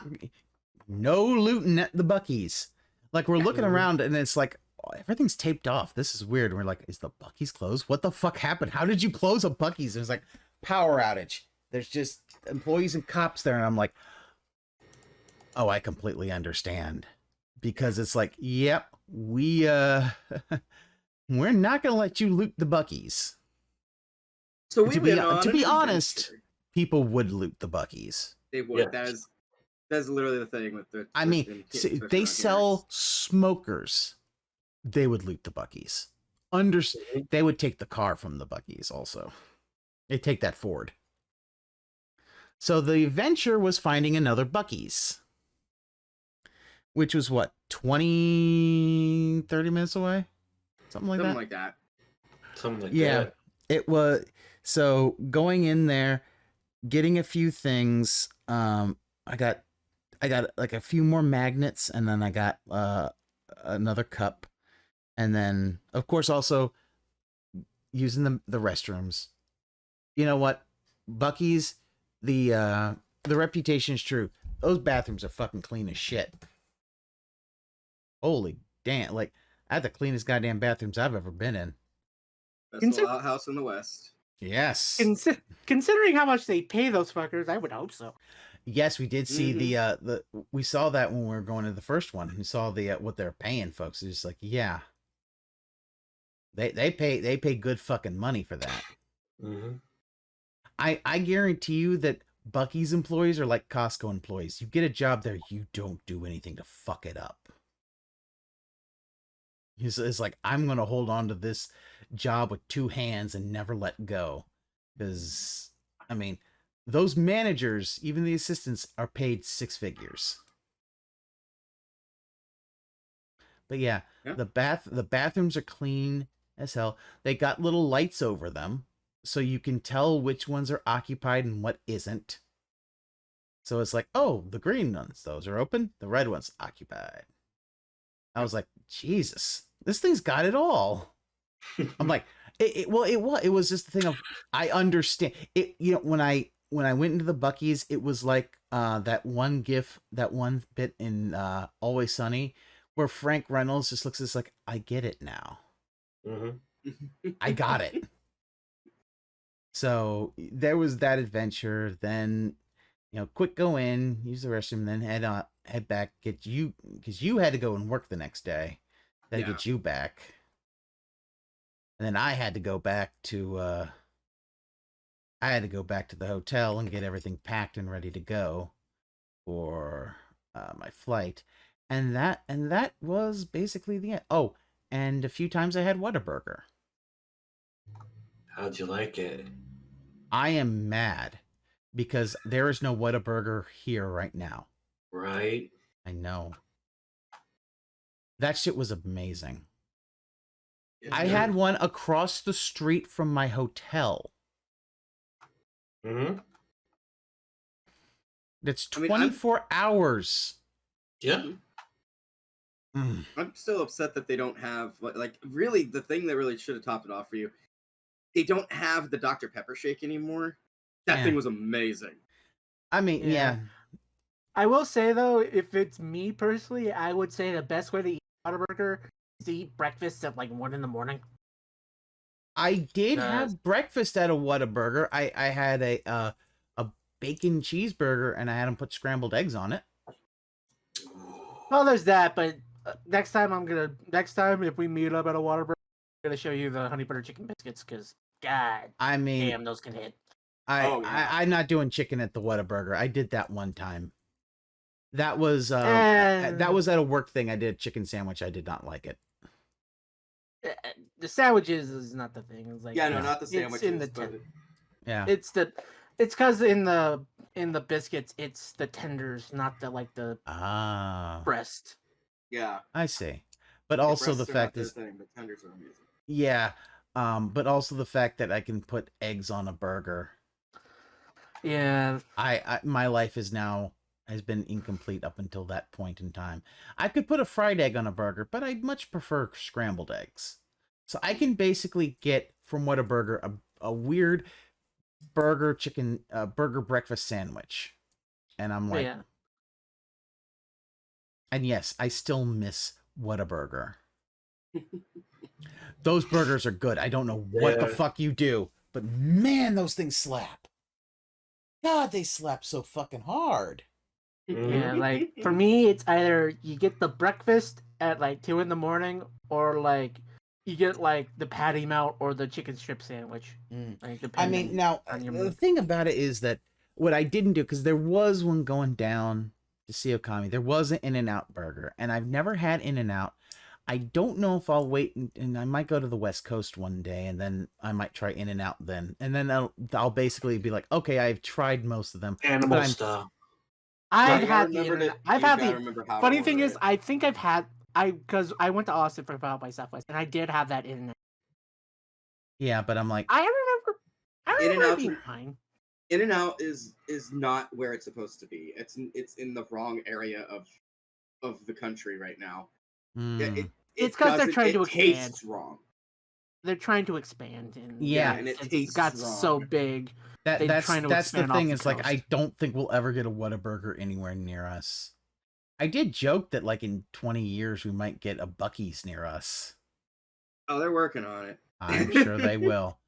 Dear Lord, if I find that there's a Buc-ee's nearby, holy fuck. I'll be like, oh shit, they're here. That's how the South will invade. Not with soldiers, but with the Buc-ee's. Dude. Commerce. So they're gonna see you. It's like, dude, this is the third time today. What happened?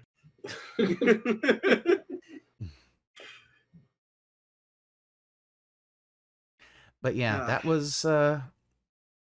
was my adventures in Austin and Fantastic Fest 2024.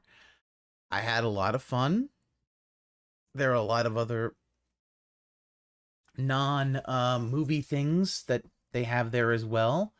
A lot of good people there. It's a lot of fun. I would highly recommend it to folks who really like genre stuff. You like horror movies, maybe you like a little foreign action movies, like, you know, you like some Japanese or Korean action movies and stuff like that. I think you're gonna have a lot of good time there.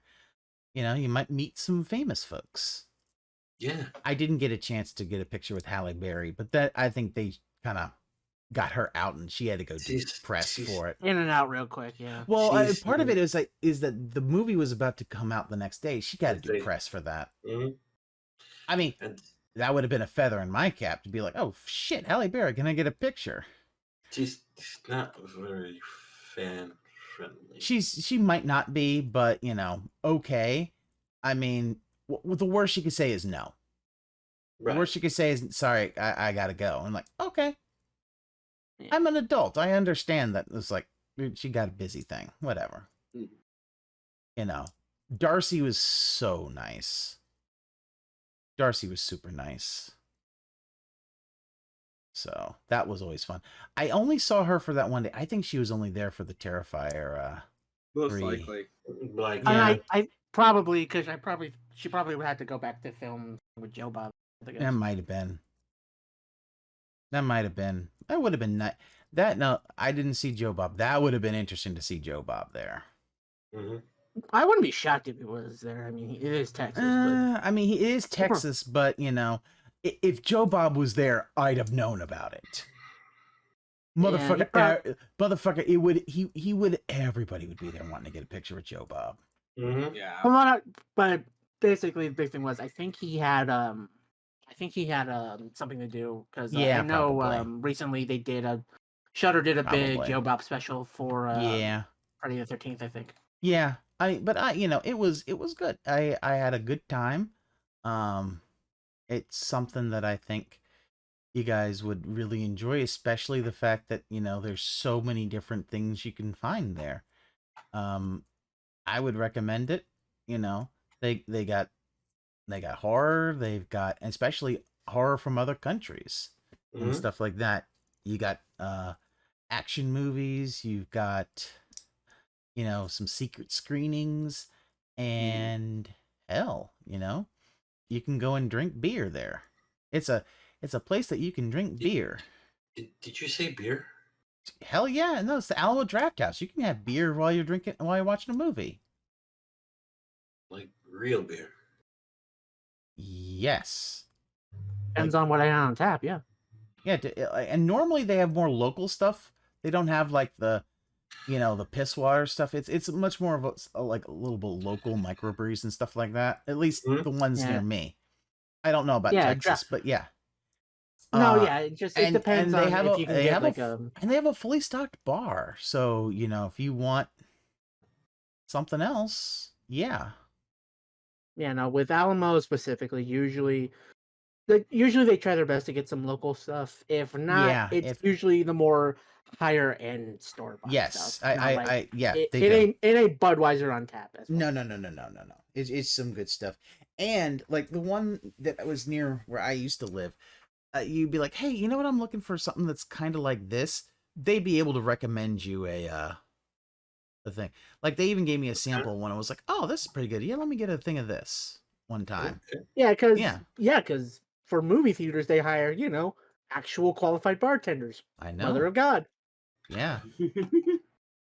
I mean, not only that, they also, and this is something I like about them, they actually do get you to, come on, turn your shit off. We're trying to watch a movie. Yeah. So, yeah, for the thing, they do have, like, now they do have the nice recliner seats, but up at the top, they also have couches. So if, you're with like a lady friend or something, you can go sit up at the couch. Yeah. And watch the movie. It was... Yeah. Watch the movie. Now, there were some cons that I had. It is a smaller movie theater than some of the other Alamos. Because of that, the bathroom situation, there's a bit of a line. Yeah.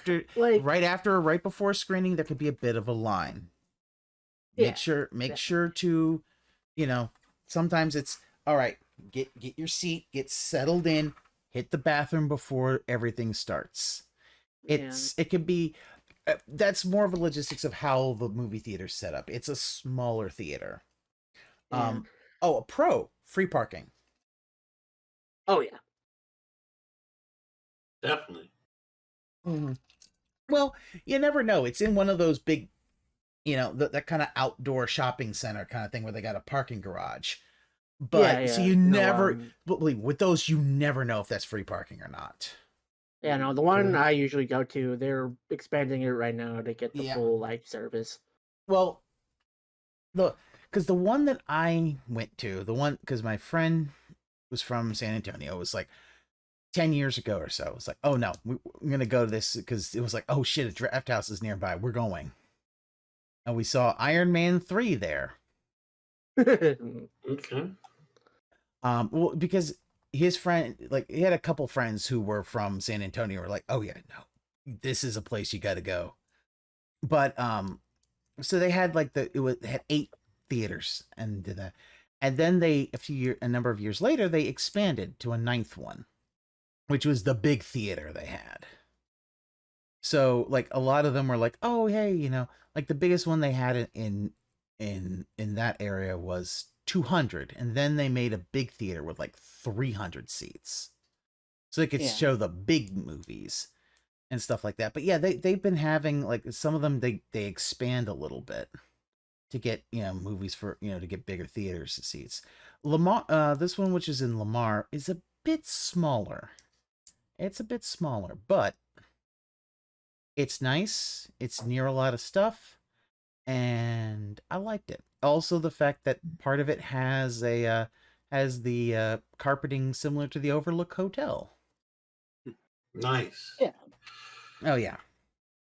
But yeah, if you've never been to an Alamo, it's fun. They take their being quiet during a movie very, very seriously. But yeah, they've they do a lot. They, like, hell, I think at least ones where I am, I think at least have at least one film projector, like still on film projector. So if they find old film stocks and stuff they want to show, they can do that.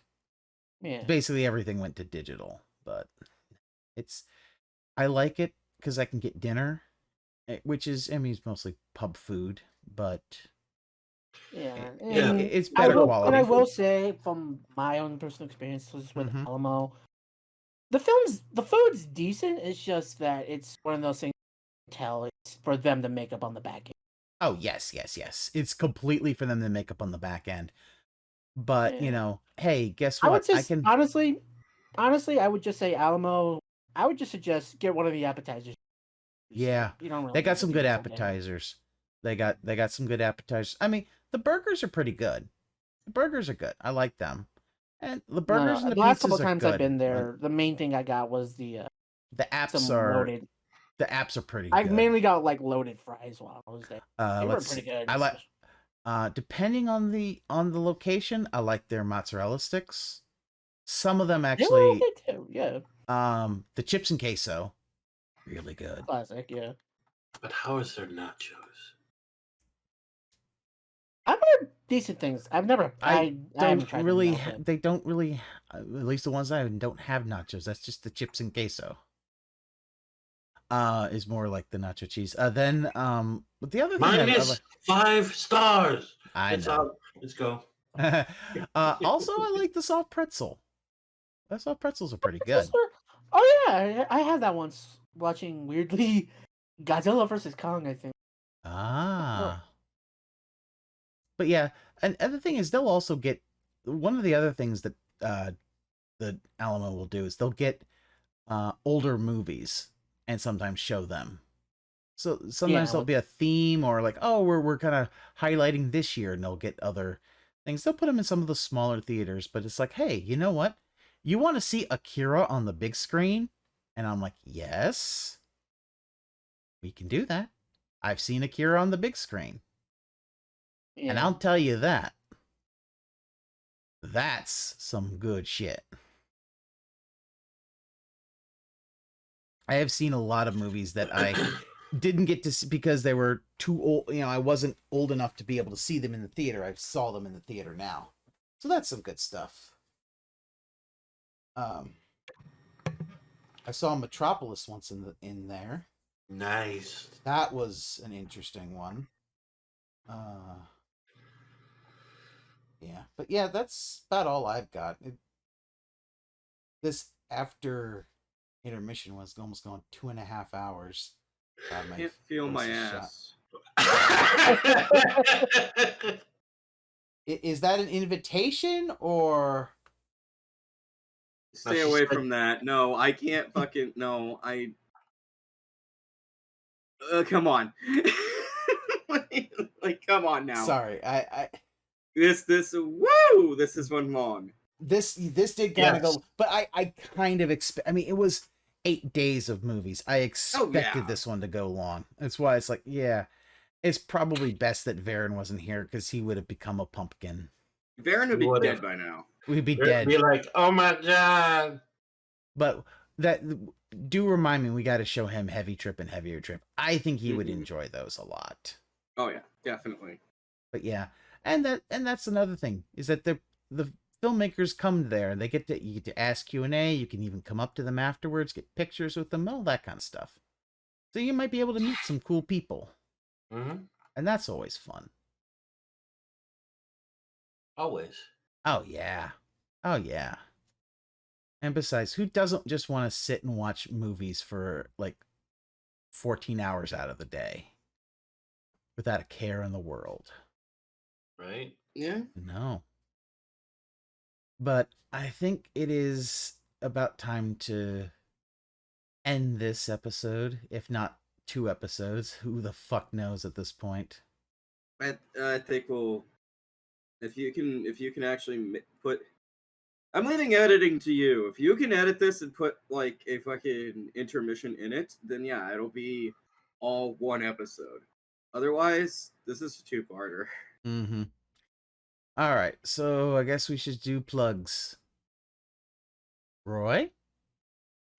You can find me here at Wolfden Productions, whether it is the Starlight Podcast, where we look at the rare, hard to find, and obscure pictures, or you check out Dr. Roy Wolfman's podcast, the Red Light Podcast. Your home videos is his horror. You got some love mail, some hate mail, some Austin mail, some Babacoon mail, some Walla Jerky mail, some movie festival mail. Send it to Starlight Podcast at protonmail.com. You can also talk to us on Zitter, X, Twitter, over at capital R, capital L, capital P, capital S, Starlight. Yes, RLP Starlight. We'd love to hear from you. Get some recommendations, some commendations. Just, let's chat. You can also find lists and reviews over at criticlist.com. Done by me, Wolfman_Roy. Give us a big thumbs up. It's going to be the alternative of Rotten Tomatoes you love to have. Check it out. Peace. All right. Doc? You can mainly find me here at Wolfson Productions, according to Red Light, the Star show. You can also find me on Credit at Chaotic Doctor, where I've reviewed many different types of movies, including some horror classics, some sci-fi wonders, and ones that will legitimately piss me off. Also, redo your podcast. You cut out on Anna. Yeah, speak into the microphone. Discord sucks dick. How about that? You know what, Doc? One day we're just gonna have you record your thing, and then we can just be like, insert pre-recorded thing here. Fucking internet. Anyway, I know. The internet's very clogged today. Yeah. Basically, podcast you can find me is Over the Years, where I take Roy through a decade plus of hip hop. Find it's really worth it. You can check me out on Criticlist under Chaotic Doctor, where I've done reviews and lists of things like classic sci-fi, good old monster mashups, weird claymation, and legitimately pissed me off Superman movies. Yes, that one. And I have been debating about opening up one certain website to the public. I haven't decided yet. I'll let you know. You gonna finally make that OnlyFans, huh? It's OnlyFans, but it's a picture of my AC. There you go.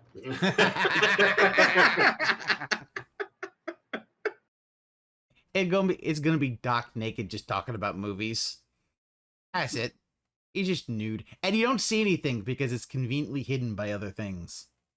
We're just talking about movies. Who am I, Mr. Plinkett? No, it's even funnier. Oh, that reminds me. You... Mike Stoklas and Jay Bauman were in Frankie Frico as voices. Yeah, because they are friends with the filmmaker. Yeah. Mm-hmm. No, it's Doc naked reviewing movies, but nobody sees it because it's audio. I'm wearing no pants right now. Not that you know. Yeah. Fuck with that OF algorithm. All right, Ookami. You can find me here on Podbean as well as YouTube under Wolfstead Productions. From goofy ass anime to shocking horror, Wolfstead Productions, your number one stop for equally nerdy reviews of nerdy media. You can also find me over on the Zitter as well as a certain little blue sky under Mistress Ookami. That is the Mistress Ookami. That's my name. Don't wear it out. And if you're feeling extra generous, head on over to our Wolfstead Patreon. We get access to episodes that may or may not drop to the general public. Episodes that most certainly will not drop to the general public. Behind the scenes, all sorts of goodies. All for just a measly $1 a month. For folks, $1 a month. It goes a long, long way. Don't know why I did it that way. Well, you're not. Like, you're not. I went Shatner for a second there. And I'm like, what the fuck? Well, I don't know. You're not used to not going last. So that's true. That's. I'm also tired. Yes, you are tired. You are tired. We've been here for a long time. Yeah. And you can find me at Twitch and on YouTube on the handle at pass_the_remote. You'll find me on Twitch doing channel flip and Toku Tuesdays with this lady over here, watching some of the weird things that I just decide to do because, that's what it is. With channel flip, just whatever, and Toku Tuesday a lot of times with the best of Japanese action movies and people in rubber monsters. You also can find me on the desiccated husk of Elon Musk's ego, also known as Twitter.com. You'll find me there under the username at PassTheRemoteCF, where you will find me shitposting about things in life and not taking anything seriously as everything burns around us. Mm-hmm. So, from this, I thank you all for enduring me and my annoying ass voice having to talk for tons of hours about movies. Oh my god, if we get more people to go there, it's going to be even longer. Yeah. Yeah. It's going to be like we all everybody's going to have to do their own segments. It'll have to be a multi-part. At a certain point, we just need to bring recording equipment there, and we just do it live after each day. Well, no, dude, you're gonna need to be able to pass out. Like, those days are long. Mm-hmm. Those days are long. Yes. Like, the fact is that you're gonna need at least a bit of time to decompress, because those, like, the day starts there. Like, the screenings start at 11 o'clock a.m. and the last screenings are gonna get out by 1:32 a.m. So yeah, that is I mean, it's a long one, and you're gonna want at least some time to be able to sleep. Because you don't want to sleep during the movie. What's sleep? What's sleep? I mean, if you can find a certain dealer, you could probably stay up for that entire time, but I wouldn't recommend it. But anyway, yes, thank you all for watching me talk about this very fun little film festival. Hopefully I'll do this again next year, and we might have more people. At that point, we might just have to do multiple segments that we can hook together, like a film centipede that's like a human. I forget what they would be, like a human centipede, but film-wise. I don't know. Yes. But anyway, thank you all, and we will catch you all next time. Bye-bye. We're too tired to howl. Go fuck off now. Yeah, no how. No how. Doggo sleepy.